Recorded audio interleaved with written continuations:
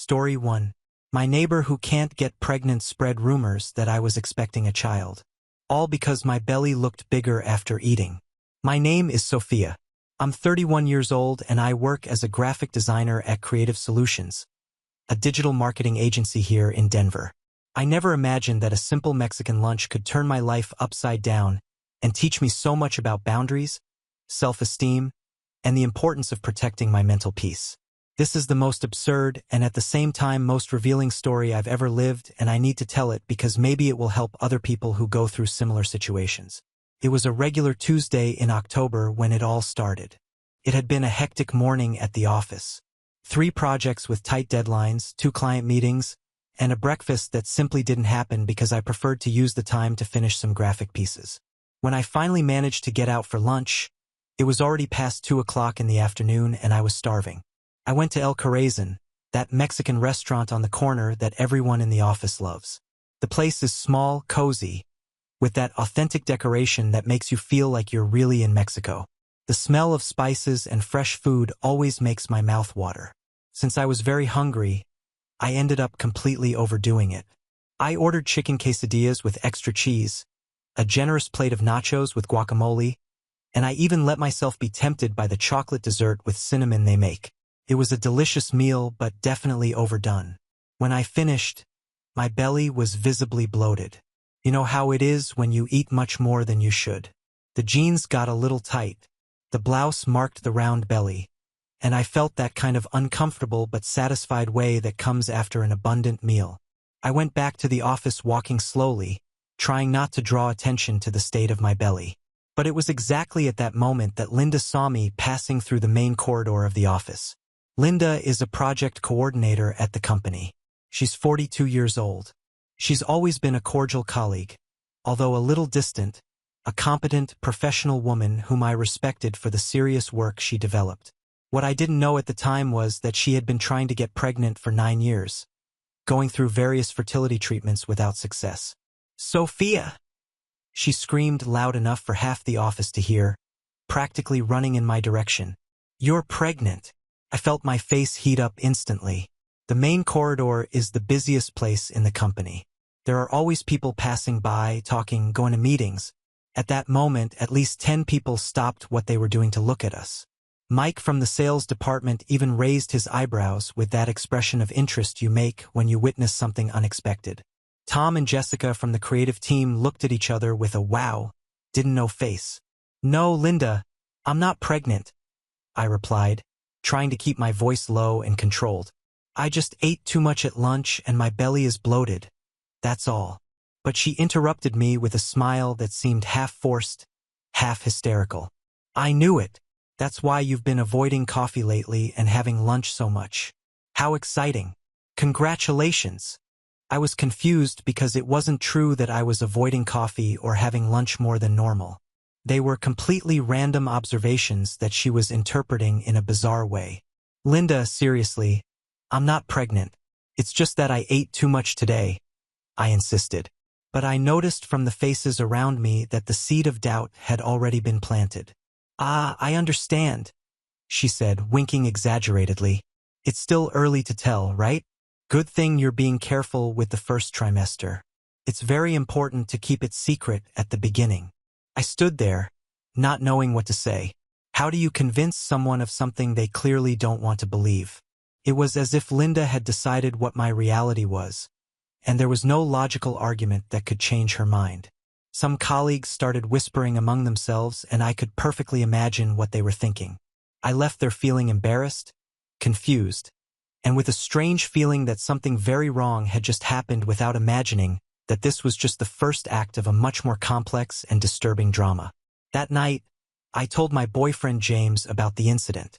He first laughed, thinking it was just a funny misunderstanding, but then got worried when he saw how much it was bothering me. "Tomorrow you clarify everything and that's it," he said, hugging me. How wrong we both were about the simplicity of the situation. The next day, I realized that Linda had started something I couldn't stop. During the morning meeting with the whole team, she made an apparently innocent comment that left me speechless.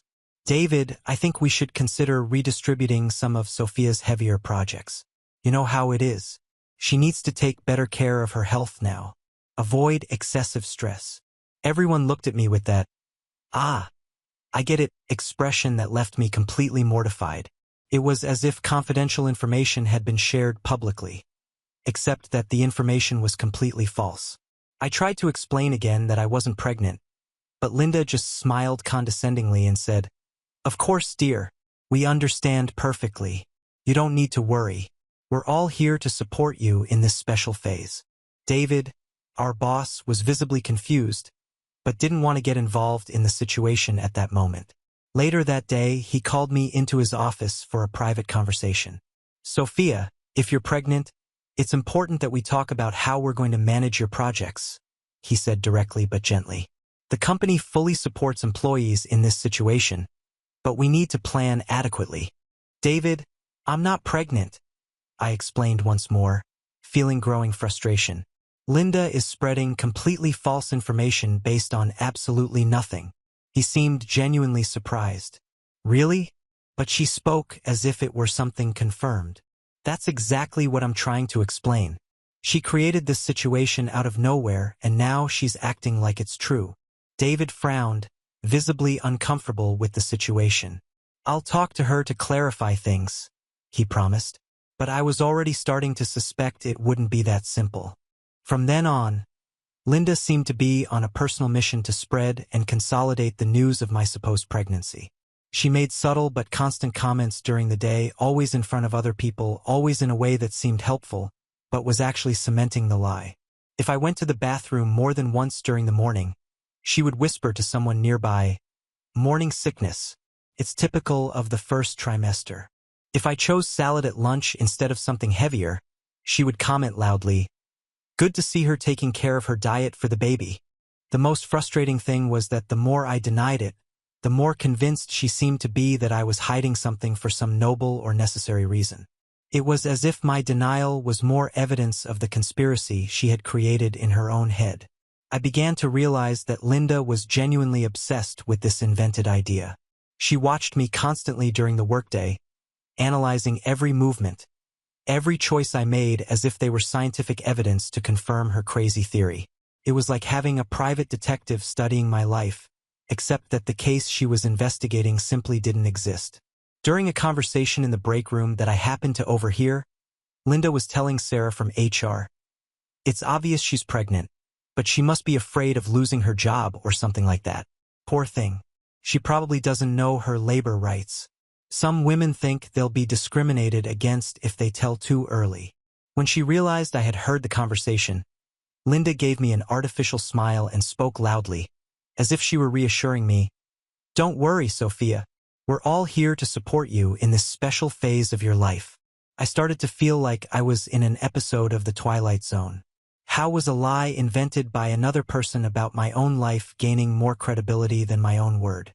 It was as if Linda had decided what my reality was, and there was nothing I could do to change her mind or the minds of the people around me. The situation was so absurd that sometimes I myself began to question if I was losing my sanity. What bothered me most was the way Linda talked to me, always with a maternal and condescending tone, as if I were a confused child who didn't understand her own situation. "I know you want to keep it secret for now," she would say with that forced smile. "But you don't need to be ashamed. It's a blessing. You're going to be a wonderful mother." Linda's obsession began to take a more systematic and worrying form the following week. She was no longer just making casual comments. She was actively working to transform her fantasy into a reality accepted by everyone in the office as if it were a marketing campaign to sell a lie. During Monday's meeting with our main clients from the cosmetics company, Linda did something that left me completely shocked and humiliated. In the middle of the presentation, I was making about the new advertising campaign for the summer lipstick launch. She interrupted me in an apparently helpful way.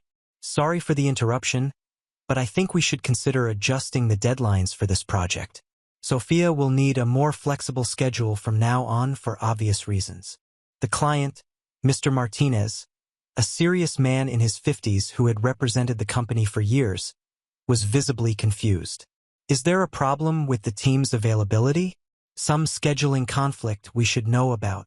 Linda smiled, conspirator ally, as if she were sharing a delicious secret. Not exactly a problem, but Sophia will have special needs in the coming months. She needs to avoid excessive stress and have more flexible hours. Isn't that right, Sophia? I felt my stomach turn with shame and anger. All eyes turned to me, Mr. Martinez, his assistant, David, and the other members of our team. It was like being in the center of a spotlight when you're completely unprepared for the stage. Actually, there's no need whatsoever for changes in the schedule, I replied with the firmest voice I could maintain. I'm completely available and committed to meeting all established deadlines as always. But the damage was done. After the clients left the meeting, the atmosphere became strange and heavy.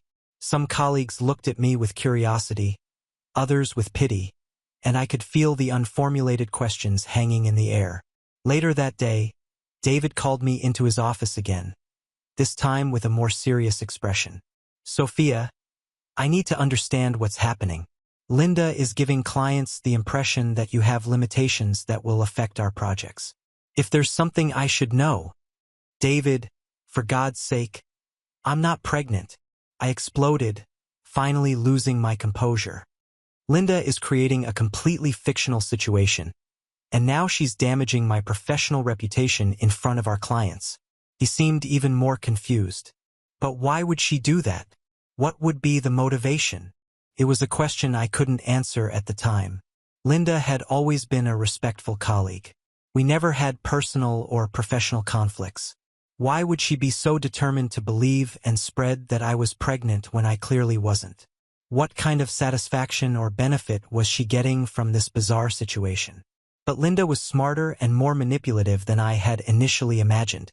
When David questioned her about the comments in the meeting, she denied having categorically stated that I was pregnant. I just suggested that maybe we needed to be more preventive and flexible with Sophia's deadlines. She explained with a feigned innocence that made me furious. It doesn't hurt to be cautious and consider the team's well-being, does it? Especially considering the evidence signs that any observant person can notice. What evidence signs? Linda had created an entire elaborate narrative in her head based on completely distorted observations of reality. If I wore slightly looser clothes because it was hot, it was because I was trying to hide the belly that was starting to grow. If I ate cream crackers during the afternoon snack because I liked them, they were a classic pregnant woman's craving to combat nausea. If I went to the bathroom more frequently after drinking a lot of coffee or water, it was a classic pregnancy symptom in the first trimester. The most disturbing thing of all was discovering that Linda was keeping a kind of mental diary, or maybe even physical, about my behavior. Sarah from HR told me somewhat awkwardly during a private conversation that Linda had approached her several times with worrying observations about my health and well-being. She said, "You've been sleeping during lunchtime lately?" Sarah explained with an uncomfortable expression, "and that you've been avoiding Friday happy hours. Besides seeming more tired than normal, Linda is interpreting these changes as signs that you're hiding a pregnancy out of fear of workplace discrimination." It was completely surreal. Linda had transformed my absolutely normal habits into evidence of an elaborate conspiracy that existed only in her head. The truth was much simpler and mundane. I was sleeping at lunchtime because I had decided to work later to finish some personal projects that would give me a promotion. And I was avoiding Friday happy hour because James and I were trying to save money for the European vacation we had planned for the following year. But trying to explain reality to Linda was like trying to convince someone that the sky is blue when they're determined to see green. She had invested so much emotionally in the idea of my pregnancy that any contrary evidence was automatically discarded or reinterpreted to fit the narrative she had created. The situation got drastically worse when Linda began to act as if she were my personal defender against imaginary discrimination. During team meetings, she would make comments like, "I'm sure Sophia can handle this additional responsibility, even with all the physical and emotional changes she's going through," or, "We should make sure Sophia isn't being unfairly overloaded. Women in her condition deserve special consideration." It was like having someone fighting heroically for rights I didn't need against problems that simply didn't exist. And the worst part was that Linda seemed genuinely convinced that she was helping me, protecting me from some invisible corporate injustice that only she could see. She had become the protagonist of a drama she herself had created, with her as the defending heroine and me as the victim who needed to be saved. The last straw came when I discovered that Linda had completely overstepped professional boundaries and sent an email to our main client, Mrs. Rodriguez from the organic food company Natural Harvest. The email had an apparently professional tone, but the content was absolutely inappropriate. Dear Mrs. Rodriguez, we hope you are well. We wanted to give you a heads up that we might need to make some strategic adjustments to the project team in the coming months. Nothing confirmed yet, but we thought it best to keep you informed so we can adequately plan the transition of responsibilities.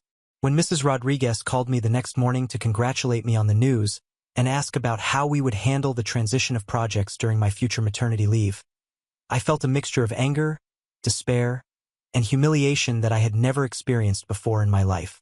I had to explain once again in an extremely embarrassing way that I wasn't pregnant and that there would be no maternity leave whatsoever. How strange, she commented with genuine confusion in her voice. Your colleague Linda seemed very certain about it when we talked yesterday. She even mentioned that you were already reorganizing internally to accommodate your special needs. At that moment, I realized that the situation had completely crossed the limits of the acceptable. Linda wasn't just spreading rumors within the company.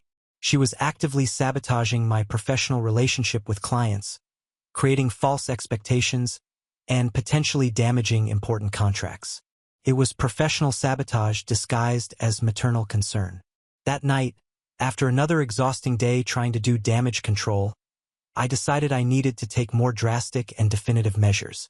I scheduled an urgent medical appointment and specifically asked for a certificate confirming that I wasn't pregnant. It seemed completely ridiculous and humiliating to have to prove something so obvious about my own body. But the situation had reached a point where my credibility and professional reputation were being seriously questioned. Dr. Hansen, my doctor for 5 years, was visibly confused when I explained the situation. Sophia, this is very unusual, he said, shaking his head. But I understand that you need official documentation to resolve this issue at work. The exam confirmed the obvious. I definitely wasn't pregnant, and he provided me with an official medical certificate with his stamp and signature.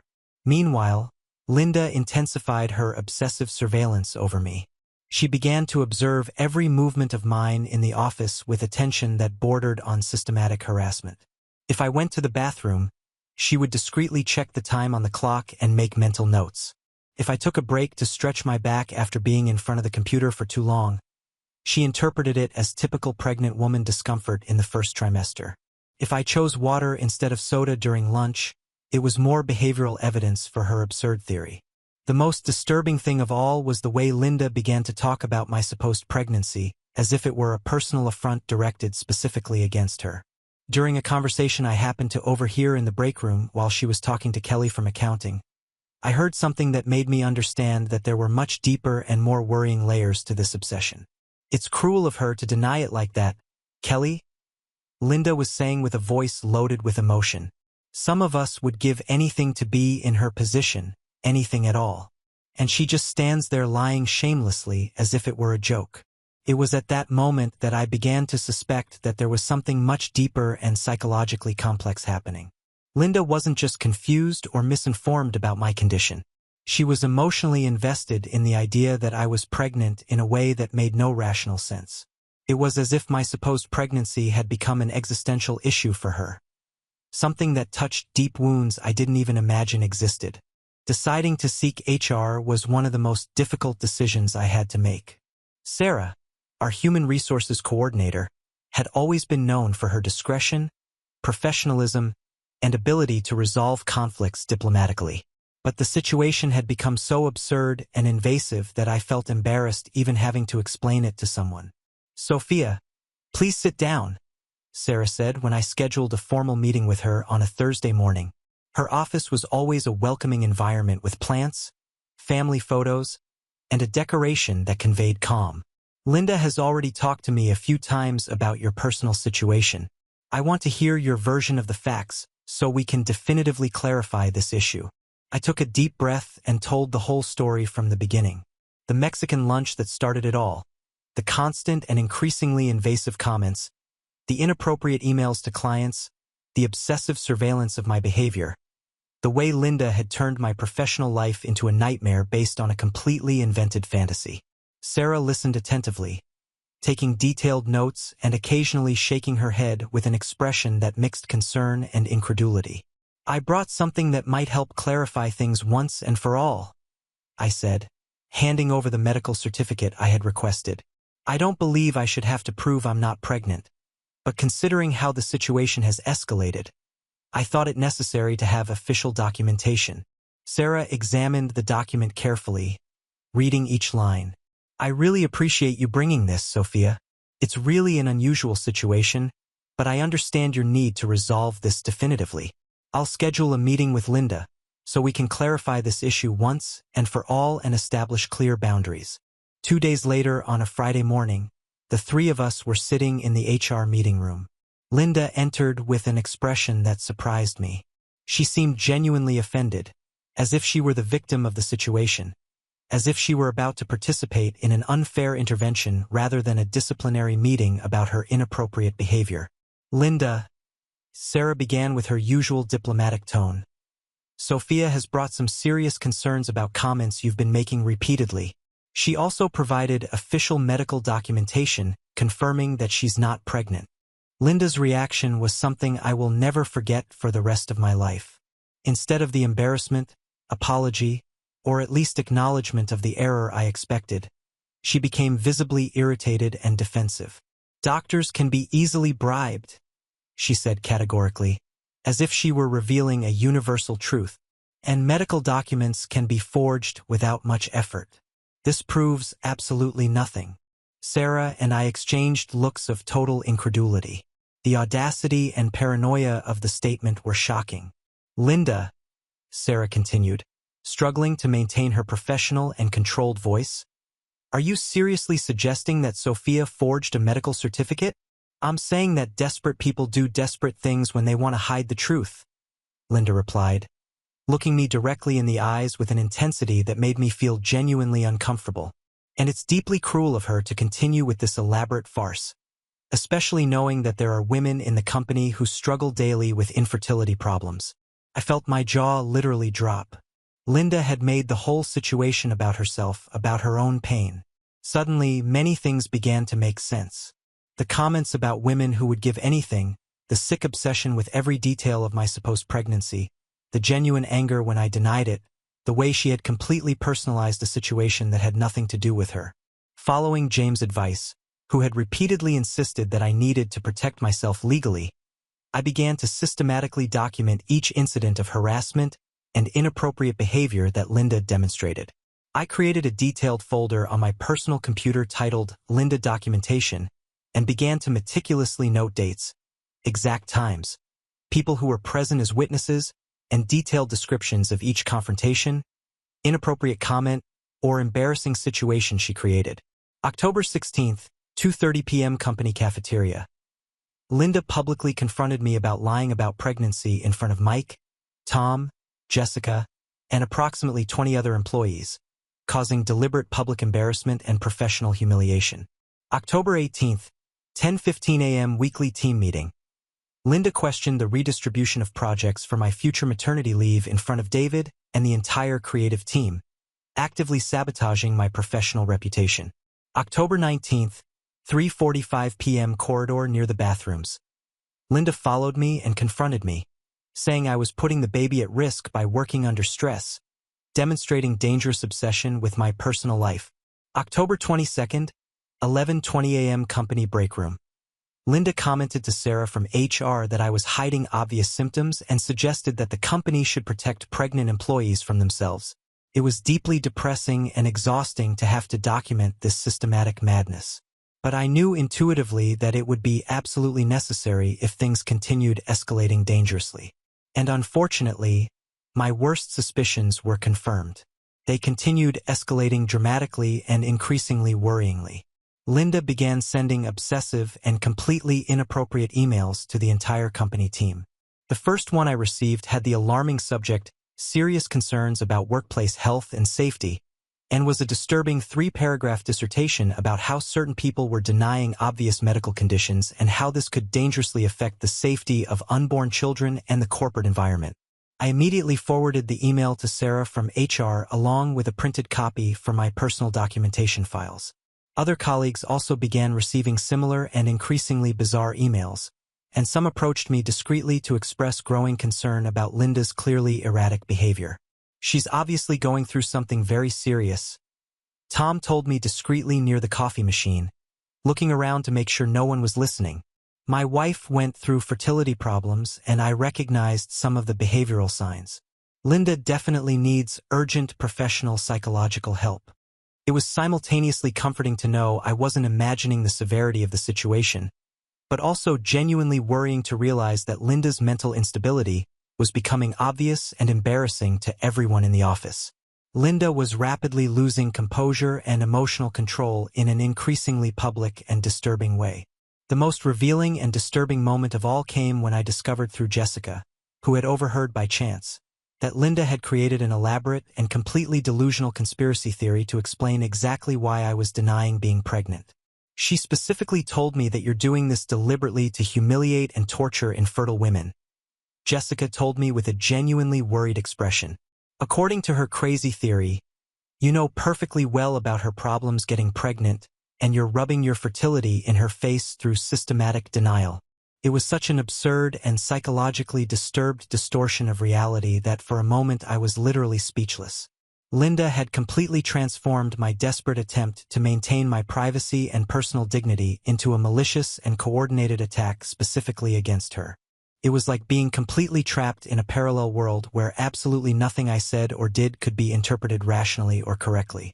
The situation became even more complicated and emotionally devastating when Linda's erratic and obsessive behavior began to seriously affect her personal life and marriage. I learned about this dimension of the crisis through an extremely embarrassing and revealing conversation I ended up having with Brian, her husband, who approached me completely desperate. It was a rainy Friday night and I was finally leaving work after a particularly stressful and emotionally draining day when I found Brian waiting nervously in the company parking lot. He seemed visibly disturbed, tired, and deeply embarrassed, approaching me with obvious hesitation and discomfort. "Sophia, can I talk to you for a few minutes in private?" he asked anxiously, clearly struggling to find the right words. "It's about Linda. The situation at home is extremely complicated and worrying." I immediately became tense, mentally preparing for the worst possible scenario. "Of course, Brian. What exactly is happening?" "She has been talking obsessively about you every night at home," he said, seeming deeply embarrassed and emotionally exhausted. "Literally every night is exactly the same repetitive conversation. Your supposed pregnancy, increasingly elaborate and paranoid theories about why you would be lying. It's as if she can't think about absolutely anything else. And when you try to talk rationally with her about it," I asked, already imagining what the answer would be based on the behavioral pattern I had observed. "When I gently suggest that maybe she's wrong about the situation, or when I carefully mention that maybe she should talk to a therapist or professional psychologist, she furiously accuses me of being on your side against her," Brian explained, running his hands through his hair in visible frustration. "Sophia, frankly, I don't know what to do anymore. She's systematically destroying our marriage because of this sick obsession." I felt a sharp pang of guilt mixed with genuine concern and compassion. As much as Linda was causing me serious, systematic, and increasingly invasive problems, it was evident that she was suffering from something much deeper and clinically worrying than simply ill will or professional jealousy. "Brian, I'm deeply sorry that you both are going through this traumatic situation," I said with total sincerity.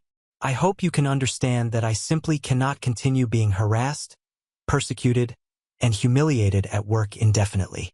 This is seriously affecting my mental health, my professional reputation, and my career, too."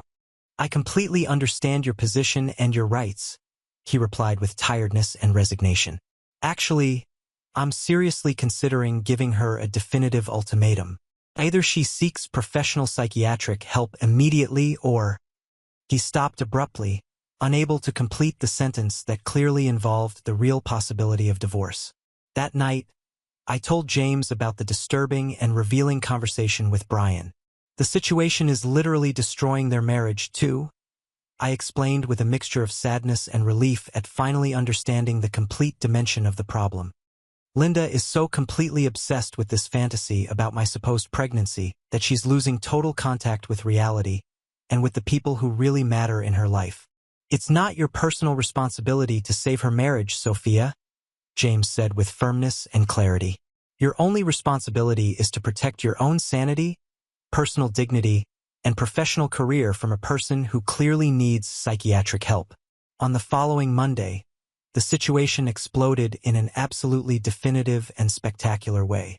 Linda had what I can only describe as a total public mental breakdown during a crucially important meeting with our most valuable clients.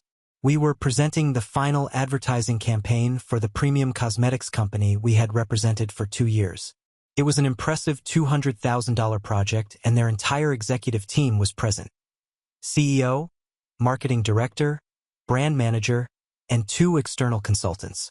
I was in the middle of the most important presentation of the quarter when Linda simply stood up dramatically from her chair, interrupting everything. "Sorry to interrupt such an important meeting," she said, addressing the confused clients directly. "As an ethical professional, I feel you need to know that Sophia is putting this multi-million-dollar project at serious risk." Everyone in the room was completely confused and embarrassed. David tried to intervene desperately. "Linda, please sit down immediately. Let's continue with the scheduled presentation." But Linda was completely out of control and had no intention of stopping. "She's pregnant and working under extremely dangerous stress levels, which is harmful both to her and to the baby. As a client paying for our services, you have the absolute right to know about possible delays and future problems." The silence that followed was absolutely mortifying. Mrs. Martinez, the elegant and sophisticated CEO of the client company, looked at me with a mixture of confusion and concern. "Sophia, are you really pregnant? If so, we need to immediately discuss the necessary adjustments in schedule and team." "No, I'm definitely not pregnant," I replied, feeling my face burn with total shame and humiliation. "Linda is. There's a serious misunderstanding that we've been trying to resolve internally for several weeks." Linda began laughing in a hysterical and disturbing way that made everyone in the room feel extremely uncomfortable. "Misunderstanding? You're all actively conspiring against me. First, she invents this elaborate lie about not being pregnant specifically to humiliate and torture me. And now you're all pretending I'm mentally unstable." David quickly ended the disastrous meeting and profusely apologized to the embarrassed clients. We lost the contract that same day, a few hours later, when we received a formal email canceling our partnership. After the embarrassing departure of the clients, Linda was immediately placed on compulsory medical leave. Sarah from HR explained that the company simply had no more choice. Her behavior was seriously damaging business operations and client relationships. "Sophia, I'm deeply sorry that the situation has reached this extreme point," Sarah said in a later meeting. "We will strongly suggest that Linda seek professional psychiatric help during her leave, but we can't force her." But even officially removed from work, Linda didn't stop or decrease her obsessive activities. In fact, she dramatically intensified her efforts. She began regularly appearing at our company building, trying to alert suppliers, potential clients, and business partners about my hidden and dangerous pregnancy. Security had to be called multiple times to escort her out of the building. I received disconcerting calls from completely confused clients that Linda had contacted directly through channels she shouldn't have access to. She was sending obsessive emails to our entire list of professional contacts with alarming subjects like urgent information about critical changes at Creative Solutions and necessary transparency about compromised team resources. The emails were genuinely disturbing and detailed. Linda had created an elaborate timeline of her theory about my hidden pregnancy, including specific dates of behavioral observations, analyses of changes in my physical appearance, and even photos she had secretly taken of me in the office as scientific evidence of bodily changes. "She's literally stalking and watching you like a private detective," James said when I showed him the disturbing emails that clients had forwarded to me. "This has completely gone from workplace harassment to serious criminal stalking." Sarah from HR scheduled an emergency meeting with me the following week. "Sophia, The situation with Linda has escalated far beyond what we can manage internally as a company, she explained gravely. She violated multiple corporate policies and is actively damaging our most important business relationships. The company decided to fire Linda for just cause during her medical leave. They also offered me complete legal support in case I wanted to seek a legal restraining order. Considering the clear pattern of obsessive behavior and the worrying fact that she's contacting your clients and partners directly, we strongly recommend that you take immediate legal measures to protect yourself, Sarah explained. The company will fully support any legal action you decide to take. I never in my life thought I would reach the point of needing legal protection against a coworker, but Linda's behavior was becoming progressively more erratic, unpredictable, and potentially dangerous. Through Brian, I learned that Linda had interpreted her dismissal as final and definitive proof that there was a massive corporate conspiracy against her. She began to firmly believe that I had enough influence and power in the company to orchestrate her dismissal, which only further fueled her destructive obsession. She's completely convinced that you personally orchestrated all of this to methodically destroy her life, Brian told me during another desperate conversation in the parking lot. I've tried multiple times to take her to a psychiatrist, but she categorically refuses. She says all doctors and mental health professionals are part of the same massive conspiracy. The situation at home was deteriorating catastrophically and irreversibly.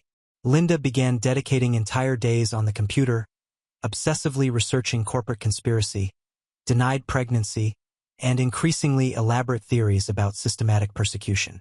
She created extensive and detailed documents explaining her theory that I was part of a larger conspiracy to harm and humiliate infertile women.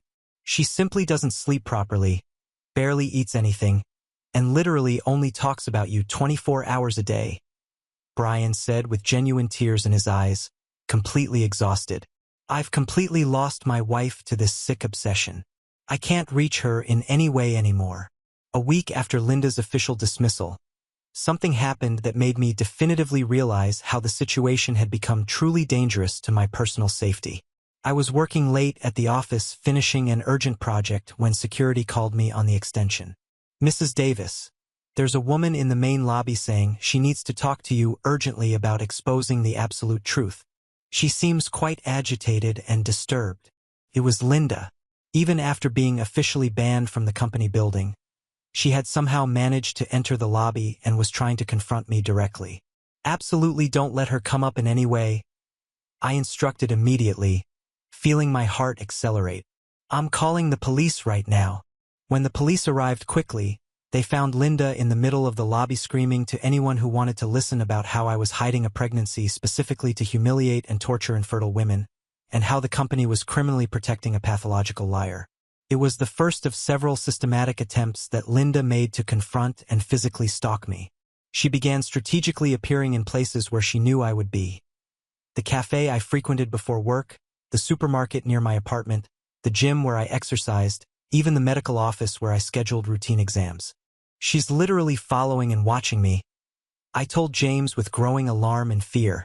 How the hell does she know exactly where I'm going to be?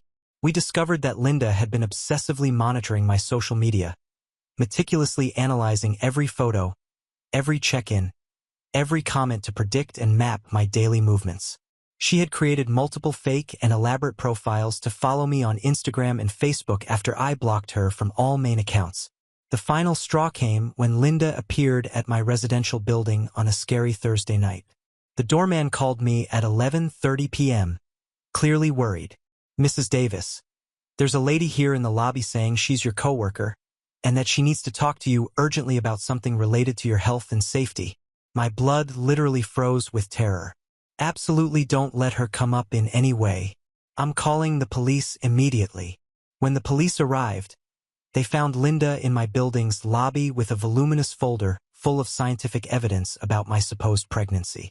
She had literally printed dozens of photos of me taken from social media, all obsessively marked with detailed comments about visible and progressive signs of pregnancy and irrefutable photographic evidence of a growing belly.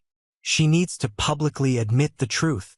Linda screamed hysterically while being escorted out by the police. She's lying shamelessly to humiliate and torture women like me. This is deliberate psychological cruelty.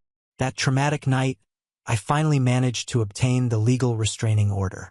Linda was officially prohibited from approaching me, my workplace, my residence, and from making any type of direct or indirect contact with me. But even with official judicial protection, Linda didn't completely stop her obsessive activities. She began sending systematic emails through fake accounts created specifically for this and elaborate social media profiles created specifically to circumvent the legal restriction. The emails were progressively more disturbing, detailing increasingly elaborate theories about how my denied pregnancy was part of a coordinated plan to systematically oppress and humiliate infertile women. Brian called me a week later with news I simultaneously expected and feared. "Sophia, I need to tell you something important. I officially filed for divorce." Even expecting this news, I felt a tightness in my chest and a sense of sadness. "Brian, I'm deeply sorry. How did she react to the news?" "Exactly as you can imagine," he said with a tired and defeated voice. "She accused me of being directly involved in the conspiracy against her. She said I seduced or manipulated her somehow to destroy our marriage as part of your bigger plan." Linda had completely and irreversibly lost contact with any version of reality. In her completely distorted mind, I had become responsible for literally all the negative aspects of her life. Her infertility, her dismissal, and now her divorce. The end of this story came in a way I could never have predicted or imagined. It was a cold December morning almost 2 months after the restraining order when I received a call that would completely change my perspective on this entire traumatic situation. "Sophia, this is Dr. Mitchell from Denver Presbyterian Hospital. You were listed as an emergency contact for Linda." My stomach completely turned.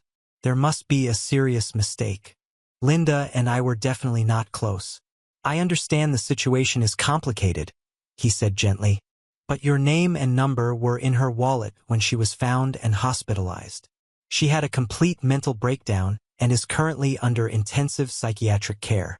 I discovered that Linda had been found by her sister in a completely catatonic state, surrounded by literally hundreds of papers chaotically scattered on the floor, all meticulously related to me.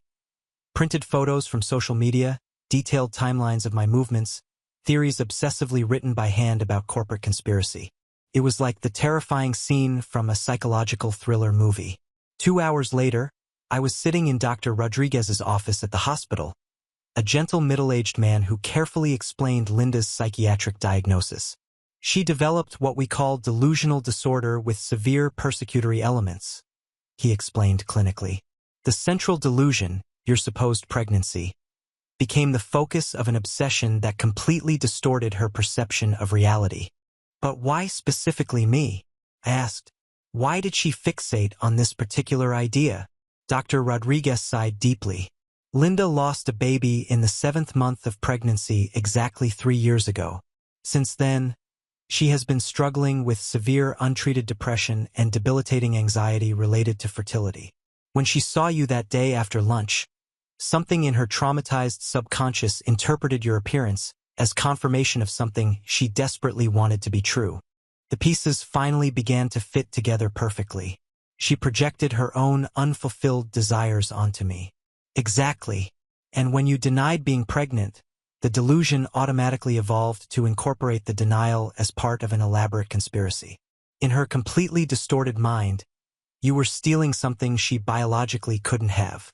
It was devastating and enlightening to understand that all that destructive obsession had been born from deep and completely unprocessed pain. Linda wasn't a naturally bad person trying to harm me. She was someone desperately struggling with untreated traumas that had manifested in a dangerously destructive way. Linda was fired during her medical leave and moved to Portland after hospital discharge. The treatment was successful. She regained contact with reality and came to understand that her previous behaviors had been the result of severe mental illness. Through Brian, I learned that she had written an apology letter, although she couldn't contact me due to the restraining order. Today, 2 years later, my life has completely returned to normal. James and I got married and are trying to get pregnant. An irony that doesn't go unnoticed. The experience taught me about setting boundaries, protecting my mental health, and that I can have compassion for someone who hurt me without accepting being mistreated. David retired but promoted me before leaving. Brian rebuilt his life and married a nurse. Creative Solutions implemented better mental health policies. Linda got a job in Portland and is in a serious relationship with someone from therapy. If I could go back in time, I would make the same decisions, but with more compassion, understanding that people who hurt us are often struggling with their own pain. The most satisfying endings aren't about revenge, but about growth, healing, and the courage to move forward with wisdom. Now on to the next story. Story 2. I found out my husband cheated on me with my own sister and my whole family turned against me, but not karma. Before continuing the story, let us know in the comments which city you're watching from. Don't forget to subscribe to the channel, hit the notification bell so you won't miss more stories, and leave your like on the video.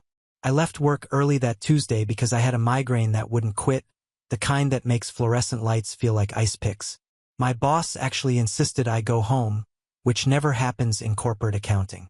I remember feeling grateful as I drove through afternoon traffic, thinking I'd take some medicine and sleep it off before my husband got home. Our house was in one of those cookie-cutter subdivisions where every third house looks identical. I pulled into the driveway at 2:47 p.m. I know the exact time because I glanced at the dashboard clock thinking I'd have at least 3 hours alone. The front door was unlocked. Not unusual. My husband worked from home most days, but his car wasn't in the garage. I assumed he'd gone out for groceries or a run. I walked through the foyer, dropping my purse on the console table. That's when I heard it. A sound that didn't belong. Low voices from the living room, then laughter. Her laughter, my sister's laughter. My feet moved forward on their own. Some part of my brain was still innocent, still assuming she'd stopped by to visit, that they were just talking. But my body already knew. My hands were shaking before I reached the doorway. They were on the couch. My husband's shirt was on the floor. My sister's dress was bunched around her waist. They didn't hear me at first, too absorbed in each other to notice the woman standing frozen in her own living room doorway. When my sister finally turned her head and saw me, she didn't scramble away. She didn't look ashamed. She just stopped, looked at me with this strange expression, like I'd interrupted something important, but ultimately inconvenient. My husband sat up slowly, not bothering to cover himself.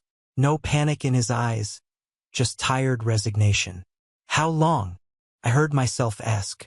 My voice sounded distant, like it belonged to someone else. "Does it matter?" he said, reaching for his shirt. My sister stood up, adjusting her dress with steady hands. "We didn't plan this," she said, and the casualness in her tone made my stomach drop. "It just happened." "How long?" I repeated. 14 months, my husband said flatly. "Give or take. 14 months. More than a year." While I was working 60-hour weeks to help pay off his student loans. While I was organizing family dinners where the three of us sat around the same table. While I was showing her pictures of vacation spots, asking her opinion on which resort to book for our anniversary. "I'm not going to apologize," my sister said suddenly. Her chin lifted slightly, defiant. "You can't help who you fall in love with." The words didn't make sense at first. Love, she was calling this love. "You're my sister," I said stupidly. "And he was never really yours," she replied. "Not in any way that mattered. You were always too busy working, too focused on your career. Someone had to actually be here for him." My husband didn't contradict her. He just stood there buttoning his shirt, watching me with something like pity. "I want you out," I said. "Both of you. Now. This is my house too," my husband said calmly. "Legally, you can't just kick me out. Then I'll leave." "Fine." That was it. No begging, no tears from either of them. My sister picked up her purse, kissed him on the cheek, kissed him right in front of me, and walked past without another word. I stood in that living room for a long time after they left separately in his truck and her sedan. The afternoon sun was still streaming through the windows, dust motes floating peacefully in the light. Everything looked exactly the same as it had that morning. Same throw pillows I'd arranged on the weekend. Same framed photos on the mantel. Our wedding, family vacations, my son's school pictures. The normality of it all made everything worse. Somehow the migraine was gone. I couldn't feel anything at all. Just this vast, hollow numbness where my life used to be. Eventually, I called my mother. She would know what to do. She would help me make sense of this. She always did. "Mom," I said when she answered. "I need you." "What's wrong?" I came home and—" The words tangled in my throat. "My husband and my sister, they've been for over a year." Silence long enough that I thought the call had dropped. "Mom." "Well," she said finally, her voice tight, "these things happen. We'll talk about this later. I'm in the middle of something." She hung up. I sat on the hotel bed that night, a cheap place near the highway that smelled like cigarettes and industrial cleaner, and stared at the ceiling. The walls were thin enough that I could hear the couple next door arguing about money. My phone stayed silent. No calls, no texts, nobody checking if I was okay. That's when I understood. I wasn't going to wake up from this. There was no mistake to clear up, no misunderstanding to resolve. This was my life now, and I was completely, utterly alone. The hotel room became my prison for 3 days. I called in sick to work, which I never did. My boss sounded concerned, but didn't push. I barely left the bed except to use the bathroom. Lying there staring at the water-stained ceiling, my mind wouldn't stop replaying moments I dismissed or ignored, like a film reel stuck on repeat, showing me all the ways I'd been blind. The dinner parties we'd hosted where my husband always seated my sister next to him, always made sure her wine glass stayed full. "Your sister has such refined taste," he'd say. "She really knows how to appreciate the little things." And my sister always dressed just a little too carefully for casual family dinners. Hair perfectly styled, makeup flawless. She'd lean in when he talked, touch his arm when she laughed at his jokes, right in front of me. I remembered last Thanksgiving. I'd been exhausted from working late every night that week, trying to close quarterly reports. I'd fallen asleep on the couch after dinner. When I woke up at midnight, the house was dark. My husband was in bed. My sister's car was gone. At the time, I'd thought nothing of it. But now I saw it differently. The way she'd volunteered to help clean up. The way he'd stayed behind, too. How long had they been alone together while I slept 20 feet away? The business trips. I traveled once a month for work, usually 3 or 4 days. My sister had started offering to check in on my husband. "You work so hard," she'd say. "Someone should make sure he's eating real food and not just takeout." I'd been grateful. I'd actually thanked her for spending time with my husband while I was gone. She'd take him meals. They'd watch movies together. Once I'd FaceTimed home and they were both on the couch. My sister had answered his phone. "He's in the bathroom," she'd said. "We're just hanging out." The comments. I'd written them off as awkward humor, but they'd been barbs all along. "Must be nice to have a career you actually chose," she'd said once. "Some of us just had to figure out how to be decorative." "You always got the practical genes," she'd said at a family dinner. "I just got stuck with the pretty ones." My mother had laughed. Pretty is powerful, too. Now I understood she'd been resentful, envious. She'd looked at my life, the career, the house, the husband, and decided she deserved it more. Growing up, our parents had assigned us roles. My sister was the beauty. I was the smart one. She'd learned that her value came from looks. I'd learned that being smart meant working twice as hard for half the validation. She'd always dated men who treated her like an accessory.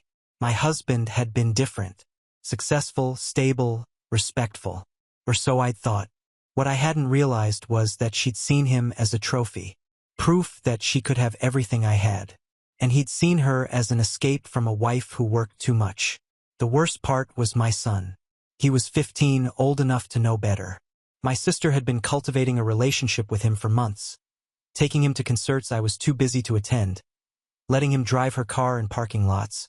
Buying him expensive sneakers I'd said he needed to save up for. She'd positioned herself as the fun aunt. And I'd been the mom who worked late and nagged about homework. When I'd finally called him from the hotel 2 days after everything fell apart, his voice had been cold. "Are you coming home?" he'd asked. "I don't know where home is anymore," I'd said. "Dad said you walked out. Did he tell you why?" Silence. Your father and your aunt have been having an affair, I said. For over a year. More silence. Then quietly, I kind of knew. Those 4 words destroyed something in me. You knew. I didn't know. No. But I saw them sometimes. The way they looked at each other. I thought maybe I was imagining it. Why didn't you tell me? I don't know. Mom, I thought maybe it would go away. And you were never around anyway. There it was. My son thought I deserved this because I worked too hard. Because I wasn't available enough wasn't enough. I hung up without saying goodbye. The grief was so heavy I thought it might crush my chest. Everyone I loved had decided I was expendable. Not worth protecting. Not worth the truth. And somehow that made it my fault for not being better, more present, more lovable. 3 days in that hotel room and I finally understood. I'd lost them long before I'd found them on that couch. I just hadn't known it yet. My father called on day 4 not to ask if I was okay, but to summon me to a family meeting at my parents' house.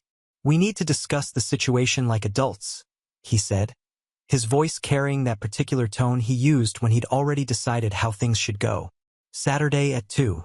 Don't be late. I should have refused, but some pathetic part of me still hoped they'd see reason. I drove to their house on Saturday. My sister's car was already in the driveway. So was my husband's truck. They'd carpooled. Inside, everyone was seated in the living room. My parents on the love seat, my sister and my husband side by side on the couch, her hand on his knee, my son in the armchair, not meeting my eyes. There was no seat left for me. I stood in the doorway. My father cleared his throat. We're here to figure out how to handle this with minimal damage to the family. Minimal damage, I repeated. My husband cheated on me with my sister for over a year. These things happen, my mother said quickly. People fall in love. It's unfortunate, but it's nobody's fault. Your sister has always been more emotionally fragile, my father added. You've always been the strong one. You can handle this. I could handle being betrayed, so that made it acceptable. What about you? I looked at my son. Do you have anything to say? He shifted uncomfortably. It's complicated, Mom. You're never home. Dad and her were both there. They got close. It just happened.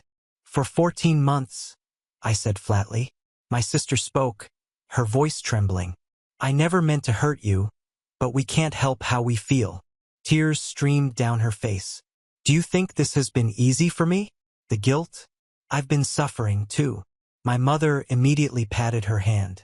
Sweetheart, don't cry. She's been suffering. I looked around, waiting for someone to acknowledge the insanity. No one did.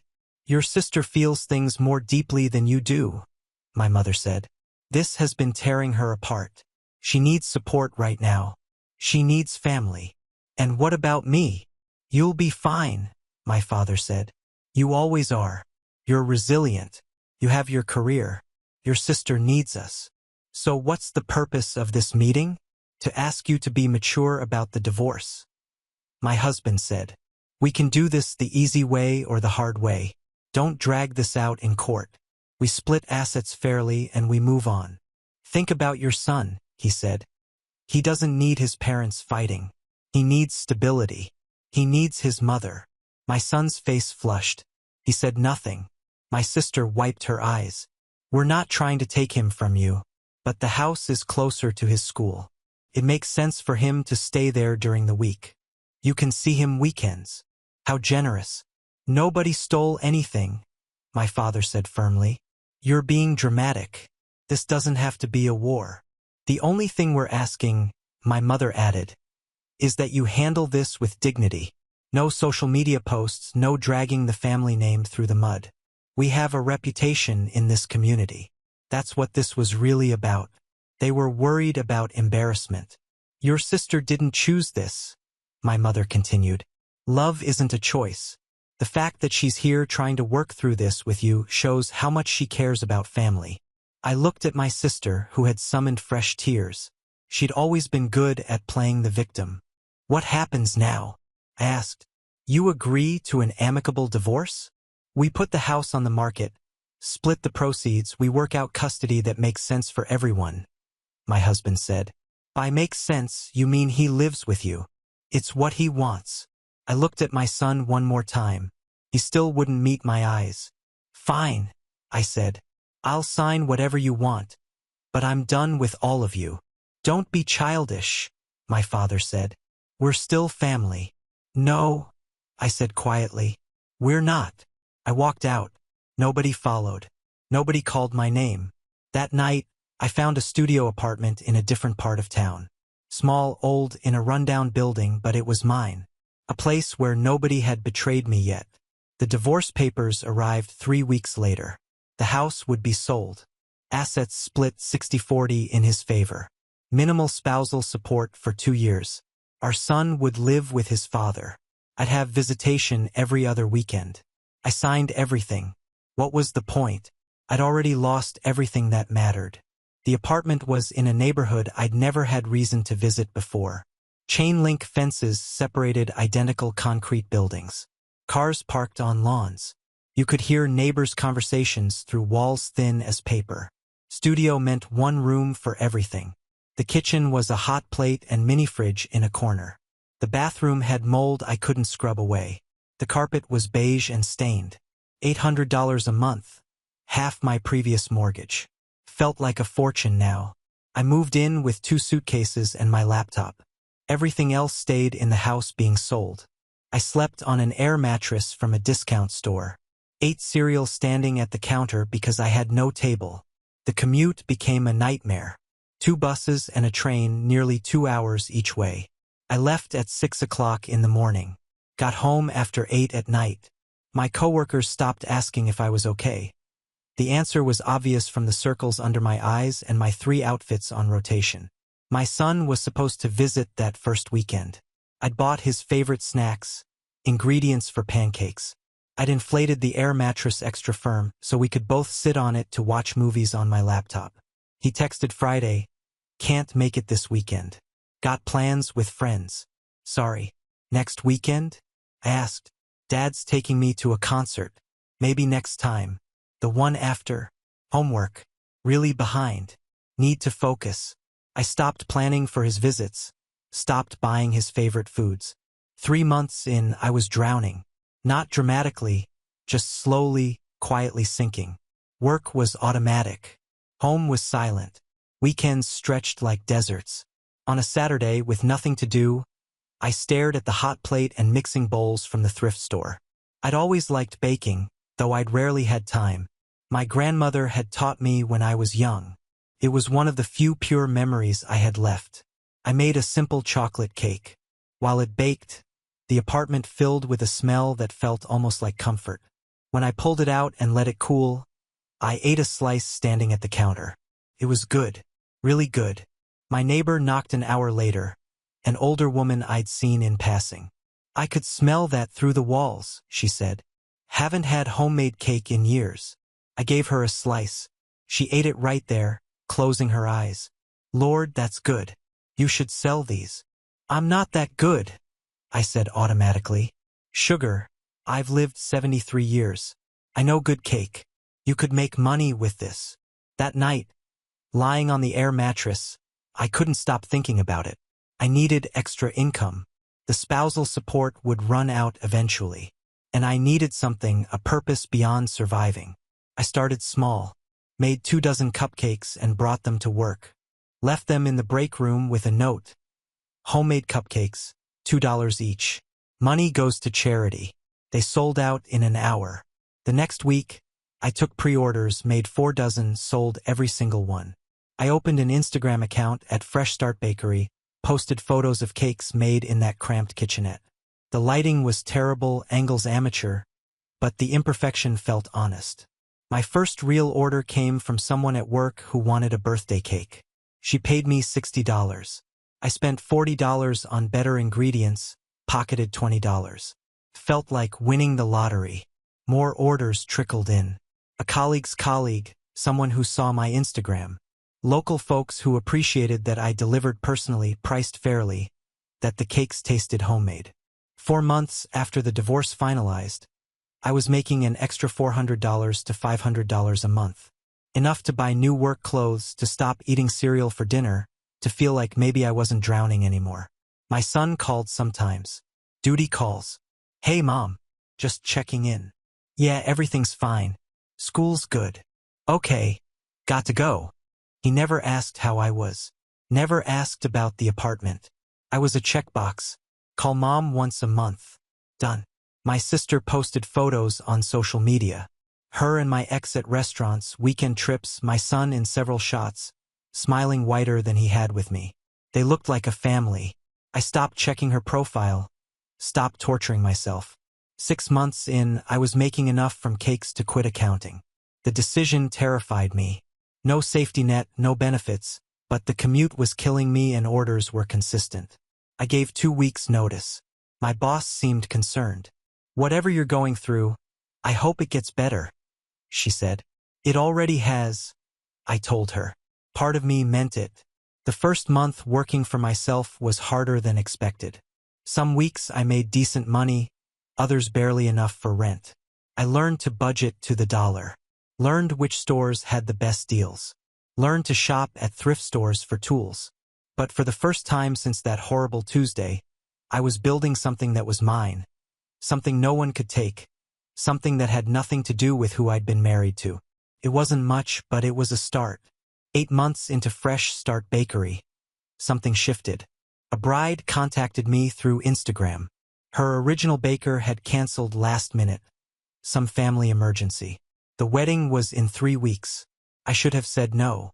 A wedding cake was beyond anything I'd attempted. 3 tiers, specific colors, fondant work I'd only seen in videos. But she was desperate, crying on the phone, and the deposit was more than I made in a good month. I said yes. Those 3 weeks I barely slept. Practiced fondant techniques until my hands cramped. Watched tutorials at 2 in the morning. The tiny apartment kitchen became a laboratory of failed attempts and small victories. The wedding was on a Saturday in June. I delivered the cake myself, hands shaking as I set it up. When the bride saw it, she cried happy tears. It's perfect. It's exactly what I wanted. She posted photos that night, tagged my Instagram. By Sunday morning, I had 200 new followers. By Monday, 15 messages requesting quotes. One message came from a food blogger with 30,000 followers. She'd been at the wedding as a guest. She wanted to feature me in her local artisan series. I explained I didn't have a commercial kitchen, just my apartment's hot plate and mismatched equipment. She loved it more. This is the story, she said. Woman rebuilds her life from nothing, creates beautiful things in impossible circumstances. It's inspiring. The feature went live 2 weeks later. Raw, honest, hopeful. Photos of me working in that cramped space, flour on my cheek, smiling. The comment section filled with people saying they were rooting for me. Orders exploded. 20, 30 requests a day. I had to start a waiting list. Had to raise prices just to manage demand. Within a month, I'd rented actual commercial kitchen space. Small but legitimate. Professional equipment, room to work. For the first time since the divorce, I felt like I was winning. I should have known better. My sister saw everything. Every Instagram post, every success, every comment praising me. She'd been watching obsessively, screenshotting, showing them to my ex-husband. They were living together by then. He'd proposed. My son wore a suit to their engagement party and posted a photo with them. One big happy family. But my sister wasn't happy. The more I succeeded, the angrier she got. The worse it made her look.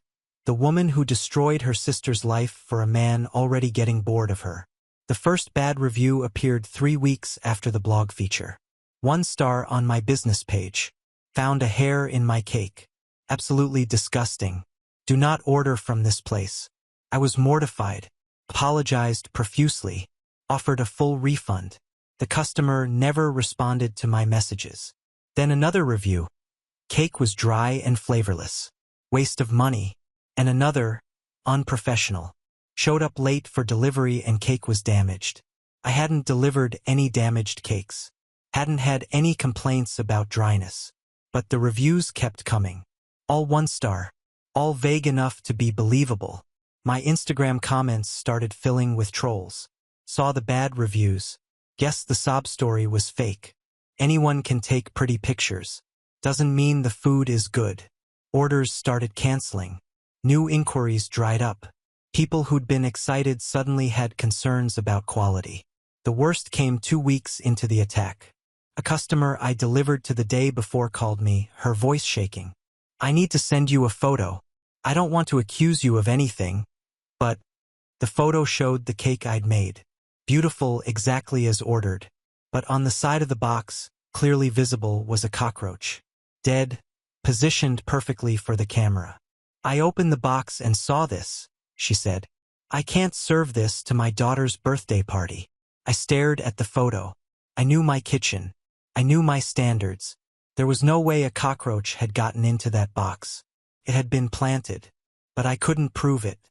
And the customer posted the photo to her social media, tagging my business. It went viral locally.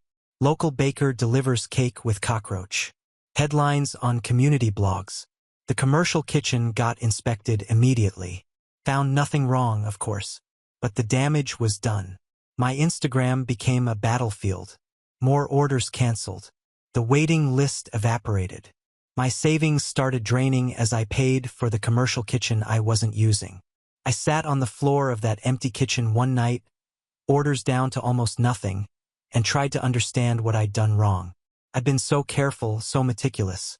I didn't know yet that my sister had orchestrated everything. Paid people to make fake orders and leave bad reviews. Hired someone to follow my delivery route and plant that cockroach. All of it calculated to destroy me exactly when I was finally climbing out of the hole she'd thrown me into. 2 months after the sabotage started, Fresh Start Bakery was barely surviving. I'd lost 70% of my business. The blogger who'd featured me posted an apology saying she'd been deceived. I was back to eating cereal for dinner, behind on rent for the commercial space, considering crawling back to corporate accounting. My sister posted photos from her bridal shower during this time. All smiles. Our mother commented, "So proud of my beautiful girl." No one mentioned me. No one cared that I was drowning again. Some nights I thought about giving up entirely. Not just the business, everything. What was the point? But something stubborn in me wouldn't quit. Not yet. Not while I still had any fight left. My son was home alone when he found it. His father and my sister had gone out to dinner, celebrating their engagement again. They'd been celebrating for weeks, leaving him behind each time. He was 15, almost 16, old enough to be left alone. Old enough to feel forgotten. He told me later that he'd been looking for his charger. His phone was dead. My sister's phone was on the coffee table, unlocked. She'd been scrolling when they left and just set it down, too excited to remember to lock it. He wasn't trying to snoop. Not at first. He just picked it up to move it while he searched the couch cushions. But the screen was lit, open to a text conversation with a friend. And right there at the top he saw my name. He scrolled up, read the messages. All of them. His aunt laughing about the cockroach incident, bragging about paying someone $50 to plant it. Screenshots of negative reviews she'd written herself. Links to fake customer profiles. The sanctimonious little bakery queen is finally getting what she deserves. One message read, "She always thought she was so much better than me. Well, look at her now. I can't believe how easy it was to destroy everything she built." A few fake reviews and one well-placed bug. Pathetic. Her friend responded with laughing emojis. "You're terrible, but honestly, she had it coming." My son kept reading. The messages went back months. Plans coordination. My sister discussing strategy with my ex-husband. Him suggesting which delivery routes to follow. Her celebrating when devastating reviews went up. And near the bottom, "Your son doesn't suspect anything, does he?" My ex-husband's reply, "He's a kid. He doesn't notice anything. Besides, he's on our side now." She lost him all by herself. My son told me he just sat there staring at that message. As if his choice to abandon me had been inevitable. As if I deserved it. But reading those messages, he started remembering. Really remembering. Me waking at 5 o'clock to make his favorite breakfast. Working late but always calling to say goodnight. missing sleep to help him study. The birthday parties, the soccer games, the way I'd always put him first. And he'd chosen them. The people actively trying to destroy me. He heard the car 30 minutes later. They were laughing as they came in. He was standing in the living room holding her phone. My sister saw him first. Her face went pale. "What are you doing with my phone?" "I read it," he said, his voice shaking. "All of it. What you did to her." My ex-husband's expression hardened. "Put that down. That's private." "Private? You destroyed her business. You hired someone to sabotage her. You laughed about it." My sister reached for the phone. He stepped back. "How could you do that? She's my mother. She's your sister." "You don't understand," my sister said quickly. "It's complicated. Don't. I read what you wrote. How you bragged. How you thought it was funny." "Give her the phone," my ex-husband said sharply. "Now." "Why?" "So you can delete the evidence." "Watch your tone." "You said I chose to leave her," my son shouted. "You said she lost me all by herself. But you were destroying her the whole time." My sister started crying. "We didn't mean for it to go this far. She was doing so well and I was struggling and it wasn't fair." "It wasn't fair?" "She was doing well because she worked her ass off after you destroyed her life. And you couldn't even let her have that." "Don't speak to her like that," my ex-husband said. My son's expression changed, hardened. He looked at his father and saw someone he didn't recognize. "I'm going to Mom's," he said. "No, you're not." "Yeah, I am. Tonight? It's a school night. Her place is too far." "I don't care. We've given you a good life here," my ex-husband said tightly. "Everything you need." "What does she have?" "A studio apartment in a bad neighborhood." "She has the fact that she isn't a lying piece of shit," my son said. My ex-husband moved fast, got in his face. "I'm still your father. You will not speak to me that way. Then act like one." They stared at each other. My son realized in that moment his father didn't actually care about him. He was just another possession to take from me. "I'm leaving," my son said quietly. "I'm packing a bag and I'm going to Mom's. If you try to stop me, I'll send these screenshots to everyone. Family, friends, your work, Mom's old customers. Everyone." My sister made a small sound. "You wouldn't. Try me." He went to his room, packed a backpack with clothes, school stuff, his laptop. They didn't follow, just watched him walk out. He took a bus, then another, then a train. 90 minutes to my neighborhood. He'd never been there before. When he knocked on my door at almost 11 o'clock, I barely recognized him. He looked younger, smaller. His eyes were red. "Mom," he said. "I'm sorry. I'm so sorry. Can I come in?" I didn't answer. I just pulled him inside and held him while he sobbed. We sat on the air mattress until 3 o'clock in the morning. Him talking, me listening. He showed me every screenshot he'd taken. The messages, the plans, the cruel jokes, evidence of everything. I didn't cry. Instead, I felt something cold and clarifying settle in my chest. When he finally stopped talking, exhausted, I made him look at me. "I'm glad you're here," I said. "But I need you to understand something. You destroyed me when you left. You chose them over me when I needed you most. I can't just pretend that didn't happen." He nodded, tears starting again. "I know. I'm sorry." "Sorry isn't enough," I said. "If you want to stay, if you want to rebuild what we had, it's going to be on my terms." "Okay," he whispered. "You'll live here. This tiny apartment where you'll sleep on the couch. You'll take the bus to school even though it's 2 hours each way. You'll work in the business every weekend for free, learning what it means to build something from nothing." He nodded, wiping his face. "No allowance, no new sneakers just because you want them. You'll learn to budget, to save, to work for what you want. And most importantly, you'll learn that actions have consequences. That you can't just say sorry and expect everything to go back to normal." "I understand," he said. "Do you? Because this isn't going to be easy. Your father's house had everything. Here we have barely enough. I don't care about that stuff anymore." "We'll see," I said. The next morning, we sat at the counter and went through the screenshots. My son had been thorough. Dozens of messages, clear evidence of coordination, proof of payment for fake reviews. What are we going to do with these? He asked. I thought about it. The vindictive part of me wanted to blast them over social media immediately. But I'd learned something. Public revenge feels good for a moment, but it doesn't rebuild what was lost. We're going to be smart, I said. We're going to use them to tell the truth. But we're going to do it right. I drafted a video script. Simple, direct, emotional, but controlled. My son wanted to be in it to apologize publicly. Are you sure? I asked. Once this is out there, it's out there. Good, he said. Let them see.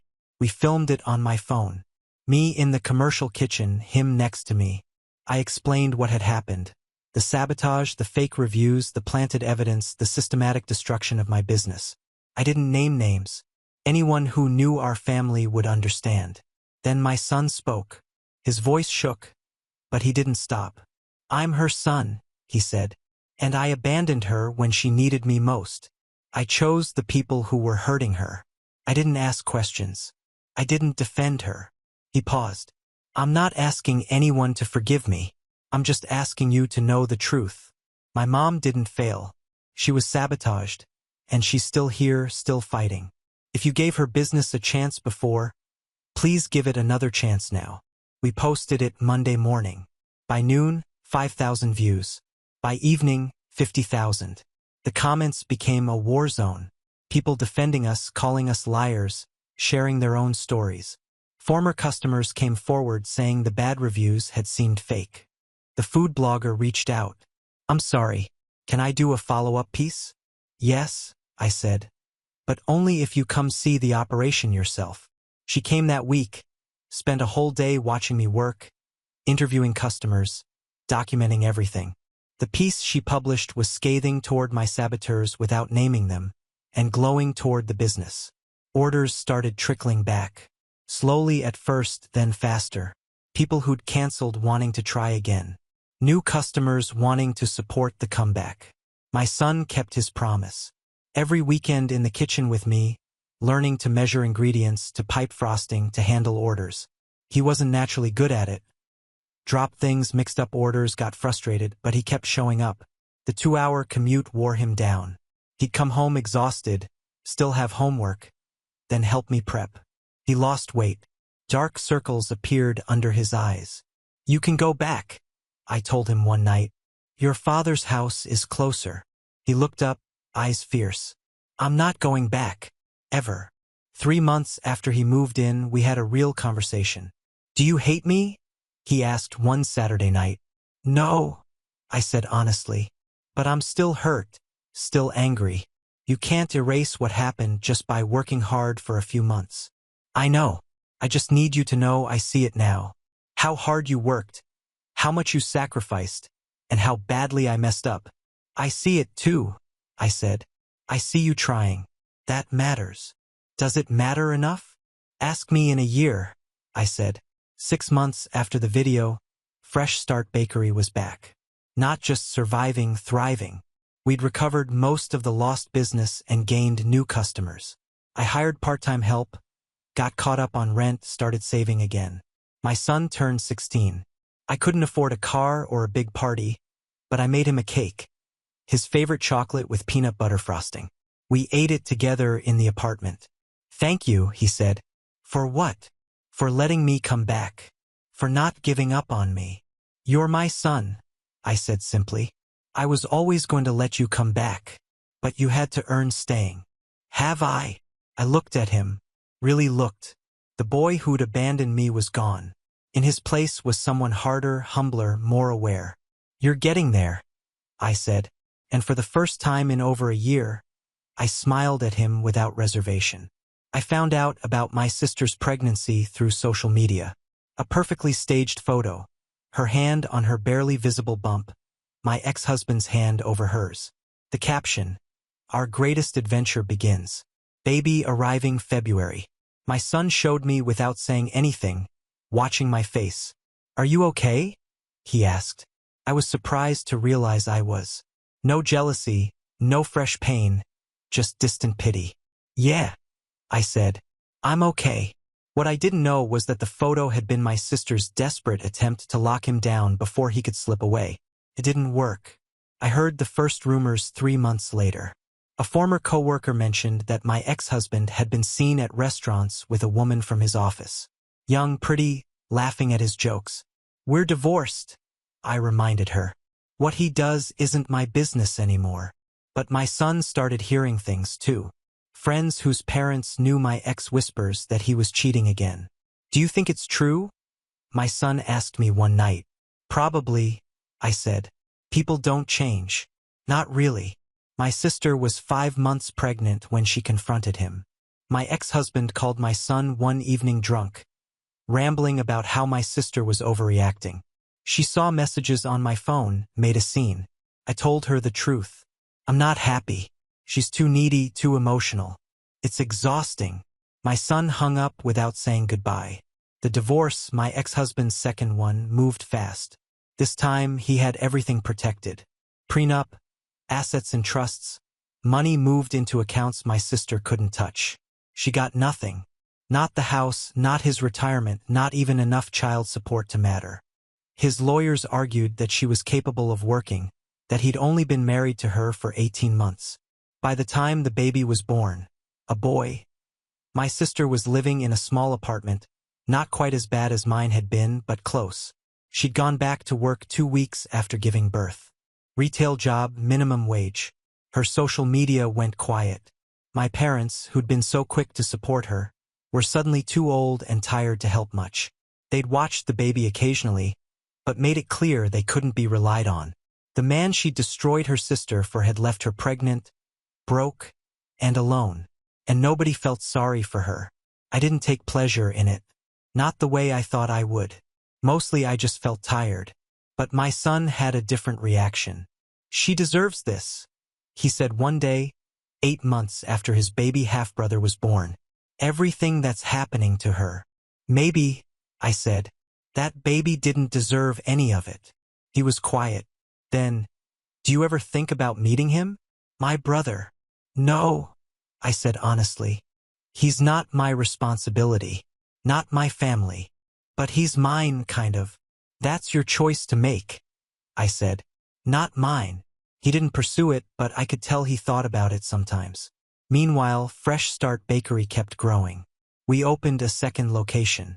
Small but real. My son was officially on payroll now. We'd moved out of the studio into a 2-bedroom apartment. Nothing fancy, but we each had our own room. One evening, about a year after my sister's baby was born, my mother called. First time in months. How are you? She asked, voice careful. Fine. Busy. The business is doing well. Yes. Long pause. Then, your sister is struggling. I know. She's working 2 jobs now.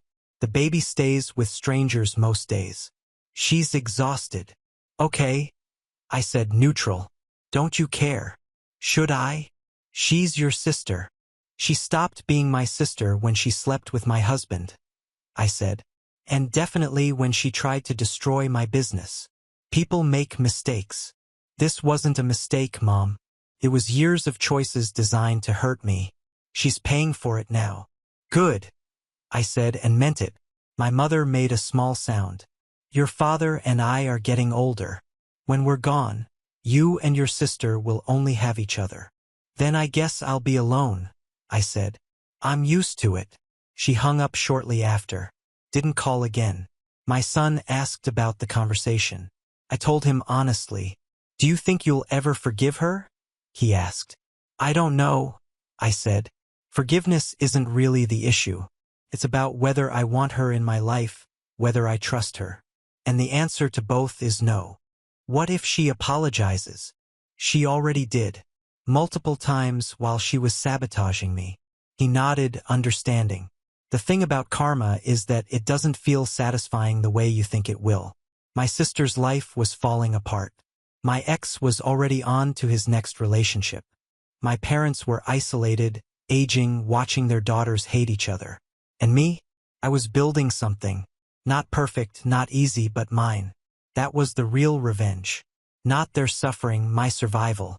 I didn't see my sister in person for almost 2 years. Just glimpses through other people's stories. My mother's worried phone calls that I mostly ignored. Then one Saturday afternoon, I saw her. I was at the grocery store, the nice one I could finally afford. My son was with me, helping pick ingredients for next week's orders. We were laughing when I turned the corner into the produce section.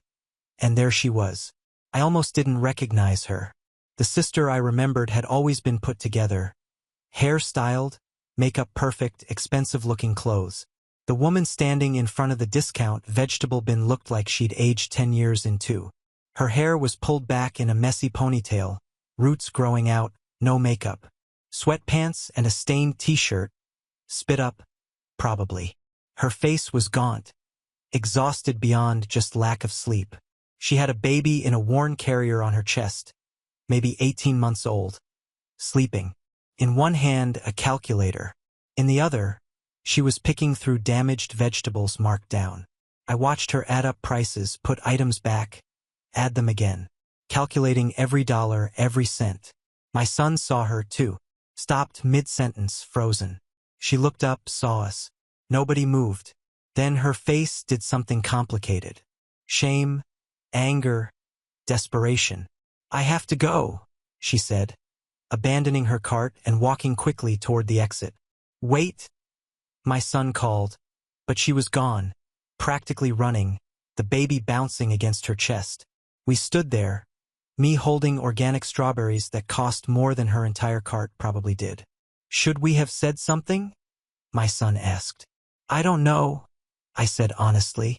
"That night over dinner," he said, "she looked really bad, Mom." "I know." The baby was in a carrier that looked like it came from a thrift store, and she was shopping damaged produce. "I saw. Don't you care?" I thought about it. Really thought. Part of me does. The part that remembers us as kids. But mostly I just feel nothing. She made choices. Those choices had consequences. But the baby didn't make any choices. "No," I agreed. "He didn't." My son pushed food around his plate. "I've been thinking about trying to meet him. My brother." "Okay. Would that be okay with you?" "He's your family," I said. "Not mine. You get to decide." He didn't pursue it that night, but I could see him thinking about it. Meanwhile, I started hearing more about my sister's situation. She was working 2 jobs, retail during the day, cleaning offices at night. The baby went to a neighbor who watched several kids, probably unlicensed, definitely cheap. My sister was living in a 1-bedroom place, even smaller than my old studio, in a worse neighborhood. She tried to get more child support, but my ex-husband's lawyers had destroyed her in court, proved she'd been unemployed by choice during the marriage, that she'd spent frivolously, that the affair proved her moral character was questionable. The judge hadn't been sympathetic. My ex-husband was living well, already engaged to the woman he'd cheated with. They'd bought a house, posted vacation photos. He saw neither of his sons, sent the bare minimum in support payments. He asked me to his wedding. My son told me one evening, "Are you going to go?" "No," he said immediately. "I don't even want to respond." "That's your choice." 3 months after the grocery store encounter, my mother called. Different tone. Desperate. "Your sister's power got shut off," she said without preamble. "She couldn't pay the bill. It's winter. She has a baby. Why are you telling me?" "Because your father and I can't help. We're already covering her rent this month. So you want me to pay her power bill? She's your sister. That baby is your nephew." "No," I said simply. "He's not. And she's not my sister anymore. How can you be so cold?" "I learned from the best," I said. "You and Dad taught me that family doesn't mean anything when it's inconvenient. I'm just applying those lessons." "We were wrong," my mother said, her voice breaking. "We should have supported you. We're sorry." "Okay," I said. "Doesn't that matter?" "Not really. Sorry doesn't pay back rent. It doesn't undo the sabotage. It doesn't give me back the 2 years I spent barely surviving." "So you're just going to let her suffer?" "I'm going to let her experience exactly what she wanted me to experience," I said. The difference is I didn't do anything to deserve it. She did. My mother hung up, crying. My son had overheard. Do you really not feel anything? He asked. I feel tired, I said. I'm tired of being expected to be the bigger person, to forgive, to help, to care. I did that my whole life, and all it got me was betrayed. So what now? Now? Nothing. We keep building our life. And we let her figure out hers. But that night, lying in bed, I couldn't stop thinking about that baby. 18 months old, living in an apartment with no heat in winter, with a mother too exhausted and broke to provide basic stability. I didn't know my sister anything. That was true. But the echo of my son's words kept repeating. The baby didn't make any choices. Neither had I when this all started, and yet I'd suffered anyway. The question wasn't whether my sister deserved help. She didn't. The question was who I wanted to be. I didn't have an answer yet, but I was starting to think I'd need one soon. She showed up at the commercial kitchen on a Tuesday afternoon. I was assembling a 3-tier cake when I heard the door open. I looked up, expecting my delivery driver. Instead, my sister stood in the doorway, baby on her hip. She looked worse than at the grocery store. Thinner, dark circles like bruises. The baby was fussy, pulling at her hair. She wore a jacket too thin for the weather, hands shaking. Hi, she said, voice small. I set down my piping bag. What are you doing here? I need to talk to you. I'm working. Please. Just 5 minutes. My son was in the back, probably listening. 2 minutes, I said. She shifted the baby higher. He was whining, reaching for something. She looked around the kitchen, the professional equipment, the organized workspace, and her face crumpled. I need help, she said simply.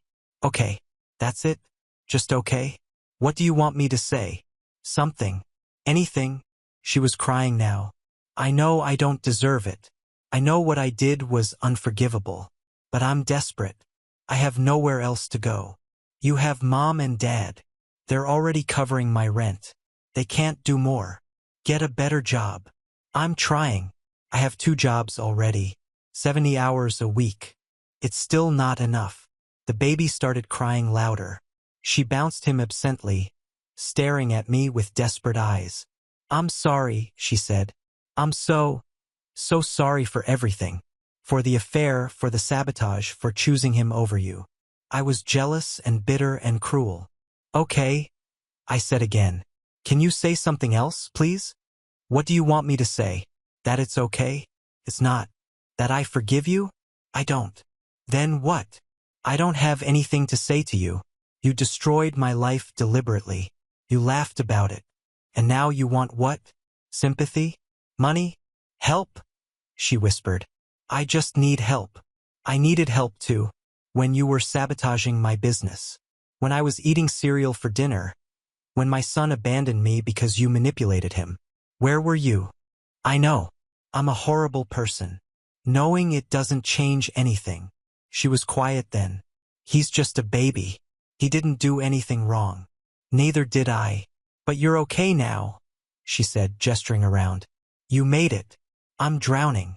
We're drowning because of your choices. I know. Her voice rose. The baby cried harder. I know it's my fault, but he deserves food and heat and stability. He deserves better. I looked at the baby, crying, reaching for his mother's face. She was still just holding him mechanically, focused on me. Please, she said. A loan, a job, anything. I'm 8 months behind on rent. We're going to be evicted next week. Then maybe you should have thought about that before you tried to destroy my business. You're right. But please don't punish him for what I did. Then she said it. He's almost your nephew, too. You know? He's your son's brother. He has your ex-husband's blood. That makes him almost family. I stared at her. Almost family? I just mean. You want me to help you raise the child you had with the man who cheated on me? You think that's a compelling argument. When you put it like that, how else would I put it? She was crying harder. I thought maybe you'd care about him even if you don't care about me. I don't care about either of you.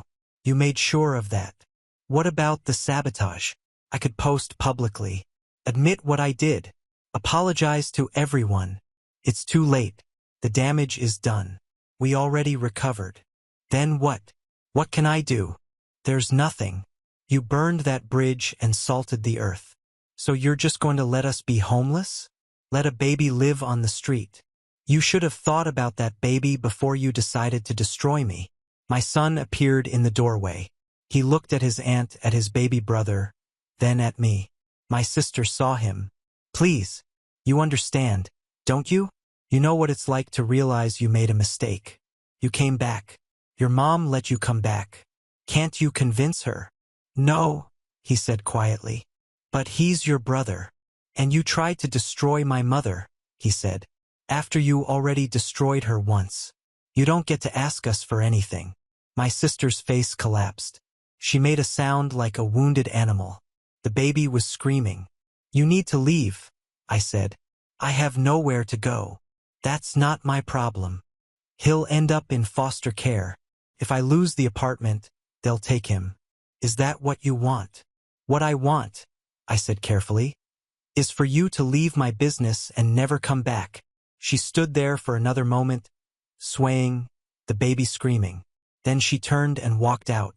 Through the window, I watched her get into a car that looked like it might not start. It did, eventually. She drove away. My son was still in the doorway. That was brutal, he said finally. Yes, I agreed. Do you feel bad? I don't know, I said honestly. Ask me tomorrow. But that night, lying in bed, all I could hear was that baby screaming, and all I could see was my sister's face. Desperate, destroyed, defeated. I'd won completely. She had nothing and I had everything. So why did it feel so hollow? She came back 3 days later. I'd almost expected it. This time I was alone. My son was at school. The kitchen was quiet. She knocked instead of just walking in. When I opened the door, she looked even worse, like she hadn't slept in 3 days. The baby wasn't with her. Where is he? I asked. With a neighbor. I didn't want to use him to manipulate you again. Okay. She stood there. Finally, she said, I'm not here to beg this time. Then why are you here? I need you to hear me before I go. You have 5 minutes. She took a breath. You were always better than me at everything. School, work, life. You made things look easy. I struggled with everything, and you just succeeded. And I hated you for it. That's not my problem, I said. I know, but I need you to understand why I did what I did. It wasn't just about wanting what you had. It was about needing to prove I could take it, that I could win for once. You didn't win. You destroyed both of us. I know that now, but when I was doing it, it felt like power. Like finally, I was the one who mattered. I leaned against the door frame. Is that supposed to make me feel sorry for you? No. It's supposed to make you understand that I'm not asking you to help me because I think I deserve it. I'm asking because I've learned something you apparently haven't. What's that? That revenge doesn't actually fix anything. You're right. I destroyed your life. But you watching me suffer doesn't undo any of that. It just means we're both damaged. Except I'm not suffering, I said. I rebuilt. I won. Did you? She looked at me steadily. Because from where I'm standing, you look just as bitter as I was. Just as consumed. You say you've moved on. But you're still so angry you can't even help an innocent child. Don't you dare make this about morality, I said, my voice cold. You don't get to lecture me. You're right. But somebody needs to tell you that this coldness, this cruelty, it's turning you into me. The version of me I was when I hurt you. No, I said firmly. I'm nothing like you. Aren't you, though? You're using your power over me exactly the way I used mine over you. You're enjoying my suffering the way I enjoyed yours. How is that different? Because I earned this. You tried to steal it. And now you're using what you earned to punish me. To make me pay. Just like I used what I had to hurt you. I wanted to argue, but something in her words hit too close. I destroyed you because I was jealous and insecure. You're destroying me because you're angry and hurt. The motivations are different, but the result is the same. Someone suffers. What do you want from me? I asked, exhausted.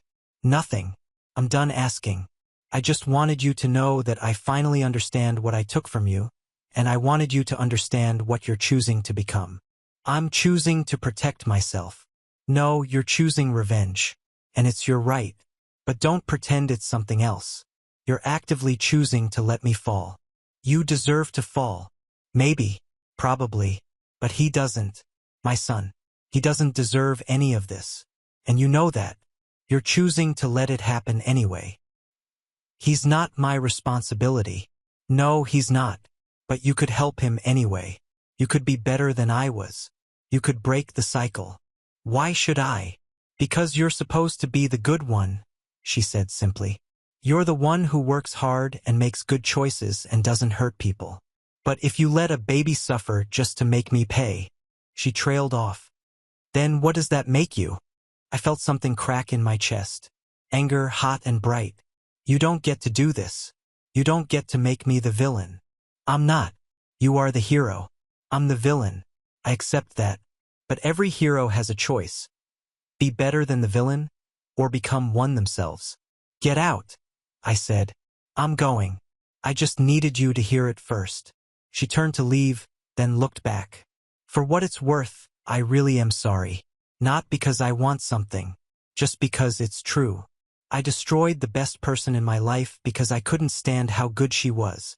She walked away, got in her car, drove off. I stood in the doorway for a long time. That night, my son asked if she'd come back. Yes, I said. What did she want? To make you feel guilty?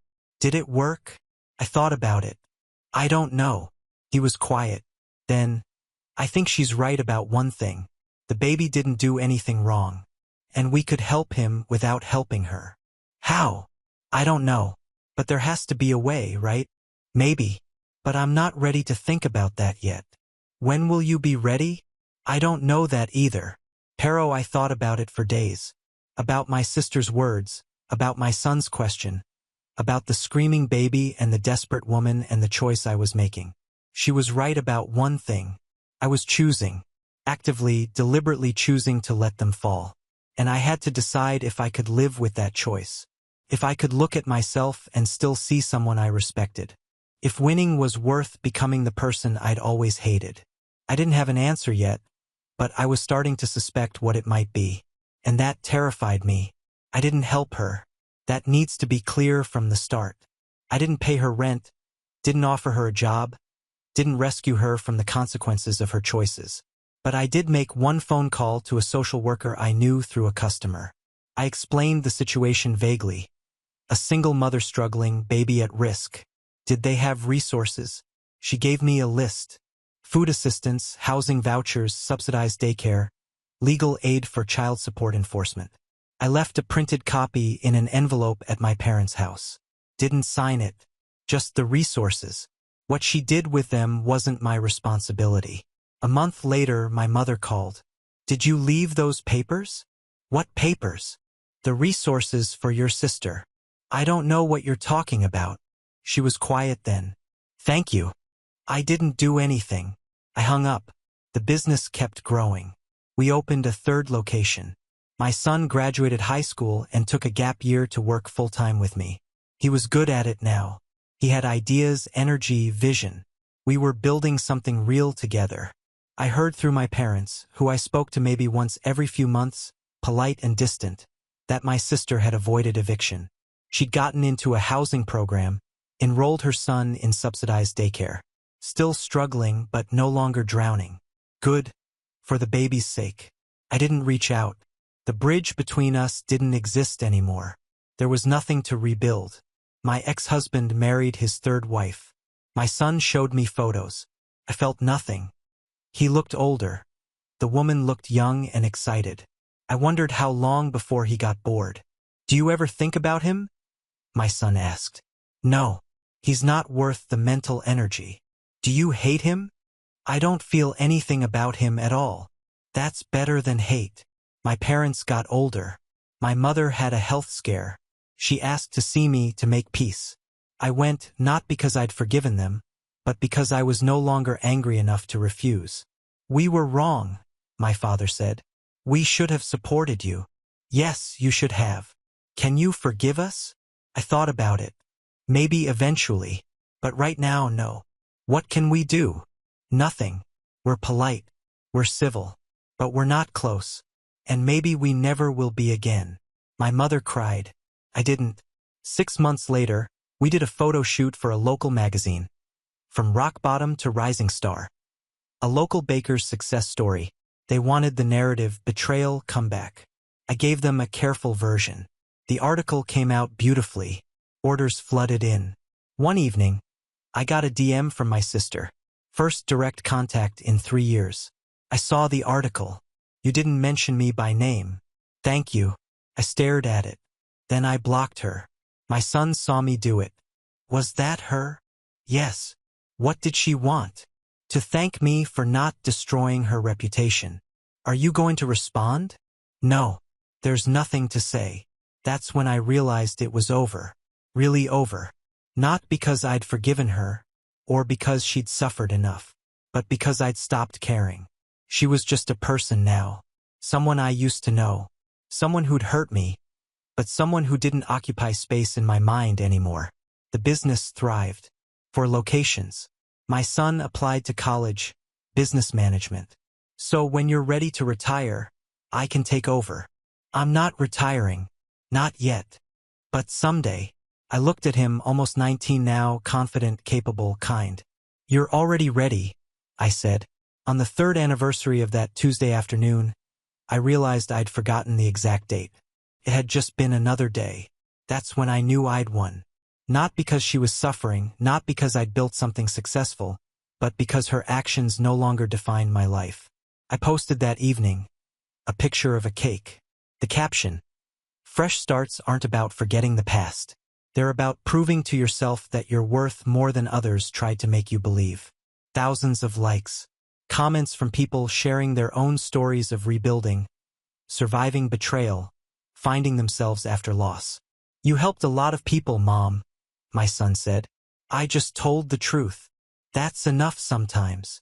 We closed the kitchen that night, working side by side. Outside, the city moved on. But inside, everything felt solid, real, mine. The best revenge wasn't making them suffer. It was living so well that their opinions stopped mattering. Building a life so full that their absence became irrelevant. My sister was out there struggling with consequences. My ex-husband probably already bored with wife number 3. My parents aging, regretting too late. And me? I was here. Working, building, living. Not perfect, not healed completely, but whole enough, strong enough, free enough. The peace I'd found wasn't forgiveness. It was indifference. And that was so much better. Now on to the next story. Story 3. The HOA broke into my house to throw the neighborhood party, claiming it was the biggest house on the block, and I wasn't home. When I returned, everything was destroyed. I never imagined I'd one day unlock the gate to my own home and find drunk strangers in my kitchen, muddy kids jumping on my white couch, and a barbecue fire roaring in my newly renovated backyard. But it happened, and the worst part, it was all authorized by the HOA. And yes, all while I was out of town. For context, I've been living in this neighborhood for about 5 years. It's not a gated community or anything, but we do have an HOA that acts like they own the entire block. They organize little parties, volleyball tournaments, endless meetings about the condition of the park grass. The kind of people who have way too much free time and absolutely no boundaries. Since moving in, I've kept my distance. I greet the neighbors, pay the monthly HOA fee just to avoid drama, but I've never gone to the meetings or taken part in their events. Honestly, I bought this house because of the lot size and location, not because I wanted to join some neighborhood club. My house just happens to be the biggest one on the street. Not because I wanted to show off. I bought it cheap from an elderly couple and renovated it myself over the years. Every inch of it has my effort, my planning, and my hard-earned money behind it. So, about a month ago, I took a week off to visit my sister in another city. I told a few trusted neighbors I'd be away, locked everything up tight, turned on all the security systems, and left the house in perfect condition. The last thing I expected was to come back and find it invaded. But that's exactly what happened. I came back on a Saturday afternoon, tired from the trip, looking forward to a shower and crashing on my couch. As I turned onto my street, something felt off. Way too many cars parked in front of my house. Loud music, the smell of grilled meat, balloons tied to my gate. I figured maybe my neighbor was throwing party. But as I got closer, my stomach dropped. The music, the decorations, the crowd, it was all coming from my house. I froze. I opened the gate and stepped inside, and my brain almost shut down from shock. Strangers were in my pool. Kids are tossing balls into my garden. Adults were walking through my house with drinks like they rented the place. In my kitchen, there was a line of people helping themselves to cake from a buffet table. My living room rug, the one I saved up for, was stained, muddy, torn. A window was broken. The master bathroom, I don't even want to describe it. I couldn't speak. That's when some guy in a striped polo shirt holding a beer walked up to me with a big grin. "Oh hey, you're the homeowner, right? Glad you made it. We were getting worried you wouldn't show. Looks great." Huh? The party's been a hit. I just stared around in disbelief. A woman was rummaging through my kitchen drawers. A teenager walked out of my bedroom wearing one of my towels. My gate was wide open. The floor was trashed, and everything I cared about looked violated. All I could ask was, "Who told you this was okay?" And the guy answered with the calmest voice imaginable. "Hoa," they said.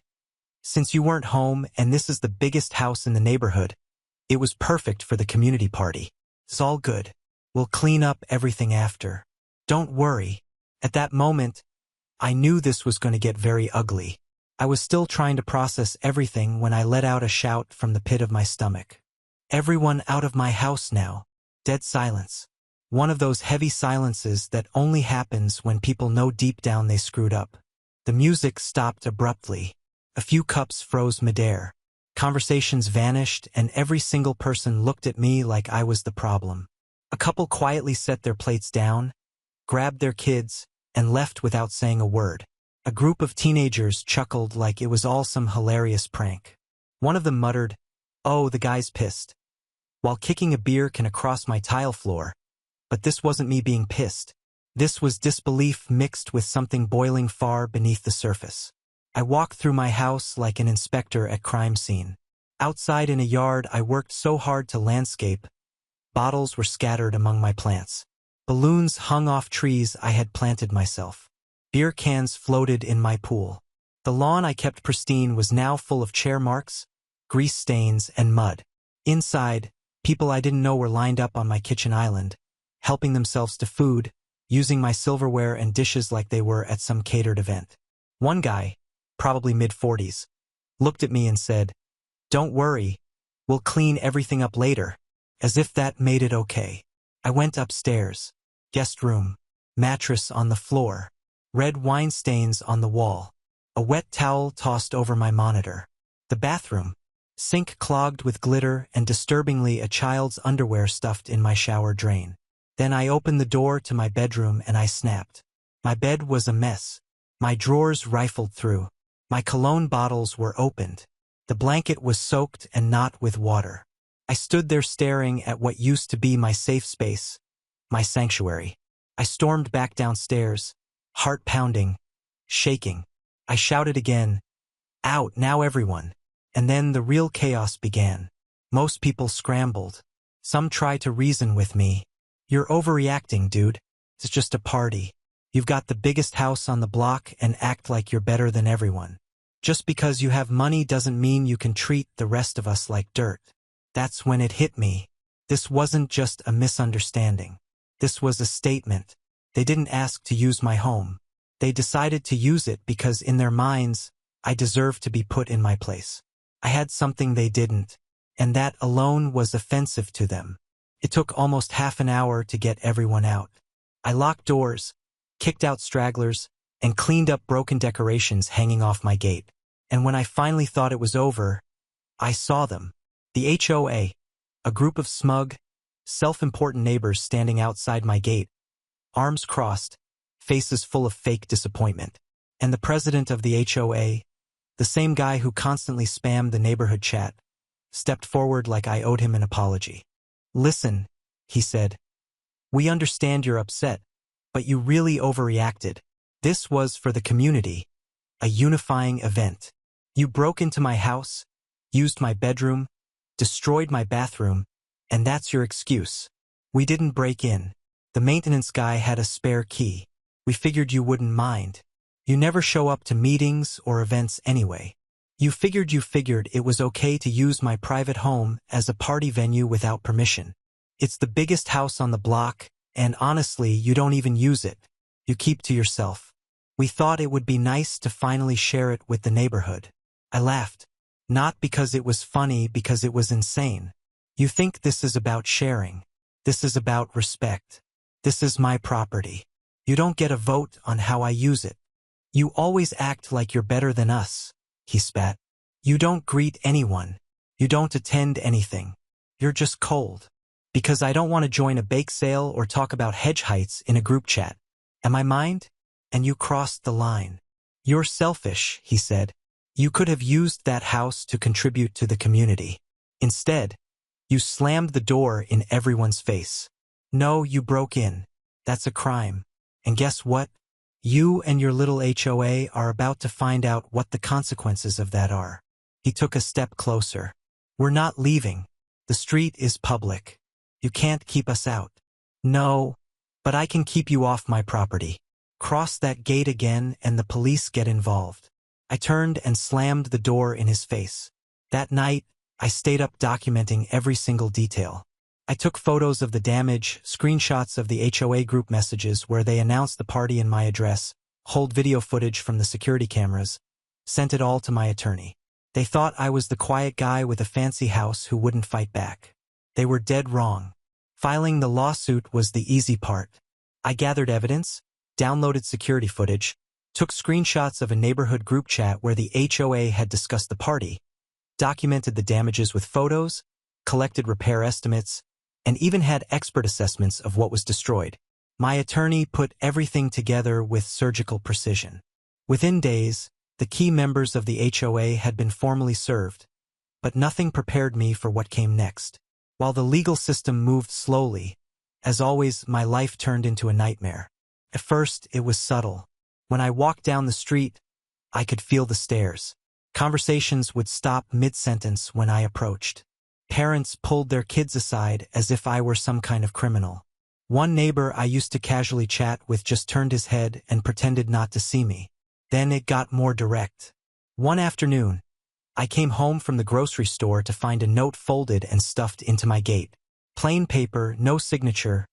Big angry letters read, "If you have the biggest house, you have the biggest responsibility. You should have let the community use it. Selfish." And from there, things escalated.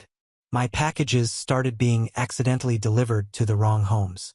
One morning, I found a tarp cover in my new car slashed. Another night, someone threw eggs at my front door. When I asked the neighborhood watch team about security footage, they told me the cameras just happened to be down that week. But the worst part wasn't the vandalism. It was a smear campaign. The HOA, which no longer dared contact me directly, began to rewrite the story to suit their narrative. Word spread around the neighborhood that I was suing the entire community over a harmless little birthday party for a sick child.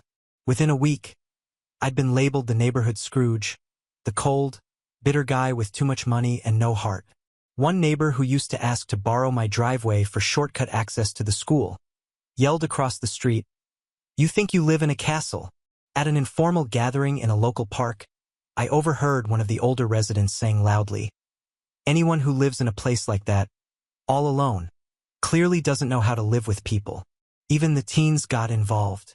They began skateboarding loudly right in front of my house, banging their boards against the gate, shouting nicknames like the King of the Tower or the Silent Dictator. But the line that kept coming up over and over again from neighbors, strangers, even people I'd never spoken to was, "He wasn't even home," as if being away for a few days invalidated my rights, as if owning a larger home automatically made it public property, as if not offering up my space on demand made me the enemy. One afternoon at the local bakery, two women started whispering the moment they saw me. One of them raised her voice clearly on purpose and said, "People like him have everything and don't want to share any of it.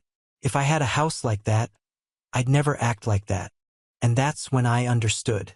They weren't upset because I had done something wrong. They were upset because I said no, because I set boundaries, because I refused to be used. I started staying inside more. I parked inside the garage, closed the curtains upstairs, wore headphones to drown out the noise from street. I felt like a stranger in my own home. Meanwhile, the lawsuit dragged on. Paperwork delays, preliminary hearings, more documents. My lawyer kept assuring me we had a solid case, that the outcome was just a matter of time. But time was the thing I no longer had the patience for. There were days I seriously considered selling the house and starting over somewhere else. Somewhere quiet, somewhere I wouldn't have to defend myself for existing. But then I'd walk through the living room and see the ruined carpet, the stained walls, the cracked bathroom mirror, the photo of my bedroom, once pristine, now vandalized. And I remember the moment I opened that gate and found a crowd of strangers treating my home like a party hall. Yes, it was worth it. They wanted to shame me for standing up for what was mine. They wanted me to give up out of exhaustion, but I had already decided I was going all the way because some people only learn when they're forced to face the consequences. And I was done being silent. I woke up that morning with my heart pounding. The final court hearing was scheduled for 10 a.m., but I'd been awake since 5, pacing around the house like I was preparing for war. And honestly, that's exactly what it felt like. I wasn't just fighting for some damaged furniture or a cracked mirror. I was fighting for my dignity, for the right to have my own home respected. I sat quietly in the courtroom beside my attorney. Across the room were the representatives of the HOA, sitting stiff in their formal clothes, trying to look composed. I recognized nearly all of them. The HOA president, the woman who had yelled at me in the street, the man who once said my house was wasted on someone like me. They sat there murmuring to each other, barely able to hide their nervousness. Then the judge walked in. The case was reviewed. My attorney laid out everything. The evidence, the videos, the messages, the damage reports. It took less than 20 minutes for the ruling to come down. Guilty. Every last one of them. The HOA was held responsible for trespassing, property damage, unauthorized use of a private residence, and even defamation. The ruling was crystal clear. They had to pay me a substantial amount in damages. Not just for the physical destruction they caused, but for the psychological harassment I endured for months afterward. For the smear campaigns, the neighborhood bullying, the late-night eggings, the whispering behind my back. The room fell into dead silence. I didn't move. I didn't smile. I just stared forward, refusing to give them the satisfaction of seeing my relief. But inside, I was breathing for the first time in months. I walked out of that courtroom and sat in my car for a good 10 minutes before I even turned on the engine. The weight that came off my chest was something I can't even describe. I wasn't happy. I was justified. And that feeling, it was worth more than the money. But the money, oh, I put it to good use. First came the basics. Brand new reinforced doors, shatterproof windows, a high-grade smart security system with motion detectors, floodlights, and facial recognition cameras. I installed a steel gate with an automated system and a giant sign that said, "Private property. Entry by legal authorization only." Then came the full interior restoration. I replaced every damaged item. Custom cabinets, new sofas, imported rugs, designer lighting. I had all the flooring redone, repainted every wall with premium anti-mold paint, and added acoustic insulation to keep outside noise where it belonged, out. The kitchen, fully modernized with high-end appliances, a marble island, and a wine fridge. The master bathroom turned into a spa. But the backyard, oh, the backyard was where I really made a statement. I hired a top-tier landscape designer from another city. He transformed the garden into a private oasis. New lawn, ambient LED lighting, a hardwood deck, a redesigned patio, and a new infinity pool, all surrounded by a tall, smooth privacy wall that not even the nosiest neighbor could peek over. That's when the real fun began. The neighbors lost their minds. They started walking by slowly, trying to catch a glimpse of what I was doing. Cars would stop in front of the house and sit there for minutes. One guy even rang the bell just to ask if I was throwing a housewarming party for the renovation. I stared at him for 5 seconds, said nothing, and shut the gate. The HOA president, he completely lost it. I heard he called an emergency meeting in the community park to discuss the impact of isolationist behavior in the neighborhood. Flyers started going up on light poles. Say no to walls. Don't let wealth divide us. This is a community, not a fortress. Some even posted online accusing me of militarizing a family home and destroying the heart of the neighborhood. What they didn't realize was that I wasn't building walls to keep them out. I was building peace for myself and using their money to do it. Every plant, every tile, every drop of water in my new pool was paid for by the same people who once stood outside my house with smug smiles and entitled opinions. And that's what really tore them apart inside. They want to make me feel ashamed for protecting what was mine. They wanted to bully me into silence, into selling, into leaving. Instead, I rebuilt stronger, safer, smarter. And I did it all without saying a word. No gloating, no social media posts, no speeches. I let the house speak for itself. Now, when they walk past, they see a home that's untouchable. A fortress of calm in a sea of chaos. And they know, whether they admit it or not, that they pushed the wrong person too far. They try to make me a villain for defending my own property. But the truth is, all I did was draw a line. They crossed it, and I made sure they paid for it. Truth be told, after winning the lawsuit and fully renovating my home, I genuinely believed the worst was behind me. I naively assumed that despite their anger, the neighbors would eventually accept the court's decision, that they'd realize they were in the wrong, lower their heads, and finally leave me alone. But I underestimated how deep collective resentment can go. For the next few months, I was erased from the neighborhood completely. No one greeted me. No one acknowledged my presence. It was like I'd become a ghost. They all agreed to ignore. People who used to ask me for favors now crossed the street when they saw me.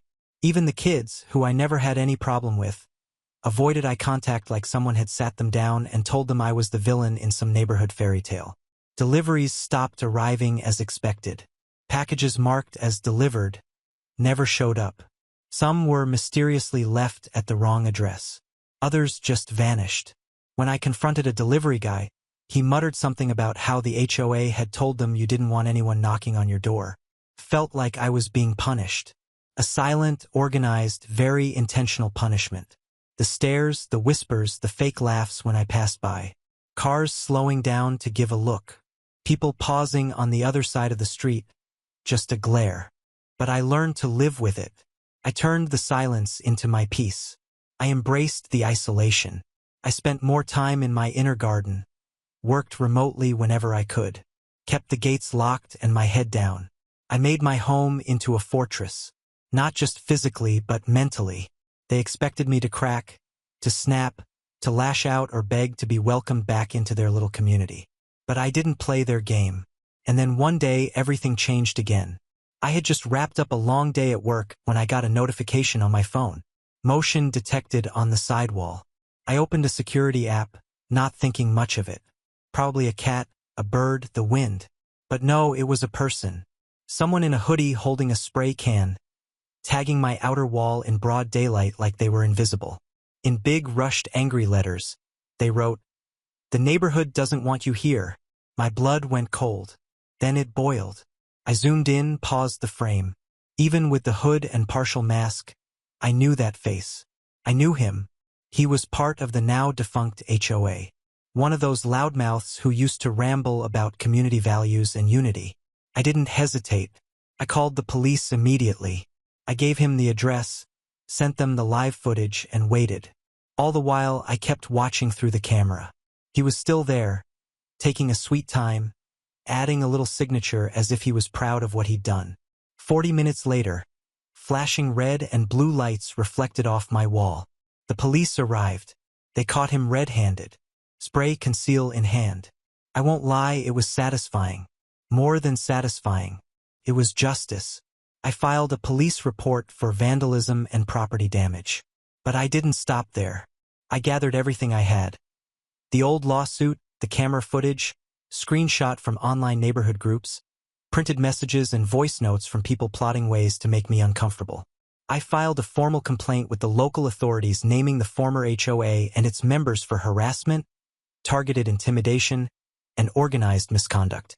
This time, it wasn't just my word. The investigation moved fast.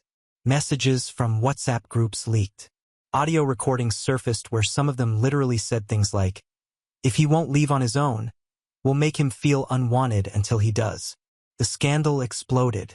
The city council got involved, and with the mounting evidence and public attention, the local prosecutor issued a ruling.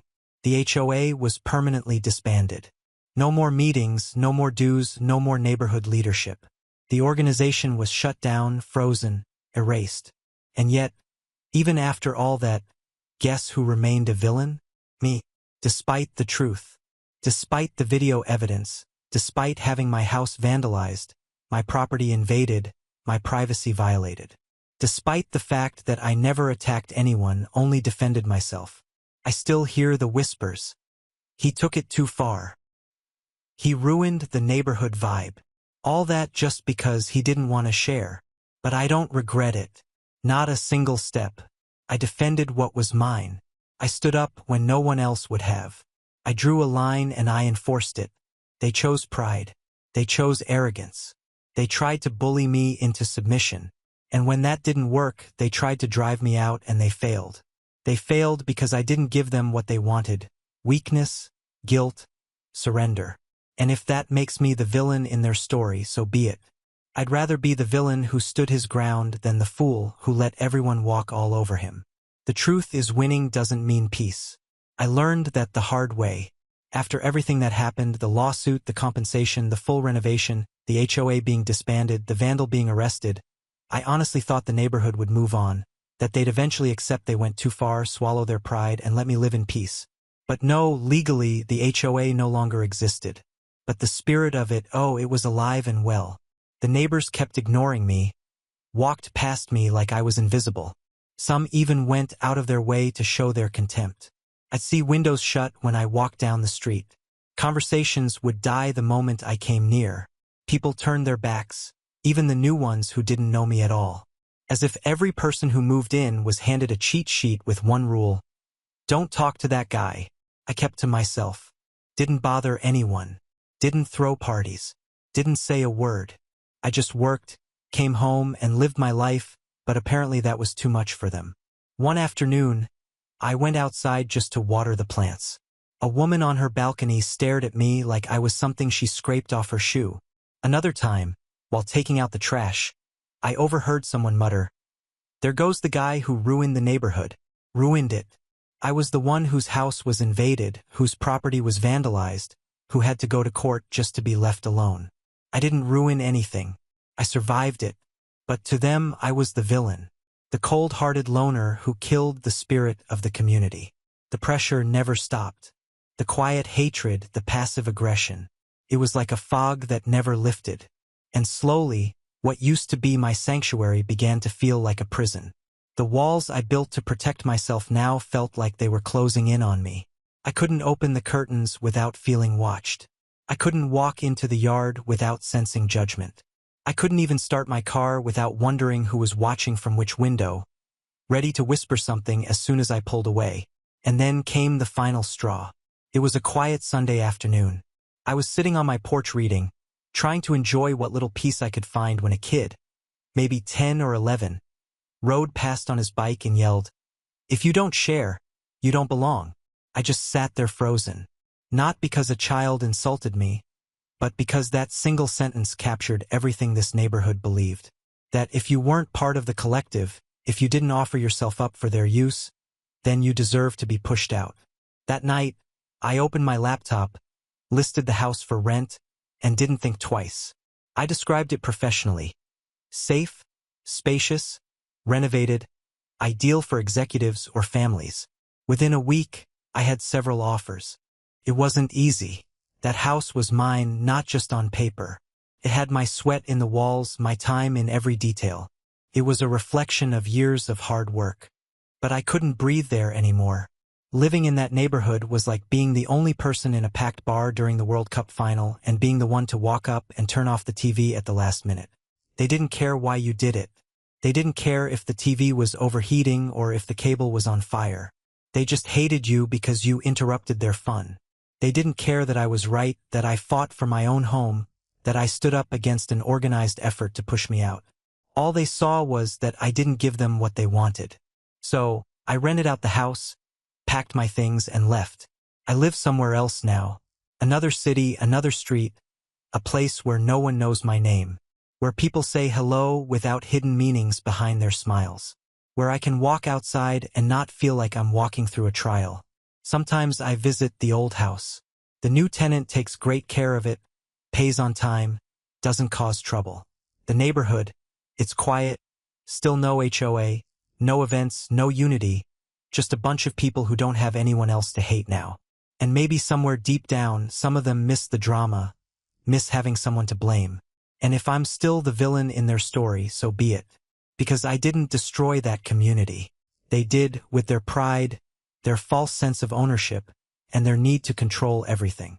All I did was flip the switch and walk out before the whole place burned. Now on to the next story. Story 4. The condo board increased my monthly fees because I had too many cars, without realizing that I practically owned the entire neighborhood. For years, I lived under the strict rules of the community board, but now they had crossed the line by trying to charge me extra for parking my own vehicles in my driveway. What they didn't know was that behind the scenes, I had been strategically buying up properties in the neighborhood for years, and now it was time to show Daniela, our power-hungry president, who really owned this place. But would she accept defeat with dignity once I revealed my trump card? Welcome to my channel. Subscribe if you want more stories about condo boards and power-hungry figures. I never wanted trouble with the property management. Really, I didn't. But when I saw that bright orange notice stuck to my front door last Tuesday morning, I knew they were picking a fight. My hands clenched around the paper as I read it. Immediate increase in condo fees. $500 per month. Violation.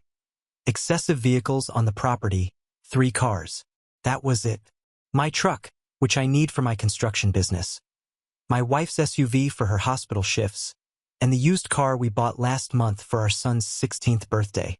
3 perfectly normal vehicles parked in our own driveway. I looked out the kitchen window and saw Daniela Martins, the condo board president, making her usual morning inspection, clipboard in hand and tape measure at the ready. As soon as she reached my house, she pulled out her phone and started taking pictures again. The 3rd time this week. Honey, she's outside again. My wife, Juliana, called from the living room. Maybe we should just park our son's car in the garage. No, I said firmly, pouring my coffee.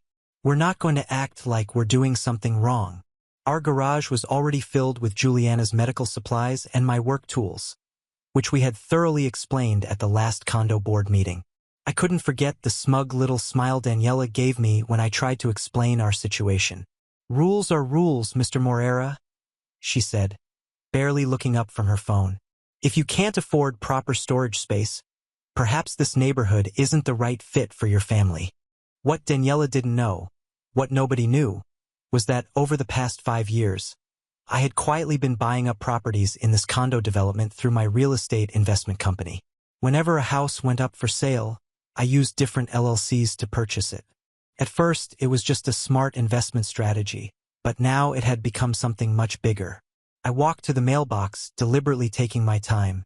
Daniela pretended to inspect Mrs. Selena's flower beds while stealing glances at me from the corner of her eye. Poor Mrs. Selena. Last month she was fined because her plants were too colorful and didn't match the neighborhood's aesthetic. My phone buzzed with a message from my lawyer. Final purchase completed.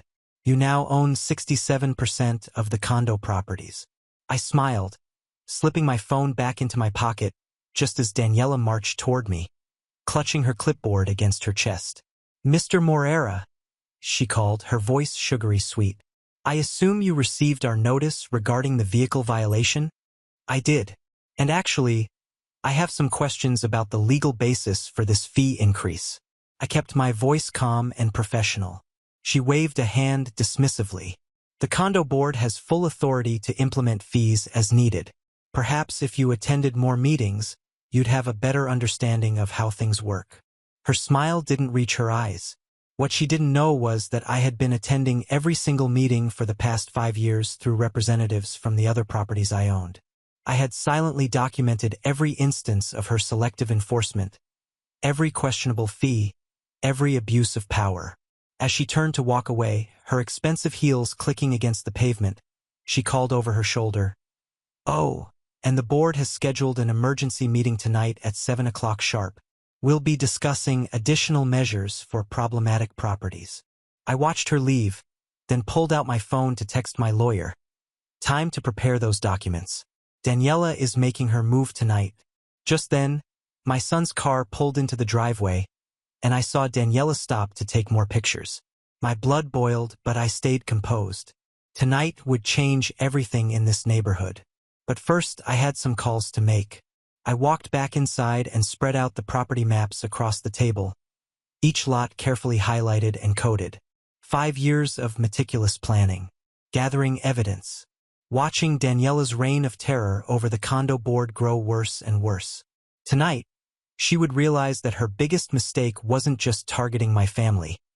It was underestimating exactly who she was dealing with. My phone rang.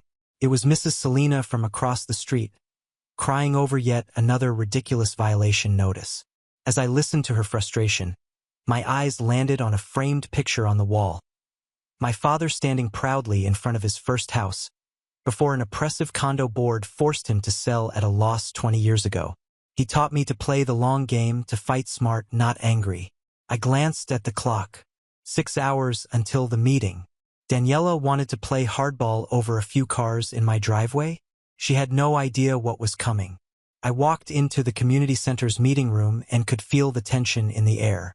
The moment I stepped inside, every seat was occupied by neighbors I had known for years, sitting shoulder to shoulder, murmuring among themselves. Daniela had really outdone herself this time.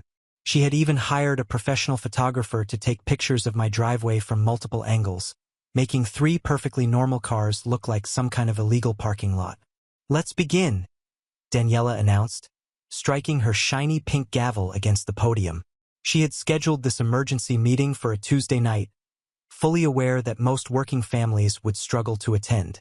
But I made sure I was there, sitting calmly in the back row, watching her put on her usual performance. "As you can see in these professional photographs," she began, clicking through her PowerPoint presentation, "Mr. Morera's property has turned into a used car lot." Gasp came from her most loyal supporters in the front row, the same people whose Christmas decorations stayed up until March without ever receiving a fine. I glanced around the room, noticing Mrs. Selena, my elderly neighbor, rolling her eyes. Last month, she had been fined because her grandson's car was parked in her driveway while he helped her fix the roof. Mr. Chun, the high school science teacher, was taking furious notes. He had received a violation notice because his car had been slightly outside his driveway line during the last snowstorm. Daniela moved to the next slide, displaying an enlarged photo of my son's car. "This vehicle has been parked in the same spot for over 48 hours. Of course, she conveniently left out the fact that my son had come home from college for the weekend. The meeting dragged on as Daniela presented her so-called evidence. Charts showing the decline in property values, complaints from anonymous neighbors, most likely her friends, and even weather reports suggesting that my cars were causing excessive snow buildup on the street. Furthermore, she continued, pulling out a thick folder, "I have documented every instance of vehicles entering and leaving Mr. Morera's property over the past 3 months." My eyebrows shot up. Had she been tracking my family's movements? Several neighbors shifted uncomfortably in their seats. That's when Juliana Fratis, my next-door neighbor, stood up. "Daniela, isn't this a little extreme? They're just normal cars in a normal driveway." Daniela's face turned red before she snapped, "You're out of order. You have not been recognized by the chair." I watched as her husband, Robert, began passing out copies of a new proposed regulation. One that would limit each house to 2 vehicles and require all of them to be parked inside the garage. The sheer absurdity of it almost made me laugh. Almost. Instead, I leaned back in my chair, crossing my arms as I scanned the room. Daniela was so caught up in her cheap theatrics that she hadn't noticed how the atmosphere had shifted. Some neighbors glanced at the papers Robert had handed out with pure disbelief. Others, like Mrs. Selina and Mr. Chun, were clearly holding back frustration. But there was something else. I recognized that uneasy tension, the discomfort of people who had always followed the rules without question, but were now beginning to realize something didn't add up, and I knew exactly when to strike. Daniela straightened her posture, adjusting her glasses on her nose, as she resumed her speech with that authoritative tone she loved so much. The committee has extensively discussed the impact that violations like these have on our community, and as shown in the reports presented, it's clear that Mr. Moreira's property is not in compliance with neighborhood standards. She paused dramatically, expecting murmurs of approval, but instead, she was met with silence. Oh, she was stalling now. That's why, starting next week, all homes will be required to comply with the new parking regulations. Any violation will result in an immediate $500 fine, and repeat offenses may lead to more severe consequences.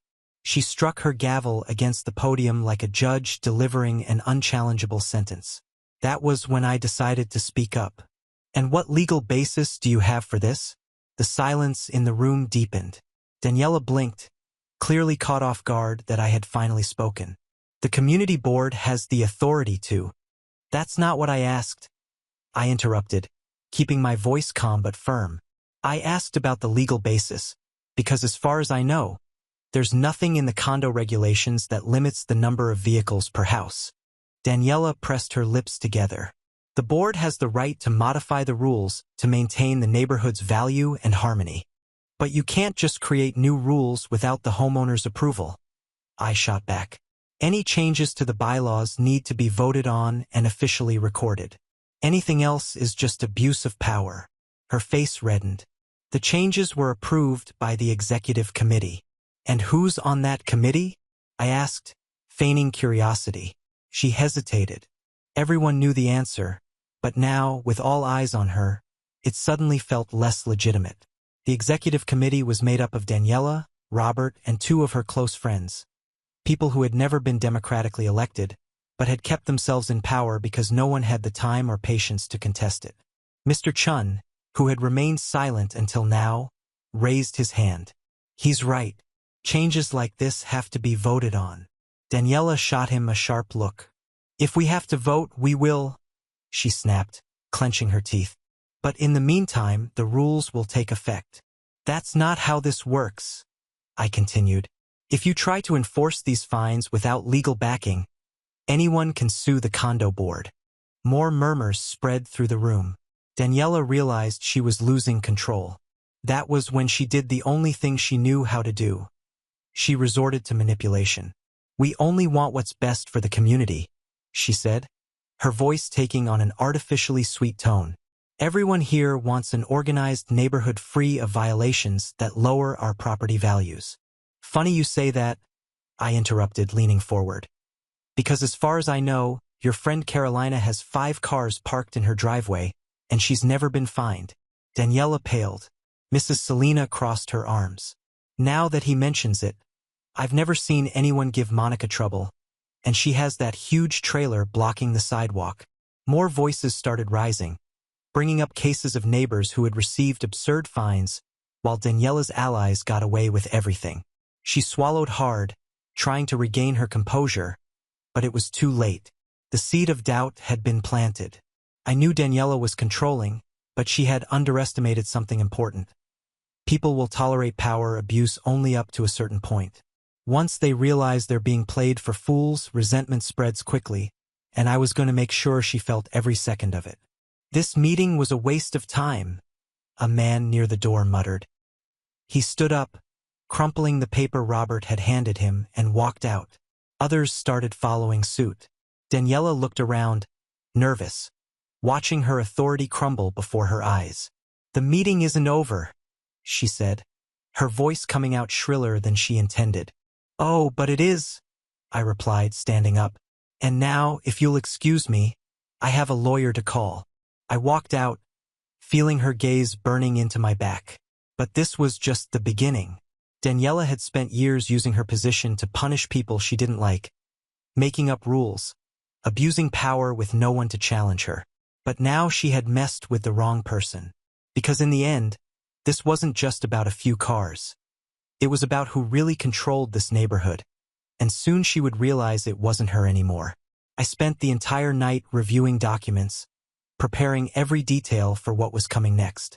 Daniela wanted to play this game? Then I was going to make sure she lost in the most crushing way possible. The next morning, I went straight to my lawyer's office. He already knew exactly what I wanted. With a folder full of official documents and property deeds, I sat across from him and let a small smile escape. It was time to change the rules of the game. That afternoon, while Daniela was still trying to repair her image after the disaster of the last meeting, I reached out to the other homeowners in the neighborhood. The way the condo board had been abusing its power bothered a lot of people, but no one ever knew how to fight back. I did. I drafted a formal notice calling for an emergency homeowners association meeting. According to the community's bylaws, any property owner could request a vote as long as they gathered enough signatures to justify the need for a collective decision. And after the embarrassing spectacle of the previous night, gaining support was easier than I had imagined. By the end of the day, my proposal had been signed by more than half of the neighbors. Daniela had no choice but to comply. The meeting was scheduled for Thursday night, and I made sure everyone knew exactly what was at stake. That evening, I arrived at the community center before anyone else, carrying a stack of documents. I knew Daniela well enough to expect that she would try anything to stop me, so every detail had to be legally airtight. The neighbors started arriving gradually, many bringing copies of the notice I had distributed explaining the purpose of the meeting, an official vote to determine new rules for the neighborhood and to replace the condo board. At exactly 7 p.m., Daniela entered.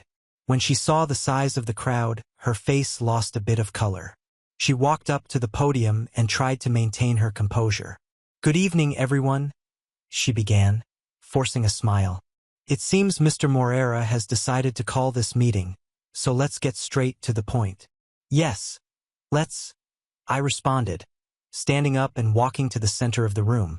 As you all know, the board recently tried to impose new rules without consulting the homeowners. Not only does this go against the principles of the community bylaws, but it also directly affects every one of us. Daniela crossed her arms. "Changes are necessary to maintain order in the neighborhood." "Order?" I raised an eyebrow. "Or your absolute control over everything?" She remained silent. I continued, "That's why I propose an official vote, so that all property owners can decide whether these changes should be implemented." Murmurs began spreading through the room. "And while we're at it," I added, "I also propose a second vote, the removal of the entire condo board." Daniela pressed her lips together. "This is ridiculous. The rules exist to protect the value of our neighborhood. Then why are only certain people punished while your friends do whatever they want?" I could see doubt growing on the faces of the neighbors. Then I played my final card. As you all know, each property has the right to one vote in community decisions. That means if you own one house, you have one vote. If you own two, you have two votes. Daniela nodded, but hesitantly. That was when I pulled out a thick stack of documents from my folder and began distributing them. "What no one knows," I continued, as the papers passed from hand to hand, "is that over the past 5 years, I've been quietly purchasing properties in this neighborhood, one by one." Daniela frowned. Mr. Chun, who was holding one of the sheets, widened his eyes. "Wait, that means," I smiled. "Yes, I own 67% of the properties in this neighborhood." A heavy silence fell over the room. Daniela froze. I turned to the neighbors, letting the information sink in.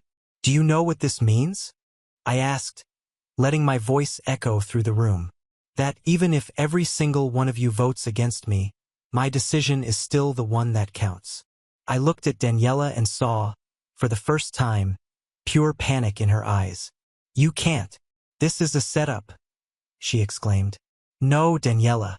This is strategy." I turned back to the crowd. "But I don't want to make decisions alone. I want this to be democratic. So let's vote." I took out 2 large sheets of paper and pinned them to the notice board. One read, "Revoke the new parking rules. Keep the rules imposed by the current administration." The other, "Replace the condo board. Keep Daniela and her council in power." I placed a ballot box on the table and crossed my arms. Each property owner gets 1 vote. I have 67 votes. Daniela tried to say something, but no sound came out. Mrs. Selena was the first to walk up to the table and place her vote in the box. One by one, the neighbors followed. Daniela watched, her eyes scanning the room as if looking for support, but no one was on her side. When everyone was finished, I picked up the ballot box and calmly began counting. In the end, it was almost unanimous.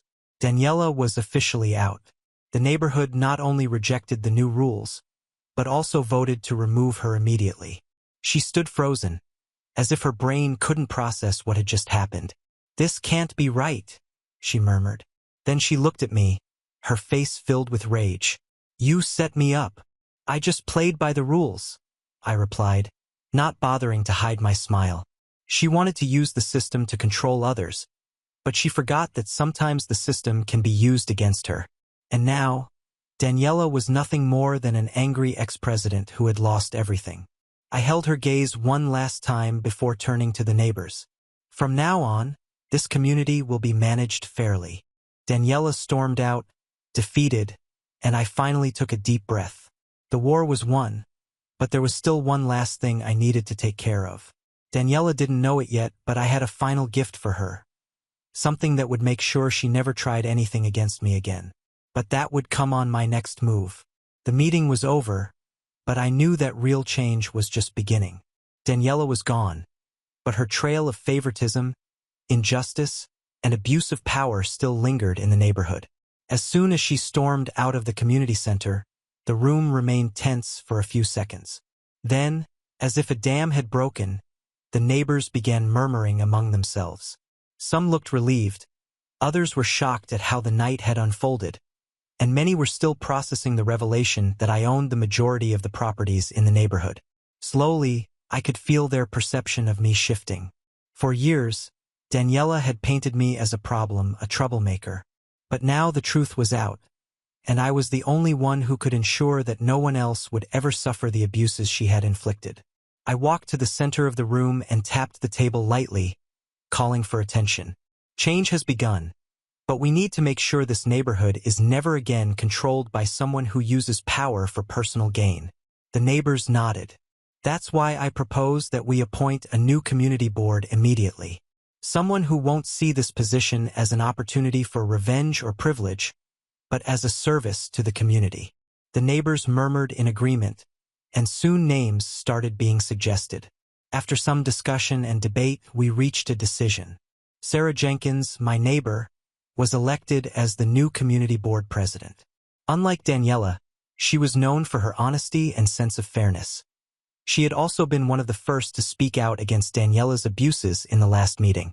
Other members were also selected, people who were respected in the neighborhood and fed up with the way things had been run. With the new administration in place, I took my position as one of the primary decision-makers in the community. My majority ownership of the properties wasn't just a title. It was a responsibility. Now it was time to restore order. The next morning, I sent an official notice to Daniela. As of that moment, she was formally banned from all homeowners association meetings and was no longer allowed to enter the community without prior approval. She still owned her house, but she had lost all influence over how things were run. She tried to resist. The very next day, she showed up at the community entrance, demanding to be heard. But this time, no one bowed to her demands. When she realized her voice no longer held power, the fury on her face was undeniable. She left fuming, promising that this wasn't over. But the truth was, there was nothing left for her to do. Her reign was officially over. With the new administration came a period of restructuring, and the first major change was simple. The rules now apply to everyone. Carolina, her closest friend who had 5 cars parked across the sidewalk without ever receiving a fine, each of her violations now resulted in immediate penalties. Monica, who had been blocking the street with her oversized trailer, ordered to remove it immediately. And it didn't stop there. We conducted a full financial audit of the condo board and uncovered a mess of irregularities. Unjustified fines, inflated fees, and unauthorized charges. All of it was revoked. Within a few months, the neighborhood went from a place of selective enforcement and favoritism to a community with fair, balanced management. And the most interesting part? Daniela's so-called friends quickly abandoned her. Without the privileges she once granted them, each of them distanced themselves. Some tried to justify their past behavior, while others simply avoided confrontation. But in the end, not a single one of them defended Daniela. Months passed. The neighborhood had never been better managed. Homeowners once silent now actively participated in meetings. With the finances stabilized, we even managed to reduce some fees, improving the overall infrastructure of the community. And Daniela? She made several attempts to regain some influence, but none of them worked. One day, I received news that she had put her house up for sale. She couldn't stand living in a place where she was no longer the queen. A few weeks later, she moved away without saying goodbye to anyone. Daniela's empire had fallen, and in its place we built a fair and just neighborhood. I never had to abuse power like she did. I simply used the rules against the person who had been twisting them for her own gain.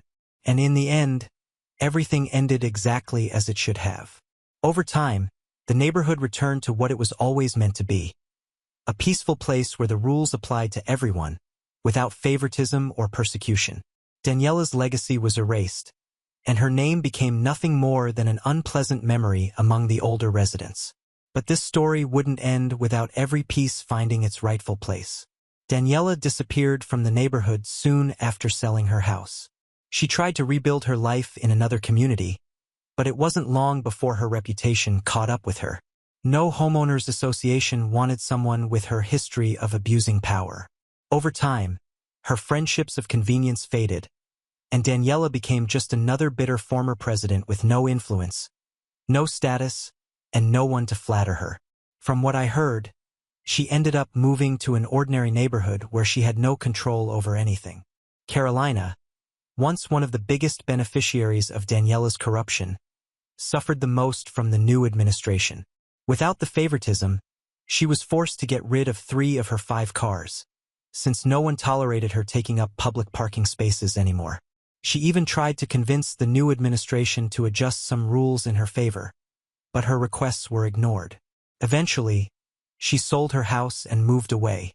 Monica, the one who insisted on keeping her massive trailer blocking the sidewalk, didn't fare much better.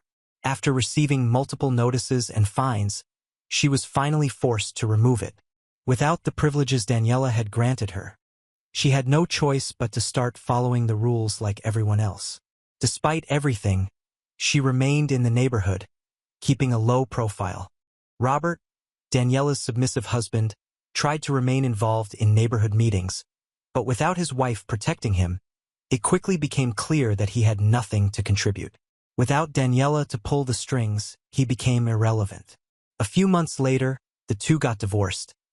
Daniela had always needed an environment where she could exert control, and once Robert was of no use to her, she discarded him without hesitation. He still lives in the neighborhood, but keeps to himself, never getting involved in community matters. Sarah Jenkins, on the other hand, thrived as the new head of the Homeowners Association. Under her fair and balanced leadership, the neighborhood became a much better place to live. With her in charge, fees were reduced, finances were reorganized, and improvements were made to the common areas. Her name became synonymous with competence and integrity. She remained in her position for a few years before passing the role to someone equally trustworthy, continuing to be one of the most respected residents. Mr. Chun, who had once been harassed and unfairly fined by Daniela, became one of the biggest beneficiaries of the new system. He now plays an active role in the community meetings and is a member of the neighborhood's oversight committee. The same man who was once targeted by unjust fines now has the authority to ensure no one else goes through what he endured.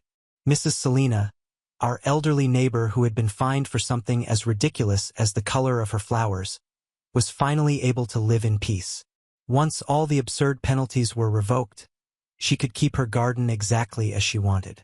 Never again did she have to worry about someone inspecting her plants.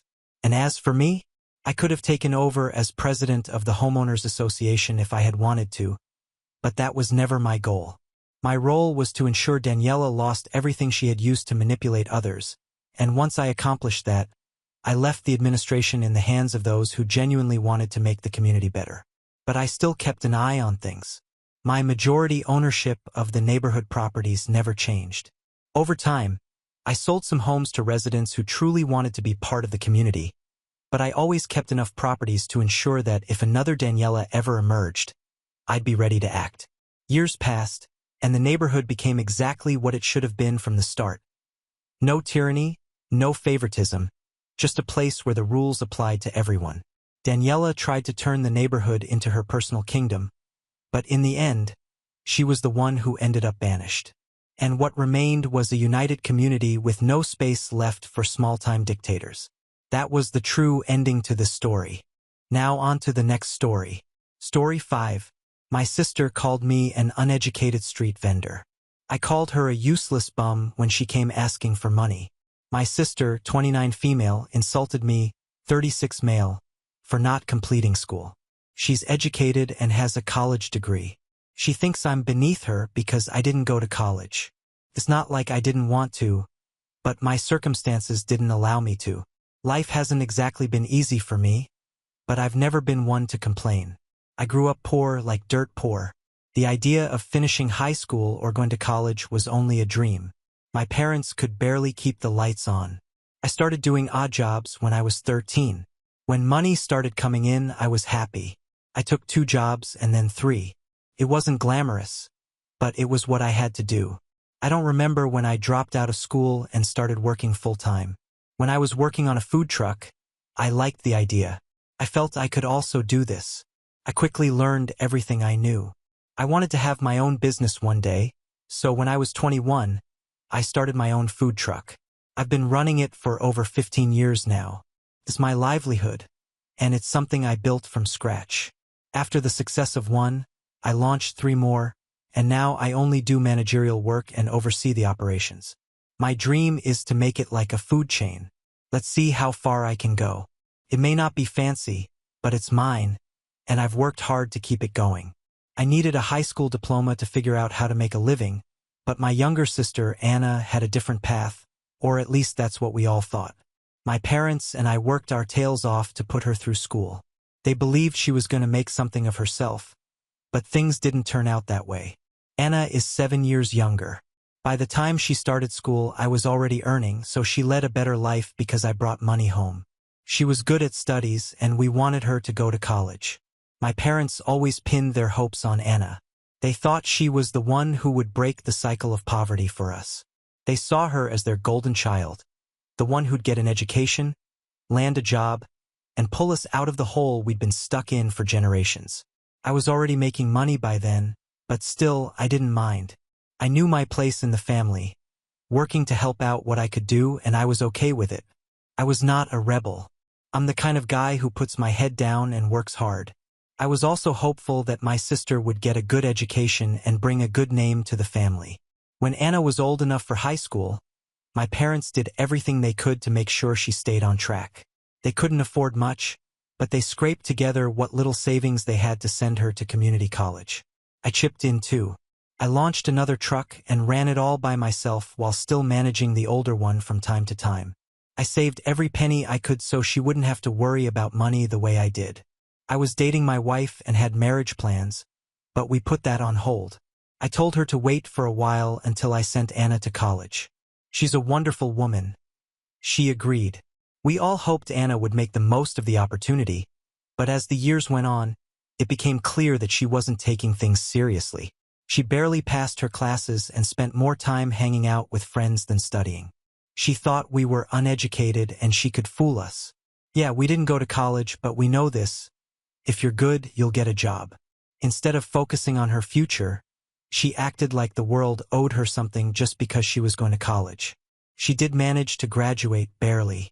My parents were hopeful, thinking she'd finally start to live up to the expectations we all had for her. But after graduation, She wasn't able to get a job. She got rejected in interviews. She told my parents that there were fewer openings this year and that next year, when the fresh opportunities come, she would get one. Took her more than a year to get a job. After that day when my sister called me an uneducated street vendor and I called her useless, something shifted inside me. Her words echoed in my head in a way I never imagined possible. I always knew our relationship was far from perfect, but I never thought she could look down on me so much after everything I did to give her a life I could never have. Maybe I was blind or naive to think that one day she'd recognize the effort I put in for her. What shocks me most is how she sees me. She's the one who constantly borrows money, who spent years living off an allowance that I helped provide. Anna grew up thinking everything would be handed to her, that the world owed her something just because she had a bit of education.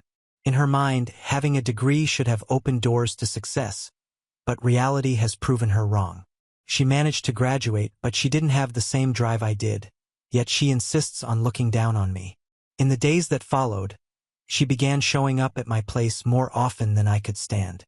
First, she came up with some story about trying to get organized, saying she needed a bit of time to settle down, but I could see what was going on. She spent her money on parties, nights out with friends, and expensive clothes. It was a lifestyle she couldn't afford, yet she had the nerve to call me uneducated. At first, I tried to keep calm and listen to her excuses, but the more she talked, the more it became clear she had no appreciation for the sacrifices I made so she could have that life. While she was out enjoying herself with friends, I was hustling to keep my livelihood going. The truth is, even if she tried to hide it, Anna was dependent on me, though her pride kept her from admitting it out loud. One day, during one of her visits, she pitched me this idea that I should help her start her own business, something, as she put it, that would elevate her to the level she deserved. She had this vague plan to start something more sophisticated than my food trucks, something that would really bring recognition. What she didn't say, but I knew, was that she expected me to fund the whole thing, and I knew if I did that, money would be down the drain in less than 6 months. When she finally laid out this so-called investment idea, it felt like a test for me. I took a deep breath and braced myself for the conversation, knowing that if I didn't draw boundaries now, I'd be exploited for the rest of my life. I asked her calmly why she thought she deserved my investment beyond being my sister. I wanted to hear her justification for why I should throw away the hard-earned money I'd saved for years on what was clearly just another one of her whims. Naturally, she was offended. She looked at me with that smug expression and said that because I wasn't formally educated, I didn't understand how real businesses worked, that I had just gotten lucky with my food trucks, and that anyone could have done the same. She didn't know that I spent sleepless nights calculating expenses, dealing with suppliers, and learning how to manage people. She thought it was all sheer luck. That was the last straw. I let out everything I'd been holding in. I told her that her time for asking for and receiving help was over, that I was done sacrificing myself for an ungrateful person. I told her that if she wanted a business, she should start small, just like I did. No one builds a company overnight, and no one becomes sophisticated without putting in the work. She rolled her eyes as if every word I said was an insult directed at her. From that day on, she started a quiet campaign against me within our family. She went to our parents and told them I was shutting her out and treating her like she was nobody, that all she wanted was a chance, but I, selfish as ever, refused to help. Naturally, my parents fell for her story. To them, Anna was the bright future they never had, and hearing that I didn't want to help my own sister was a major disappointment. In the end, I was the one who ended up isolated. My mom even called, demanding an explanation, saying I was cruel and didn't understand the value of family. I kept silent, listened to everything she had to say, and when I finally opened up, I told her my entire side of the story. I told her about the years I'd spent working, the sacrifices I made, how I put my own dreams on hold to give Anna a better life, and how all I'd received in return was contempt. I laid out every detail they had never wanted to hear. It was a long and painful conversation, one that left scars, but something told me Anna wasn't going to stop there. She had a new target in mind, my wife. She knew that if she could somehow drive a wedge between us, she'd have control over the only bit of support I had left. And that's exactly what she tried, planting doubts, telling my mom I was spending too much on my family, that I respected no one but myself. Of course, my wife noticed the tension growing between us all. She's never been one to complain and has always been my rock, but the whole situation was affecting her. I started to worry that Anna might actually succeed in what she was trying to do, that she would eventually destroy everything I had built one way or another. Anna didn't back down, and my mom began to insist that I reconsider helping her, claiming it was my duty as her older brother. They didn't understand that the money and help I had already given meant nothing to Anna. For her, it was all about pride. She wanted more than just financial help.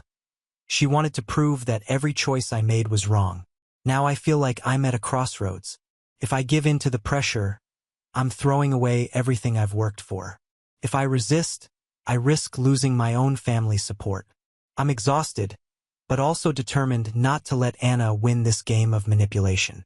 She wants to prove that I'm nothing, that my life is somehow beneath hers. But I'll show her I don't need validation from someone who never truly valued me. After so much intrigue, so many attempts at manipulation, I knew I had to put an end to the situation with Anna once and for all. It was no longer about keeping family peace. It was about freeing myself from a burden I should never have taken on. I had done far more than any brother would, but to her, nothing was ever enough, and if I didn't put a stop to it, she would continue to take advantage, continue to eat away at me from the inside until everything I'd built was destroyed. I began to make a plan. Nothing grandiose, just a series of decisions to free myself from this exhausting cycle. First, I cut off the money completely. No more bank transfers or loans that were never repaid. This time, not a single cent more. I decided I wouldn't even bother explaining. After all, Anna was used to creating drama, and if I gave her an opening, she'd try to turn the situation in her favor again. Next, I talked to my wife, the only person who had truly been by my side throughout all the turmoil. She had been patient, but I knew this was taking a toll on her too. I told her I was tired of carrying the family's weight on my shoulders and that from then on, our priority would be ourselves. She supported me, saying she had always been with me and understood how important this was for me. For the first time in years, I felt truly understood. It was a relief to have someone who saw me for who I was and not for what I could give. My next step was to go to my parents. I knew it would be hard for them to understand, but it was necessary. I called a family meeting, and when we were all in the room, I got straight to the point. I told them I was tired of being seen as an ATM, used and discarded when convenient, that everything I had done for Anna had come from the heart, but that she had never shown respect in return. My parents tried to argue, using the old lines about how family should help family and siblings should support each other. But this time I didn't let myself be swayed. I responded calmly but firmly, explaining every sacrifice, every sleepless night I'd endured to give my sister a better life, and that now I was ready to live my own life without carrying anyone else's responsibility. Anna was there watching, and I could see the shock on her face. She hadn't expected me to stand up to her like this. To her, I'd always be that brother who said yes to everything, who would never assert himself. For the first time, she seemed speechless, and I felt a sense of freedom I hadn't felt in a long time.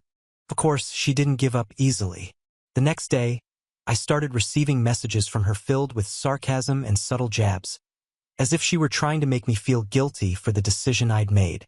She talked about how I was abandoning the family, how ungrateful I was for not acknowledging the sacrifices she had supposedly made. I didn't respond. I simply ignored her, knowing that every word was another attempt to manipulate me.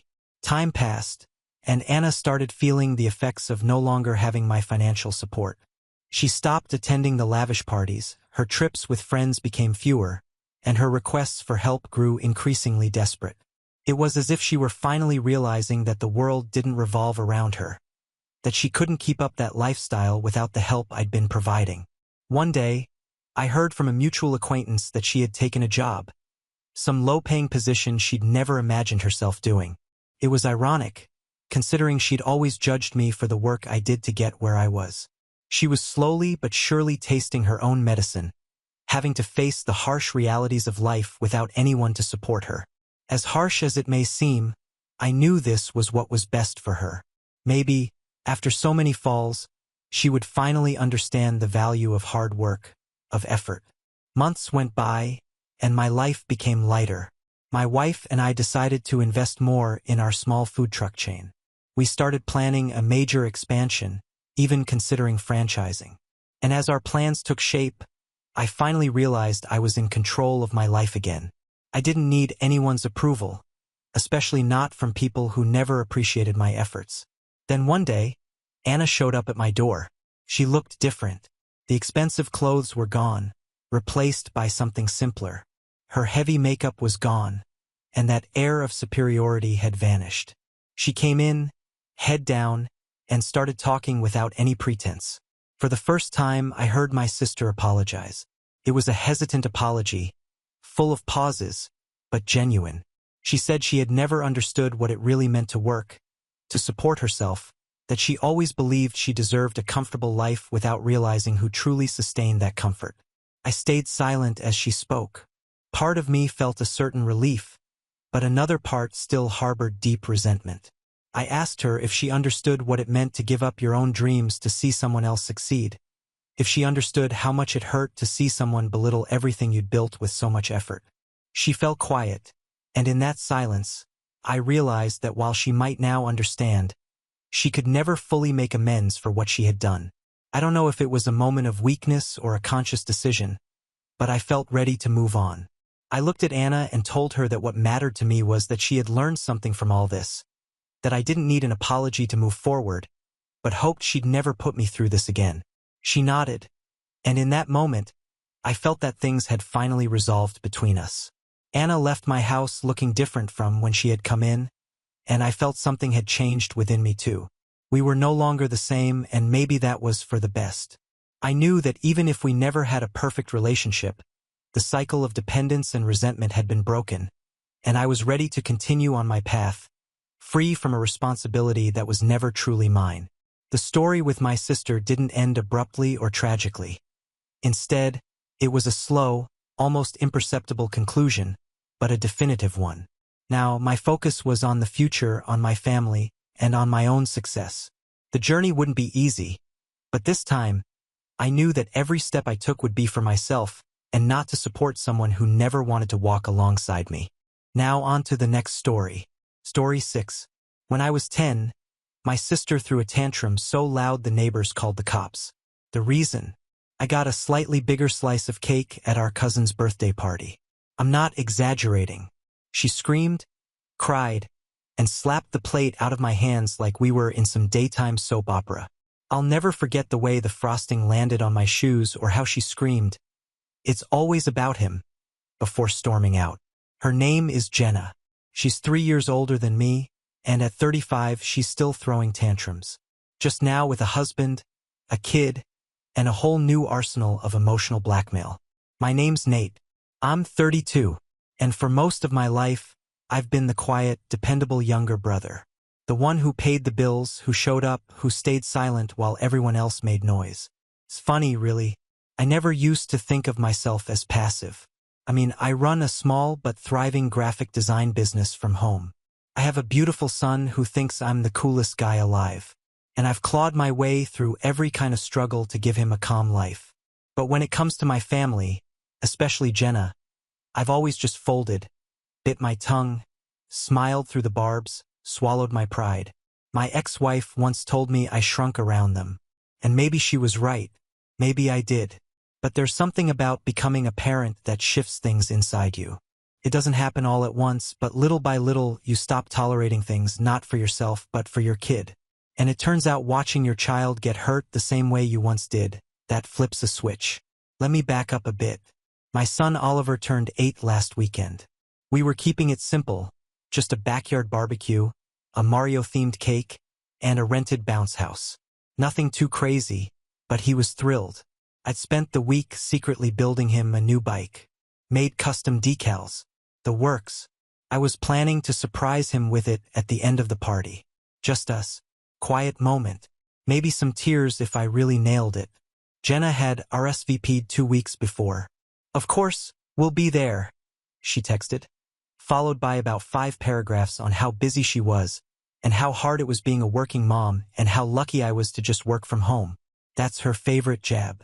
She says it like I sit around in pajamas all day drawing cartoons. Meanwhile, she and her husband Rick have been bouncing between jobs and couches for the past 2 years. And for the past 8 months, I've been covering their rent. Not fully. I told myself I was helping. Just a few hundred here and there when things were tight. But somehow that became regular. Jenna would send a message at the end of every month. Hey Nate, can you just spot us again? We're short on groceries and Lily's growing out of her shoes. And I'd say yes, not because I had extra money. I didn't, but because I couldn't stomach the idea of my niece struggling. I love Lily. She's 6 and sweet as can be. Even if Jenna has her dolloped up like an influencer every time I see her. But lately, something's been off. Jenna's texts have started sounding less like requests and more like invoices. No thank yous, no updates, just amounts, deadlines, entitlement. And that brings us to the party. Everyone was in a good mood. The kids were bouncing and squealing, the burgers were sizzling, and Oliver was beaming in his little Luigi hat. My best friend Ray was manning the grill while I ran around handing out juice boxes and Band-Aids. It was chaos, but the good kind. Jenna showed up about an hour in, late as always, with Rick and Lily in tow. She made her usual scene, talking loud, hugging people like she was hosting, not attending. She wore this white sundress with oversized sunglasses and kept saying things like, "Ugh, I need a mimosa." Even though it was a dry party. That's just Jenna, always playing the exhausted socialite. She barely acknowledged Oliver beyond a distracted, "Hey, birthday boy," before launching into some story about their neighbor's dog biting Rick. I remember thinking, just get through today. Just let it roll off. But it was the little things. She kept referring to Oliver's presents as kid stuff and scoffing when he got excited about Legos. When I brought out the cake, a big rectangle decorated like a Mario Kart track, Jenna made a face and said, "Oh, you didn't go with fondant?" Loudly, like it mattered. But I shrugged it off. I was too focused on Oliver's face, which was glowing. He was surrounded by friends, clutching a candle in one hand and squeezing my arm with the other. He looked up at me like I was a superhero, and I swear my heart nearly burst. Everyone gathered around to sing. I lit the candles. Oliver leaned in, ready. That's when Jenna stood up. "Wait, wait, wait," she said, waving her arms like a stage director. Everyone paused. I blinked. She turned to the crowd with this big performative smile. "While everyone's here, let's sing for Lily too. Her birthday's in 2 weeks." I didn't move. She pulled out a cake. I'm not joking. From a cooler bag on the grass, she lifted out this pastel monstrosity with pink icing and edible glitter. It said, "Happy almost birthday, Lily," in swirling script like she'd ordered it days ago, like this had been the plan. And my son, my sweet, goofy, gentle Oliver, was just standing there, still holding the candle, still smiling because he didn't get it yet, until he did. Because everyone turned. The attention shifted and Jenna, without missing a beat, started singing, "Happy birthday to you." I felt like I was watching a play where the actors had all changed scripts mid-scene. A few people hesitated, some joined in. I looked down at Oliver and saw the light in his face dim slowly, like a sunset in reverse. His hand dropped, the candle fell, and he stared at the floor. I didn't say a word. I blew out the candles myself. I picked up the gift bags from the table. I took Oliver's hand, told him we were going to do something way cooler, and walked out of our own backyard. No scene, no yelling, just me, my son, and a decision. That night, my phone buzzed.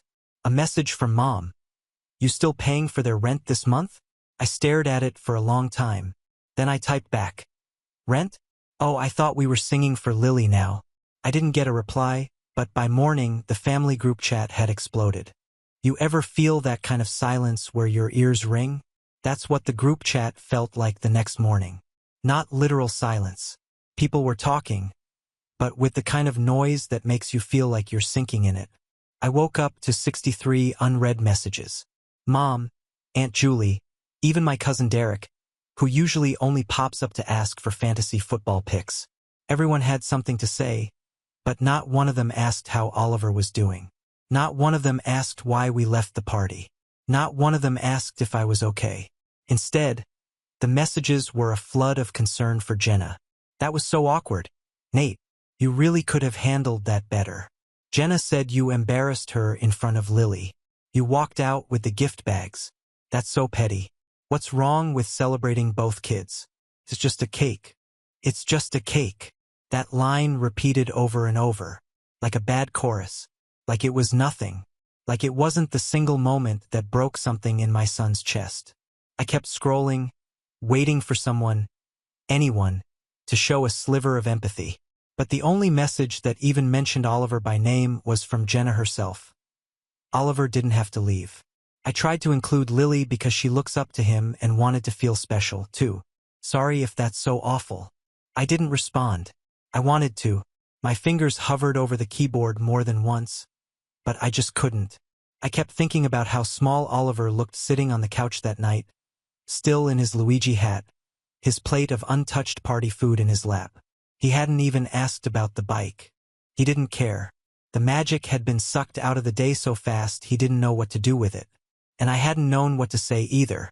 We watched cartoons in silence. And when he finally fell asleep curled up next to me, I felt like I'd failed him. Not because I didn't throw a good party, but because I'd let her do that to him. Again, that's the thing about people like Jenna. They train you slowly, subtly, over years. They make you feel like speaking up is overreacting, like being hurt is childish, like if you set a boundary, you're the one causing problems. And for most of my life, I believed that. But Oliver's face at that party, that was a wake-up call. I couldn't snooze anymore. Still, I didn't respond. I stayed quiet for 3 days. And then Jenna showed up at my house. No warning, no text. She just showed up like she always did, knocking like the door was hers. I opened it a crack and saw her standing there in oversized sunglasses. Her lips pursed, arms crossed over a crop top that said #MomLife in sparkly lettering. I'm just here to drop off Lily's thank you cards, she said, like we were in a Hallmark movie. She wanted to thank everyone who came to her party. She held out a stack of glittery pink envelopes with stickers on them. One was addressed to Oliver. I didn't take them. I just stared. That wasn't her party, I said finally. Jenna rolled her eyes. Oh my God, Nate, are we still doing this? You hijacked my son's birthday. You made him cry. You humiliated him in front of his friends. I was trying to make it special for both kids. I thought you of all people would get that. You're always going on about how we're supposed to be a village and help each other. And I did one thing, and you stormed off like a toddler. I opened the door wider so she could see my face. He didn't even eat his cake. He hasn't touched his presents. He thinks he did something wrong. That made her pause just for a second, but then she sighed dramatically. Kids bounce back. You're being so extra about this. And there it was. The dismissal, the brush off. The same tone she used when we were kids, and she accidentally spilled nail polish on my comic books, or told our cousins I wet the bed. I didn't. She was always the victim, always misunderstood. And if you challenged that, you were being dramatic. I didn't invite her in. I didn't say goodbye. I just shut the door. That night, Oliver finally asked, "Why did Lily get a cake, too?" His voice was so small I almost missed it. We were brushing our teeth side by side. I took a deep breath. Because some people think it's okay to share attention even when it's not their turn. He nodded slowly. It was supposed to be my turn. It was your turn, bud, I said, pulling him into a hug. And I'm sorry I let anyone take that from you. That was the moment something inside me solidified. I wasn't just done with the group chat. I was done playing the part they'd written for me years ago. The quiet helper, the ATM, the punching bag. And that decision, that's what kicked off the real storm. I canceled the automatic transfer I'd been making for Jenna and Rick's rent. Not maliciously, not with an announcement, just quietly. I deleted the scheduled payment. That was it. But when the first rolled around and their landlord sent a reminder, all hell broke loose. First came the text from Jenna. Hey, rent didn't go through. Did something glitch? Can you resend ASAP? Then another 2 hours later. Nate, hello? We really need that money. You said you'd help. And when I still didn't reply, a full-blown phone call from Mom. You're really not helping this month? she said, her voice tight. They have Lily to think about. I have Oliver to think about, I said calmly. And I'm not responsible for their rent. You have been. Yeah. And I'm done. Mom sighed like I told her I was moving to Mars. You're being vindictive over a cake. It wasn't about the cake. It was about the years of disrespect, about watching my son get steamrolled like I did. She didn't mean to hurt him, but she did. And nobody has even apologized. There was silence on the line. Not the heavy, guilty kind. The kind that tells you the other person still doesn't get it. You know, she said finally, when your dad left, Jenna stepped up for this family. She was 16 and she screamed at me for crying too loud. She's struggling, Nate. So am I. Another pause. Well, I hope you're happy with your little protest. Then she hung up. I didn't feel happy. I felt nauseous like I'd kicked a hornet's nest. But I also felt something else underneath the nerves. Something sharper, cleaner, relief. And then the messages started again. Rick chimed in first. He rarely spoke up in the group, but this time he posted a long rant about family loyalty and how some people only pretend to be generous until they're asked to prove it. Aunt Julie posted a crying emoji. Uncle Mark said he was disappointed. Cousin Derek chimed in to say, Nate's always been weird. And in the middle of it all, Jenna dropped the bomb. I just don't understand how someone who claims to love Lily could leave her in the street like this. Thanks for showing your true colors. That was when I broke my silence. I typed one message. My true colors? You paraded your daughter around like it was her party while my son stood there heartbroken. And now you want my money like nothing happened. I'm done being your safety net. Get your life together. It got 10 angry reacts and 1 thumbs up from my cousin Alex, who lives in Oregon and barely speaks to anyone. But it was enough. I muted the group chat. And then came the betrayal. 3 days later, I picked up Oliver from school and he was quiet. Quieter than usual. I asked what was wrong, and he said Lily told everyone I ruined her party. I nearly slammed the brakes. Apparently, Jenna had told Lily that Oliver left because he was jealous, and that he made a scene and made everyone uncomfortable. Lily, in turn, repeated this at school. And kids being kids, they believed it or at least teased him like they did. One girl told him he was too sensitive. Another asked if he cried every time someone else got a cake. He didn't cry in the car. He just stared out the window and asked if we could get burgers instead of going home. I said yes. And as I watched him eat his fries in silence, a part of me hardened. Not cold, not bitter, but done. If Jenna wanted to twist the narrative, fine. If the family wanted to pretend I was the villain, fine. But I was going to protect my son. And if that meant burning bridges, so be it. I had a plan for us. A quiet one. One they wouldn't see coming. But first, I needed to pay someone a visit. Rock bottom doesn't always look like some dramatic breakdown in a movie. Sometimes it looks like eating cold fries at 7 p.m. in a parked car outside a Burger King while your son pretends he's not holding back tears and you pretend you're not watching him do it. That was my low point.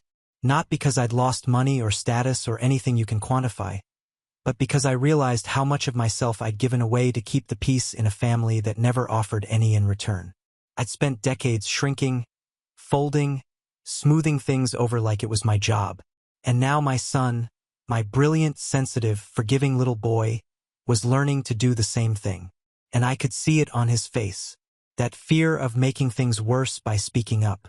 That instinct to be small when someone else takes up all the space. It wrecked me. That night, after I tucked Oliver into bed, I sat on the living room floor surrounded by unopened birthday presents. He'd refused to touch them all week, like they were somehow contaminated by what happened. But I opened one, just one, a science kit from his friend Milo.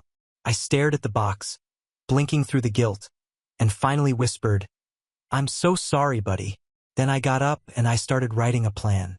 It started with a list. Nothing fancy, just a cheap notebook and a blue pen. But it helped to see the words. I wrote, protect Oliver. Stop funding Jenna. Create space for Mom. Rebuild quietly. Give Oliver his joy back.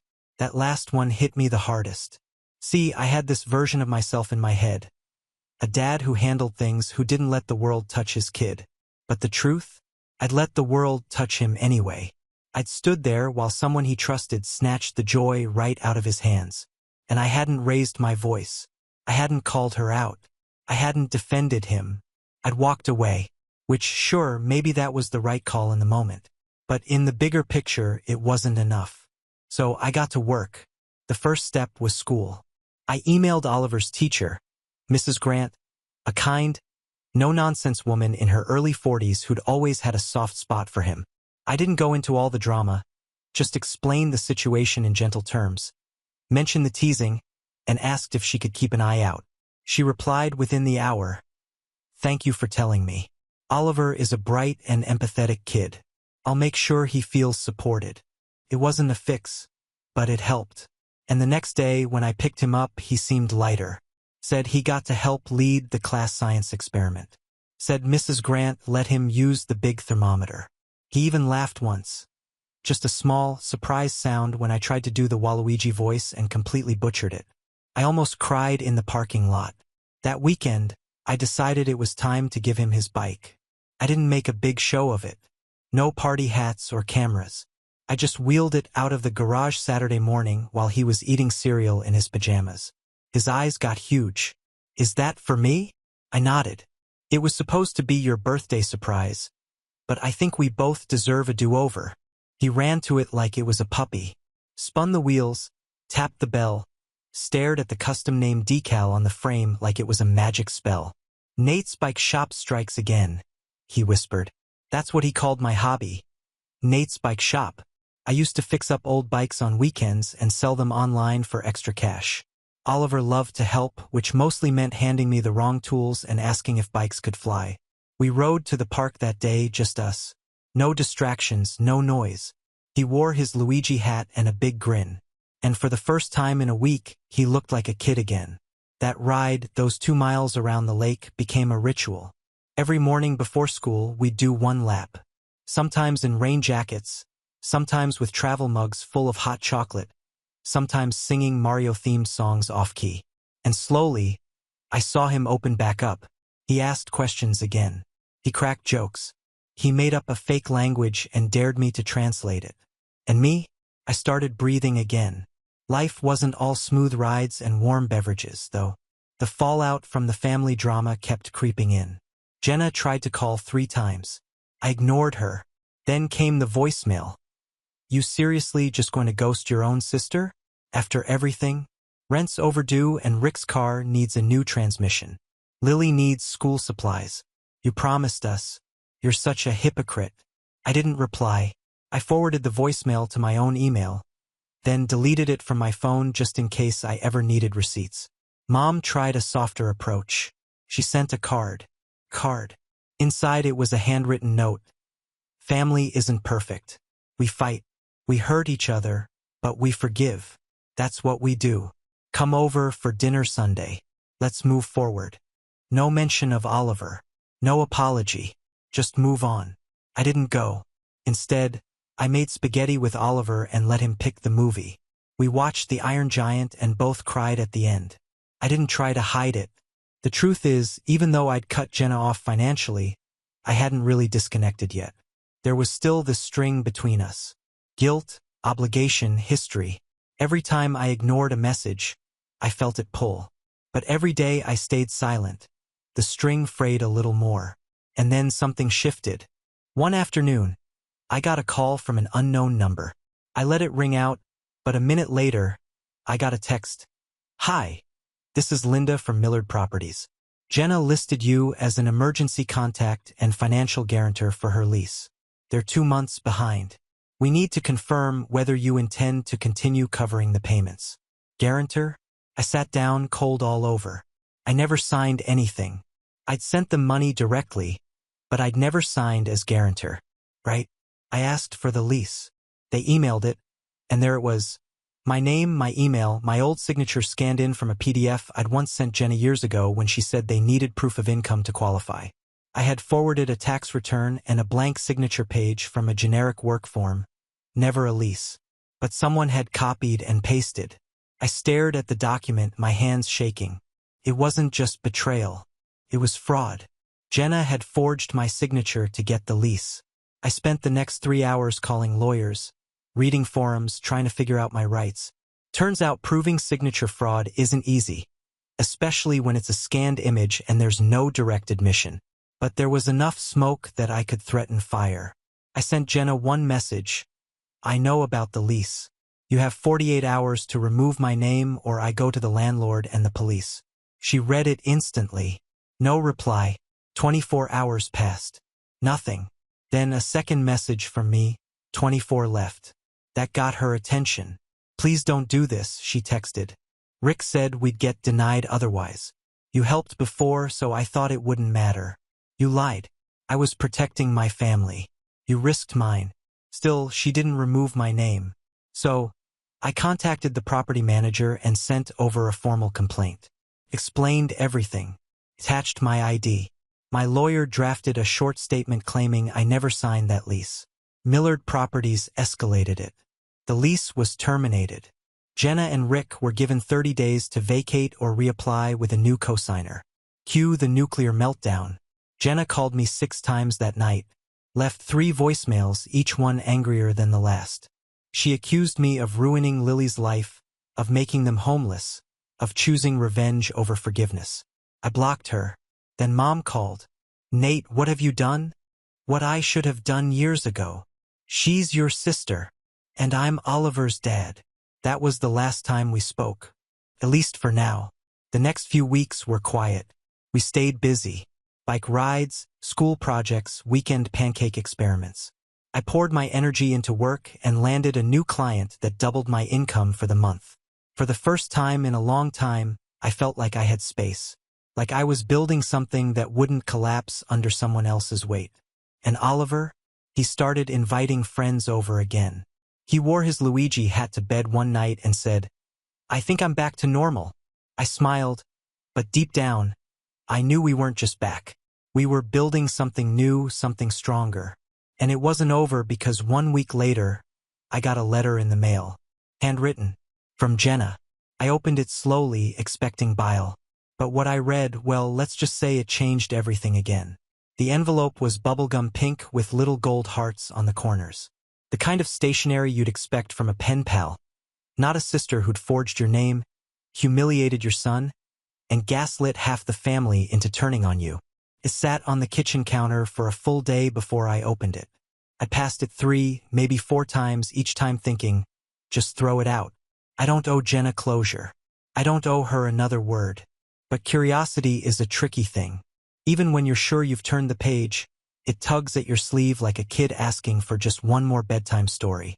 So that night, after Oliver fell asleep on the couch watching Back to the Future, I poured a cup of tea, sat by the window, and opened the letter. It was 3 pages long, written in Jenna's loopy cursive with lavender-scented ink, dramatic from the first line. Dear Nate, I know you probably don't want to hear from me, and honestly, I don't blame you. That was the only honest line in the entire letter. She went on to say how hard things had been, how Rick had lost his job again, how Lily was deeply affected by everything that happened, how Mom had cried for 3 straight nights and couldn't believe her only son would turn his back on his blood. Every line was soaked in guilt, veiled blame, and self-pity. And then came the kicker. I made a mistake with the lease. I admit that, but I only did it because I knew you'd say yes anyway. You always say yes. You're the responsible one, the stable one, the one who fixes things. I guess I just assumed that wouldn't change. It wasn't an apology. It was a confession of expectation. She'd counted on my silence, my predictability, my unwillingness to be the bad guy. She was saying, you trained me to use you, and maybe she wasn't wrong. But that version of me, the one who swallowed his pride for peace, who stayed quiet for the sake of family, that version had already buried himself the day I watched my son stare at the floor with a candle in his hand.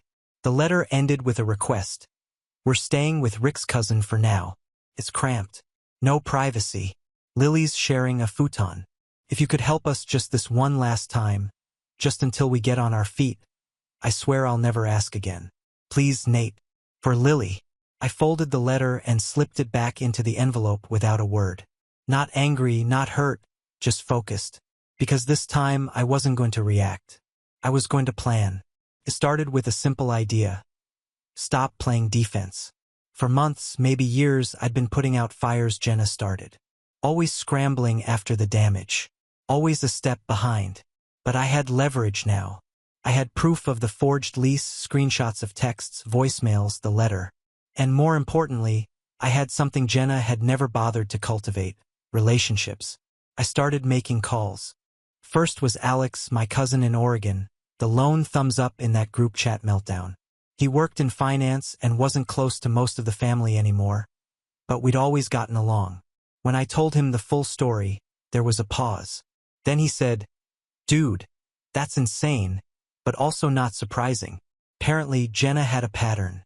When she was in her early 20s, she borrowed $3,000 from their side of the family for medical bills.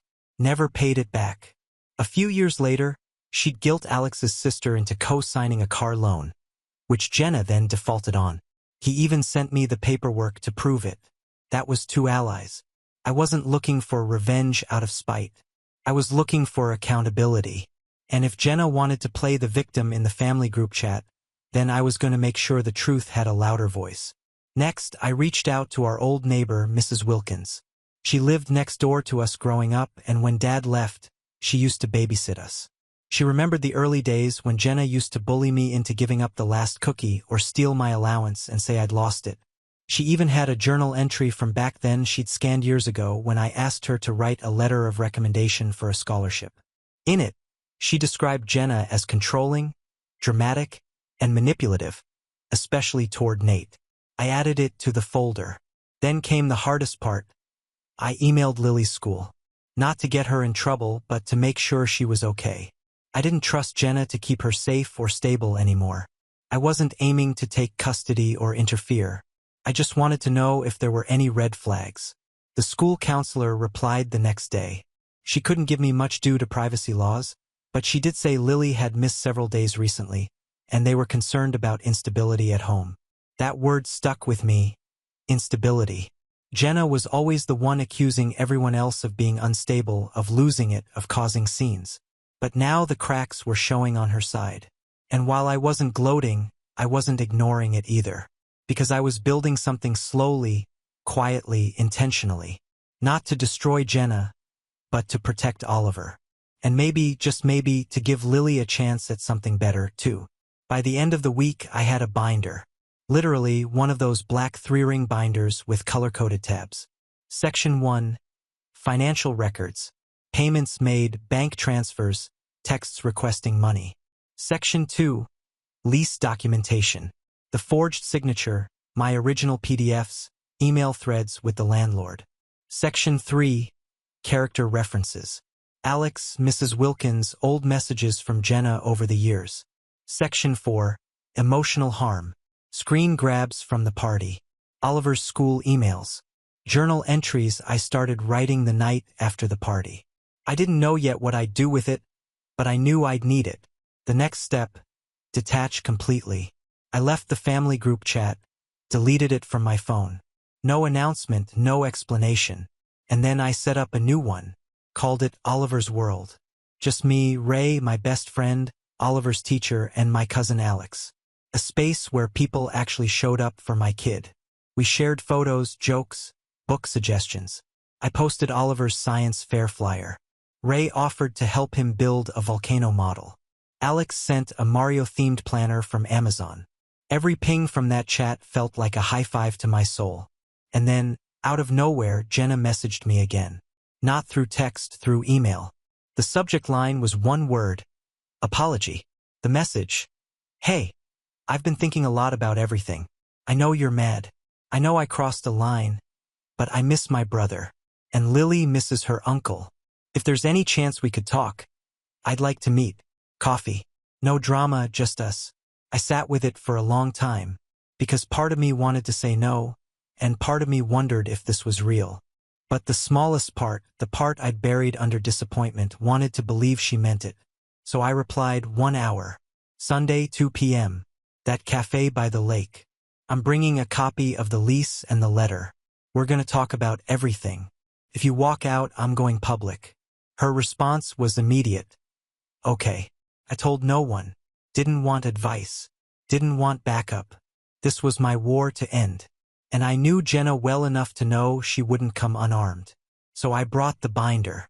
And I brought a plan. Not a threat. Not a tantrum. Just truth. The kind that cuts deeper than screaming. The kind that stays. When Sunday came, I got there early. Sat by the window, ordered tea. And when Jenna walked in, late as always, I could tell something was different. Not in her face, in her eyes. Because for the first time since we were kids, she looked afraid. And I was ready. She walked in wearing a blazer. That's how I knew it wasn't real. Jenna didn't do blazers. She did hoodies with ironic slogans, cardigans she borrowed from Mom, and once an actual prom dress to a baby shower. But never blazers. The blazer meant she was playing a part. It meant she wanted to look composed, responsible, grown up. I saw right through it. She spotted me at the corner table and gave a tight, rehearsed smile. I didn't stand up. She sat down across from me, crossing her legs like we were two executives about to negotiate a merger. I had the binder on the table, closed, calm. "Thanks for meeting me," she said. I didn't respond. She sighed. "Look, I know I messed up. I've had time to reflect, and I realize I handled Oliver's party badly. And the lease thing and, well, everything." Still silent. She fidgeted, pulled at her sleeve, tried again. "I'm sorry, Nate." This time I tilted my head just a little. "For which part?" She blinked. "What? Which part specifically are you sorry for?" Jenna hesitated. "The party? The lease?" I already said. "Are you sorry for making Oliver feel invisible? For lying to me about the lease? For forging my signature and committing fraud? For turning the family against me or for getting caught?" Her lips tightened. "You don't have to be like this. I'm just asking for clarity. I came here for honesty. That's all." For a second, I thought she might actually try, that she might put the performance aside. But Jenna didn't know how to be vulnerable without a spotlight. She leaned back, arms folded. "Fine. I'm sorry. Happy now." I opened the binder. Jenna's eyes dropped to it like it was a weapon. And in a way it was. "This is every rent payment I made for you," I said, flipping to tab 1. "Over $7,400 in total. Not including groceries, birthday gifts, or the down payment I gave you when you said Rick's car got stolen, which I now realize never happened." She opened her mouth. I held up a hand. "Next," I said, flipping to tab 2, "is the lease agreement, the one with my forged signature. Here's my actual signature for comparison. Here's the email I sent you with the blank form. Here's the version with your edits. The landlord has confirmed you submitted it. My lawyer has reviewed it. I have enough to press charges if I choose to." Jenna's face drained of color. "You wouldn't." "I haven't yet." I flipped to tab 3. "Here are testimonies from Alex, Mrs. Wilkins, and a few others. They outline your history of manipulative behavior, financial exploitation, and a pattern of emotional abuse, specifically toward me. These aren't accusations. These are patterns." "You went to Mrs. Wilkins?" she whispered. "You left me no choice." I flipped to tab 4. "Here's a letter from Oliver's teacher about his behavior after the party. And an email from Lily's school counselor flagging your recent instability. I haven't contacted CPS, but if Lily's situation doesn't improve, I will." That finally broke her composure. "You're trying to destroy me." "No, I'm trying to protect my son. And if possible, though I doubt you'll let me, your daughter." Jenna slumped back in her chair. "What do you want, Nate?" And there it was. The only question that mattered. I took out a piece of paper, slid it across the table. It was a formal notarized agreement drafted by my attorney. Nothing complicated, just 3 key points. 1. Cease all financial requests from this point forward. 2. Formally remove my name from any current or future leases, loans, or documentation. 3. No contact with Oliver unless pre-approved by me. It wasn't revenge. It was a boundary, a legal one. Jenna stared at it like it was a death certificate. "This is insane," she muttered. "No, this is freedom." She didn't sign it. Not then. She shoved her chair back, mumbled something about needing time, and left the cafe in a huff. the blazer trailing behind her like a white flag she couldn't quite bring herself to wave. I sat there still, the binder in front of me, and then I pulled out my phone and made one final call. The next week, I called Mom. I hadn't spoken to her since our last tense conversation, but she deserved to know. She answered on the second ring. Nate, hey, I just wanted you to hear it from me. Okay? I met with Jenna. I presented her with a formal agreement. I've decided I'm no longer engaging in any family financial assistance. That includes her, Rick, or anyone else. Silence. Then, Nate, I know she's a lot, but she's still. Mom, don't, please, just listen. She went quiet. I spent years cleaning up her messes, paying for her decisions, being the bad guy when I said no, and then being the villain when I finally stood up for my kid. I can't do it anymore. I won't. I'm not asking you to pick sides. I'm just letting you know that from this point forward, I'm done being the one everyone leans on. I'm building something better for me and for Oliver. And if that makes me selfish, fine. Mom exhaled. She's not doing well, Nate. She's saying you threatened her. She forged a lease with my name. I could have had her arrested. Another pause. Longer this time. Then, what can I do?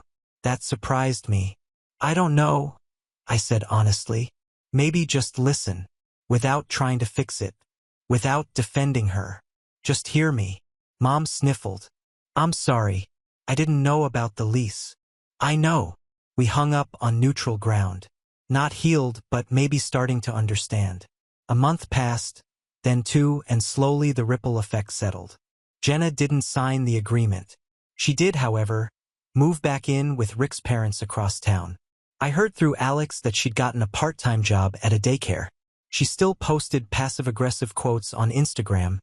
Family isn't always blood. Some people only love you when you're useful. That kind of thing. But there were no new rent requests, no voicemails, no forged documents. Lily started showing up at Oliver's school again. I didn't stop her from saying hi at pickup. She ran up once and hugged him. He smiled. I let it happen because none of this was her fault. She's just a kid, like Oliver, trying to grow up in the middle of other people's storms. As for us, we kept building. We took a weekend trip to a cabin by the lake, built snowmen, made s'mores. Oliver beat me at chess for the first time and demanded I call him Grandmaster O for the rest of the weekend. He started therapy too, not because he was broken, but because I wanted him to know that healing doesn't mean hiding. He made a comic book about a superhero named Dadman Powers included building bikes, making pancakes, and turning invisible when people fight. I cried when I read it. I framed it for his room. And then one night, 6 months after the party, I got a knock at the door. It was Jenna. No blazer this time. No makeup, no agenda. Just her holding a manila envelope. I signed it, she said. The agreement. I had it notarized. I took it, checked the stamp. It was real. I'm not asking for anything, she said. Just wanted you to know I got the message loud and clear. I nodded. She turned to leave. But before she did, she paused. Tell Oliver I'm sorry. I know it doesn't fix anything, but I mean it. I didn't respond. She left without waiting for one. That was the last time I saw her. No dramatic endings, no tearful reunions. Just boundaries finally respected. And silence. The good kind. The kind that feels like peace. Not absence, but space. Space to grow. Space to breathe. Space to ride bikes with your son around a quiet lake and know deep in your bones that you're no longer shrinking to keep others comfortable. You're finally standing tall. I gave Oliver a new bell for his bike last week. He rang it 3 times, then grinned up at me and said, "Race you to the end, Dad man." So I smiled back and said, "You're on."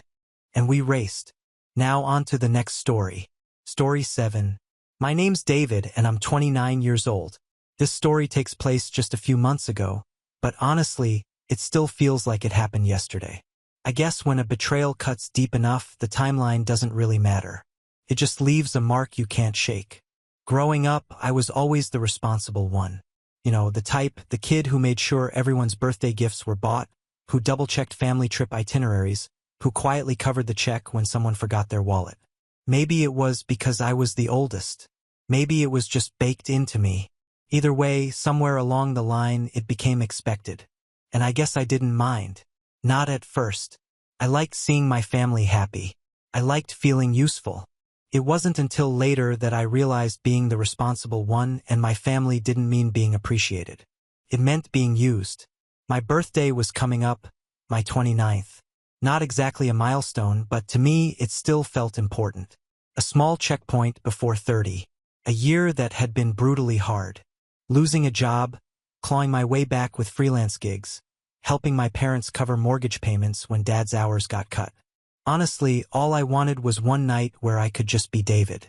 Not the emergency fund, not the fixer, not the guy solving everyone else's mess. Just me. So, I decided to plan something nice. Nothing extravagant. Nothing crazy. I booked a cozy private room at this restaurant. I loved a little Italian place tucked away from the main strip. I paid the deposit myself, picked a preset menu so no one had to stress about prices, and even went the extra mile. I ordered small personalized gifts for everyone. Little things based on inside jokes and shared memories. A custom bowling pin keychain for my brother Matt because of all the nights we spent at the lanes growing up. A delicate charm bracelet for my mom that mirrored one she'd lost years ago. A vintage vinyl for my dad that he used to play on Sundays. I wanted it to feel like a thank you as much as a celebration. I sent out the invites a month in advance. Group text, calendar reminders. I even followed up the week before just to make sure everyone had the address and the time locked down. Everyone responded with thumbs ups, hearts, even a few can't wait messages. I should have known better. I should have felt the cracks even then. The day came. I was nervous, sure, but excited too. I got to the restaurant early, helped the staff arrange the gifts at each seat, triple-checked everything. The manager even commented on how thoughtful the setup was. "Your family's lucky," she said with a warm smile.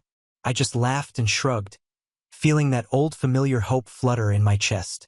Maybe this time it would be different. Maybe this time they'd really show up. 7 o'clock came. I checked my phone. No new texts, no missed calls. I told myself they were just running late.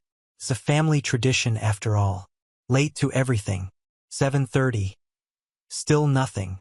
I laughed it off with the server saying something about traffic. 8 o'clock. The pit in my stomach started to grow. I stared at the empty chairs, at the gifts sitting like accusations in front of spotless plates. At 8:15, the manager approached, awkwardly clearing her throat. "Sir, do you want to order now? We'll need to start wrapping up the kitchen soon." I nodded numbly, thanking her, trying not to let the heat creeping up my face turn into full-blown humiliation. I packed up the gifts quietly, left a generous tip for the trouble, and walked out into the cool night air with a hollow feeling in my chest. I sat in my car for a long time, just staring at the steering wheel. I didn't cry. I didn't scream. I just sat there frozen until my phone buzzed in my lap. For one heart-topping second, I thought maybe it was them. Maybe some massive apology, some explanation, some car accident or miscommunication. No, it was worse. My brother Matt had posted a series of photos. Him, my parents, a couple of cousins, all at a bowling alley across town. Big stupid grins plastered across their faces. They tagged the post to family night. No mention of my birthday, not even a sarcastic jab. Just nothing. Like I didn't exist. My stomach twisted so hard it felt like I was going to be sick. I scrolled through the photos in a daze. There was Matt posing mid-bowl, laughing with his arms slung around our cousin Kyle. There was my mom throwing up peace signs with a glittery pink bowling ball. My dad, red-faced and grinning at the snack counter like they hadn't promised they'd be with me tonight. Like they hadn't RSVP'd, hadn't hyped up how special they wanted to make it. I sat there for a few minutes staring at the screen, the neon reflections flashing against the glass. And then, in a kind of detached haze, I started adding things up. How many months I'd floated my parents' electric bill. How many times I'd slipped Matt cash when he came crying about a rough month. How often I'd driven halfway across town to help someone move, fix a fence, dog sit last minute. How easy it had been for them to push me aside when I wasn't useful. I didn't scream. I didn't slam the steering wheel. I didn't call or text some emotional essay demanding answers. No, I just opened my banking app. I moved a few things around, paused a few payments, canceled a few auto transfers, and then once everything was neat and tidy and final, I opened our family group chat. I stared at the blinking cursor for a long time. Then I typed, simple and cold. Good luck covering your bills without me. I hit send. I watched the little delivered check marks pop up one by one. And then I locked my phone and drove home without another thought. The next morning, the first few texts rolled in. Jokes mostly. My brother sent laughing emojis. My mom asked if I was still sulking about a little misunderstanding. Dad sent a photo of a bowling trophy he'd won, captioned, "Winner circle like nothing was wrong." By noon, the tone had changed. "David, can we talk? Seriously, can you fix the transfer? It's just a glitch, right? Hey, mom's freaking out. Please call dude. The mortgage bounced. What the heck? David, come on. Don't be like this." The messages kept piling up, begging, pleading, apologies that sounded more desperate than genuine calls. 2. My phone buzzed nonstop, vibrating off the kitchen counter like it was possessed. I didn't answer. I didn't even open the messages after a certain point. I just sat back sipping coffee, staring out the window at the first flakes of an early snowfall, feeling empty, not victorious, not smug, just tired. So tired. And somewhere deep in my chest, a quiet voice whispered, "Maybe it's finally time to stop setting myself on fire to keep people warm." But that wasn't the end of it. Not even close. The thing about pulling the plug on people who see you as a walking safety net is they don't just panic. They scramble. They start making mistakes. And in my family's case, they made some pretty spectacular ones. The next morning around 9 a.m., I got a call from my mom's number. I didn't answer. 10 seconds later, my dad's number popped up. Decline, then Matt's, then Kyle's, then my aunt's. It was like a machine gun of desperate attempts to get through. For the first time in my life, I didn't feel guilty about ignoring them. I felt free. Every buzz of my phone was just more proof that they were finally feeling a fraction of the abandonment they'd made me sit with the night before. By noon, the group chat had exploded. Screenshots of bank statements, overdraft fees, mortgage company emails, my dad's car loan payment bounced. My mom's utilities flagged for disconnection. Matt had apparently tried to buy something at Best Buy that morning and got embarrassed at the counter when his card was declined. It was like watching dominoes fall one after the other. At 2 p.m., I got a text from my mother that if I hadn't been so numb might have made me laugh. "David, enough is enough. Stop being childish. Family forgives. Fix this. Family forgives. Right? Unless it's my birthday, apparently. Then family goes bowling without a second thought." I didn't reply. I just muted the thread. The thing is, they didn't know the half of it yet. Over the years, out of sheer practicality and, stupidity, I had slowly wounded myself into all of their financial lives. I was the secondary contact on my parents' mortgage because my credit score was better. I was the emergency cosigner for Matt's car loan because he was getting back on his feet after that failed business venture. I had set up direct debits for little things, mom's phone bill, dad's gym membership, even the streaming services they loved because they kept forgetting and getting late fees. They didn't realize that most of those auto payments came from my account. They were like people living in a house with invisible scaffolding. They never noticed it until it was gone. The next morning, the email started. Not from my family, from the companies. Notice of cancellation. Delinquent account warning. Immediate attention required. I sat there drinking my coffee, deleting each one as it came in. By the third day, the voicemail shifted tone entirely. No more jokes. No more passive-aggressive family first guilt trips. Now it was frantic. "David, please just call me back. We didn't mean to hurt you. Son, your mother is in tears. She hasn't slept. Can't you forgive us? We're family, bro. Listen, we messed up. Okay? Don't do this. You know they'll take the house if the payments don't go through. Please, man. Please." And for the first time in my life, I realized something huge. Something I think I had been avoiding for a long time. They didn't love me. They loved the things I did for them. The security I brought, The way I could clean up messes they didn't even bother pretending to fix themselves. I wasn't a son or a brother or a cousin. I was a safety net. And now they were free falling. By the end of that first week, my aunt, who had always played the peacemaker role, texted me directly. A long rambling message about how holding grudges isn't healthy and real family sticks together during hard times. She ended it with, "You're punishing everyone for one little misunderstanding. It's time to grow up, David." One little misunderstanding, right? Because setting up an entire birthday dinner, paying for everything, getting excited like a fool, and then sitting alone for hours while your family laughs and bowls and forgets you even exist, that's just a tiny little hiccup. No big deal. At that point, something inside me, something old and raw and heavy, snapped into place like a final puzzle piece. I realized there was no apology coming. Not a real one. Anyway, just excuses, just manipulations, just more demands disguised as healing or family values. Still, I stayed silent. That Friday night, I went out by myself, something I hadn't done in years. I wandered into a bookstore, bought myself a new novel, grabbed a latte from a quiet cafe, and sat on a bench downtown reading under the streetlights. It wasn't glamorous. It wasn't loud, but it was peaceful. For once, I wasn't checking my phone every 5 minutes. I wasn't wondering who needed me or what bill needed paying. I was just me. Meanwhile, back at my parents' house, the panic was reaching a boiling point. Apparently, the mortgage company had called them directly demanding payment on the past due balance.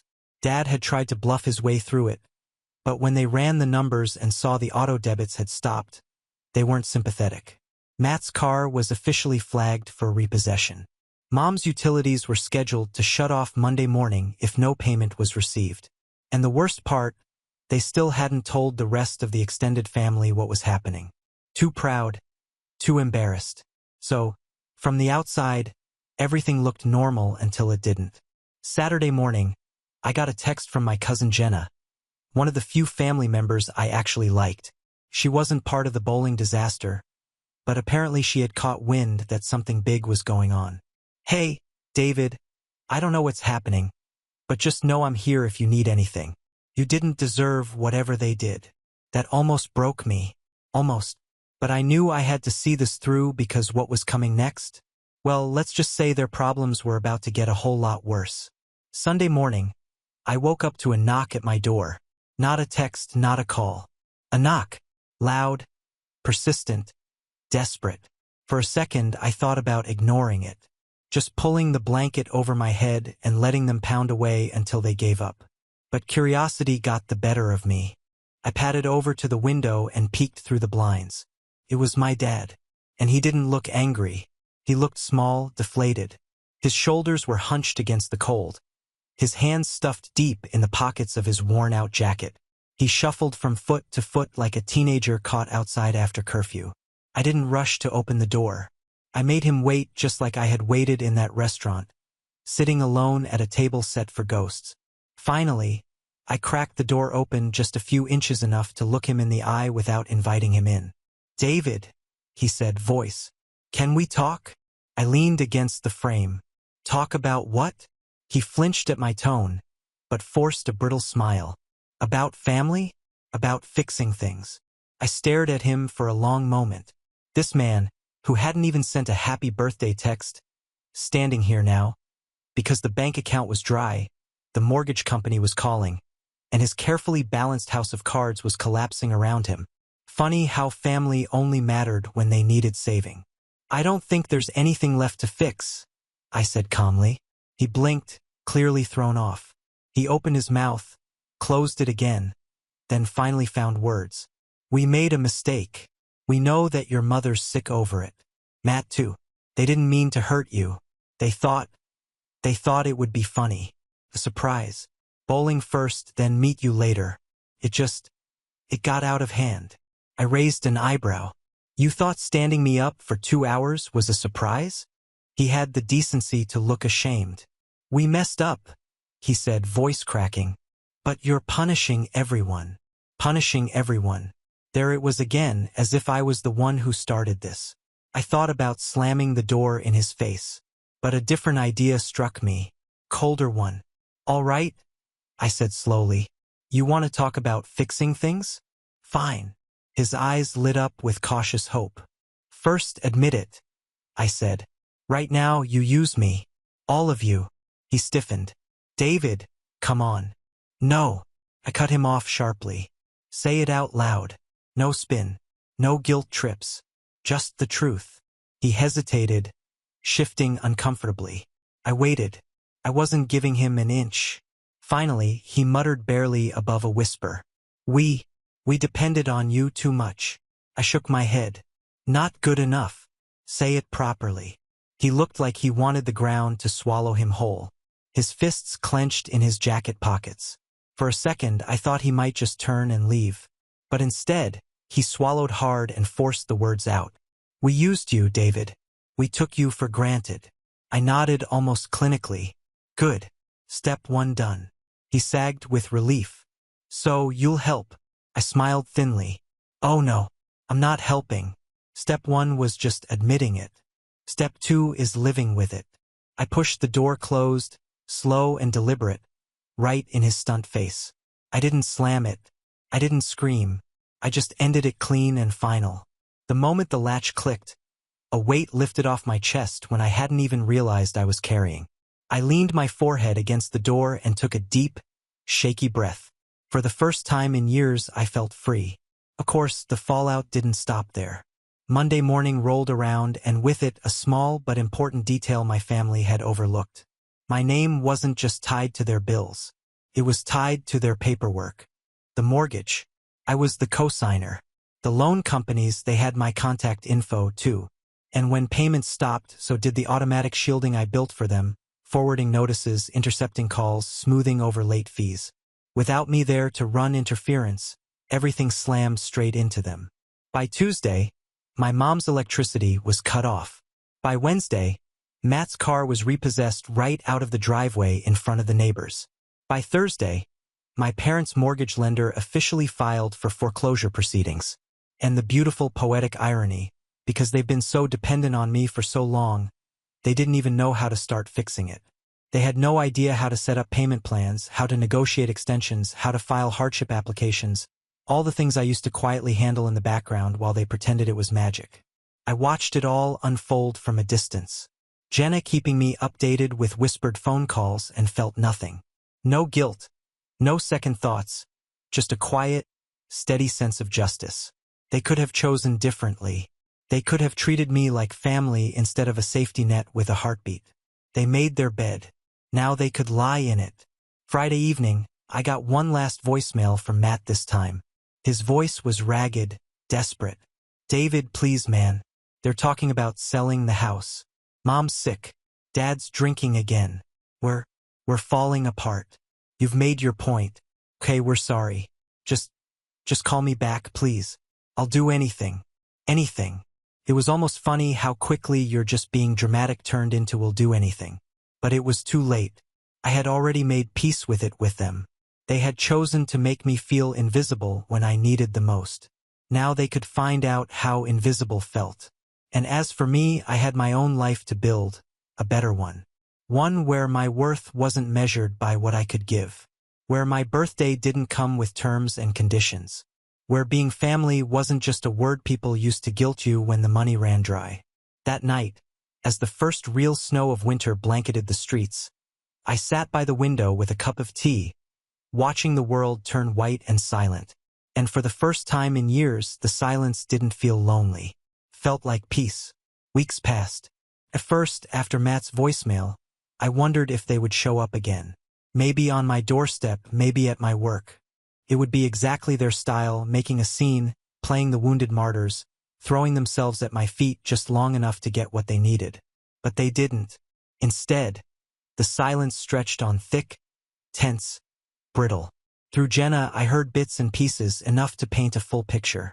Without my financial scaffolding, the house slipped faster than they could react. The foreclosure notice was posted right on their front door. Bright yellow and impossible to ignore. Neighbors started whispering. Church friends stopped visiting. Even some of the extended family, the ones who had always nodded along while my parents bragged about how close-knit we were, started pulling away once they realized the cracks were showing. And there were cracks everywhere. Mom's utilities had been restored temporarily. She'd scraped together enough with some emergency funds she begged from relatives. But it wasn't enough.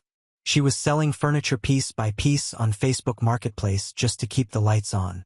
Dad tried to pick up extra shifts at his job, but it was too late. His reputation, once solid, had started slipping when the foreclosure rumors spread. Customers didn't want to trust someone who couldn't even manage his own home. His hours were cut even further. He spiraled. Without a car, he lost his main source of income, the gig jobs he hopped between to make ends meet. He crashed on couches for a while, then finally moved into the crumbling house with my parents, all of them clinging to each other in a sinking ship. It would have been easy to feel sorry for them. Easy if I didn't have the clear, unshakable memory of sitting alone at that restaurant table, staring at untouched plates and gifts carefully picked for people who had decided I didn't matter. I went back to therapy, a different therapist this time, someone who specialized in family dynamics and boundaries. She helped me dig into the rot. All the years of quiet expectation, all the unspoken rules I had followed out of loyalty, guilt, fear of abandonment. She showed me that I hadn't been selfish for stepping away. I had been surviving, and little by little I built something new. I moved out of the small apartment where I'd spent so many nights waiting for emergency calls from them. I found a place on the edge of the city, a modest condo with huge windows that overlooked the park. I started saying no without apology to extra shifts I didn't want, to friends who only called when they needed something, to old habits that kept me small. My birthday came and went quietly the next year. No grand party, no elaborate dinner. I spent it hiking through the woods with Jenna, one of the few people who had stood by me without conditions, and a few new friends I had made through a local book club. At the top of a ridge, looking out over a wide expanse of trees touched gold by the setting sun, Jenna handed me a small gift, just a simple notebook with a leather cover. On the first page she had written, "You deserved better. You still do. Here's to writing your own story from now on." I laughed. I cried a little too. But it wasn't the kind of crying that leaves you hollow. It was cleansing, like rain after a drought. The final nail in the coffin of my old life came 6 months after that disastrous birthday. I was at work when my phone buzzed with an email notification. It was from the mortgage company. I almost didn't open it. I had trained myself not to care, but curiosity tugged at me. I clicked. The house had been auctioned off, sold to a young couple who planned to gut it and start over. My parents had moved into a small rental apartment on the outskirts of town. No porch swing, no backyard BBQs, no big family holidays, just a 2-bedroom box with peeling linoleum floors and broken mini blinds. Last I heard, he was working nights at a gas station. Minimum wage, no car, no credit, no fallback. I should have felt victorious, maybe even vindicated. But the truth was, I just felt done. Their downfall wasn't a triumph. It wasn't a trophy I wanted to hang on my wall. It was a reminder of the cost of letting people treat you like an afterthought, and a promise to myself that I would never let it happen again. About a year after the collapse, I got one last message from my mother. A simple email, no subject line inside, just a few lines. "We know we hurt you. We're sorry. We lost everything. We lost you. We understand if you never want to hear from us again. But if you ever do, the door's open. No guilt trips. No begging. No manipulation. Just acknowledgement." It should have felt satisfying. Didn't. I didn't reply. Not out of hatred, not out of spite, but because the chapter was closed. Some things once broken don't go back together the same way. Some bridges once burned aren't meant to be rebuilt. And sometimes moving forward means accepting that the apology you needed years ago, the love you deserved all along, may never come the way you dreamed. But that's okay, because you find new dreams. New family, the kind you build from scratch, not the kind you're born into. New places where you're wanted for who you are, not for what you can give. New birthdays that are quiet but genuine. New peace that doesn't ask you to pay for it with pieces of yourself. Today, when I think about that empty restaurant table, it doesn't sting the way it used to. It feels like a crossroads. A place where I sat alone, yes, but also where I chose myself for the first time in my life. And honestly, that's a pretty amazing thing to celebrate, not just on my birthday, but every single day. We have reached the end. If you enjoyed this video, please be sure to like and subscribe to the channel for more videos like this, and give us your thoughts about the stories in the comments section. Thank you and see you in the next video.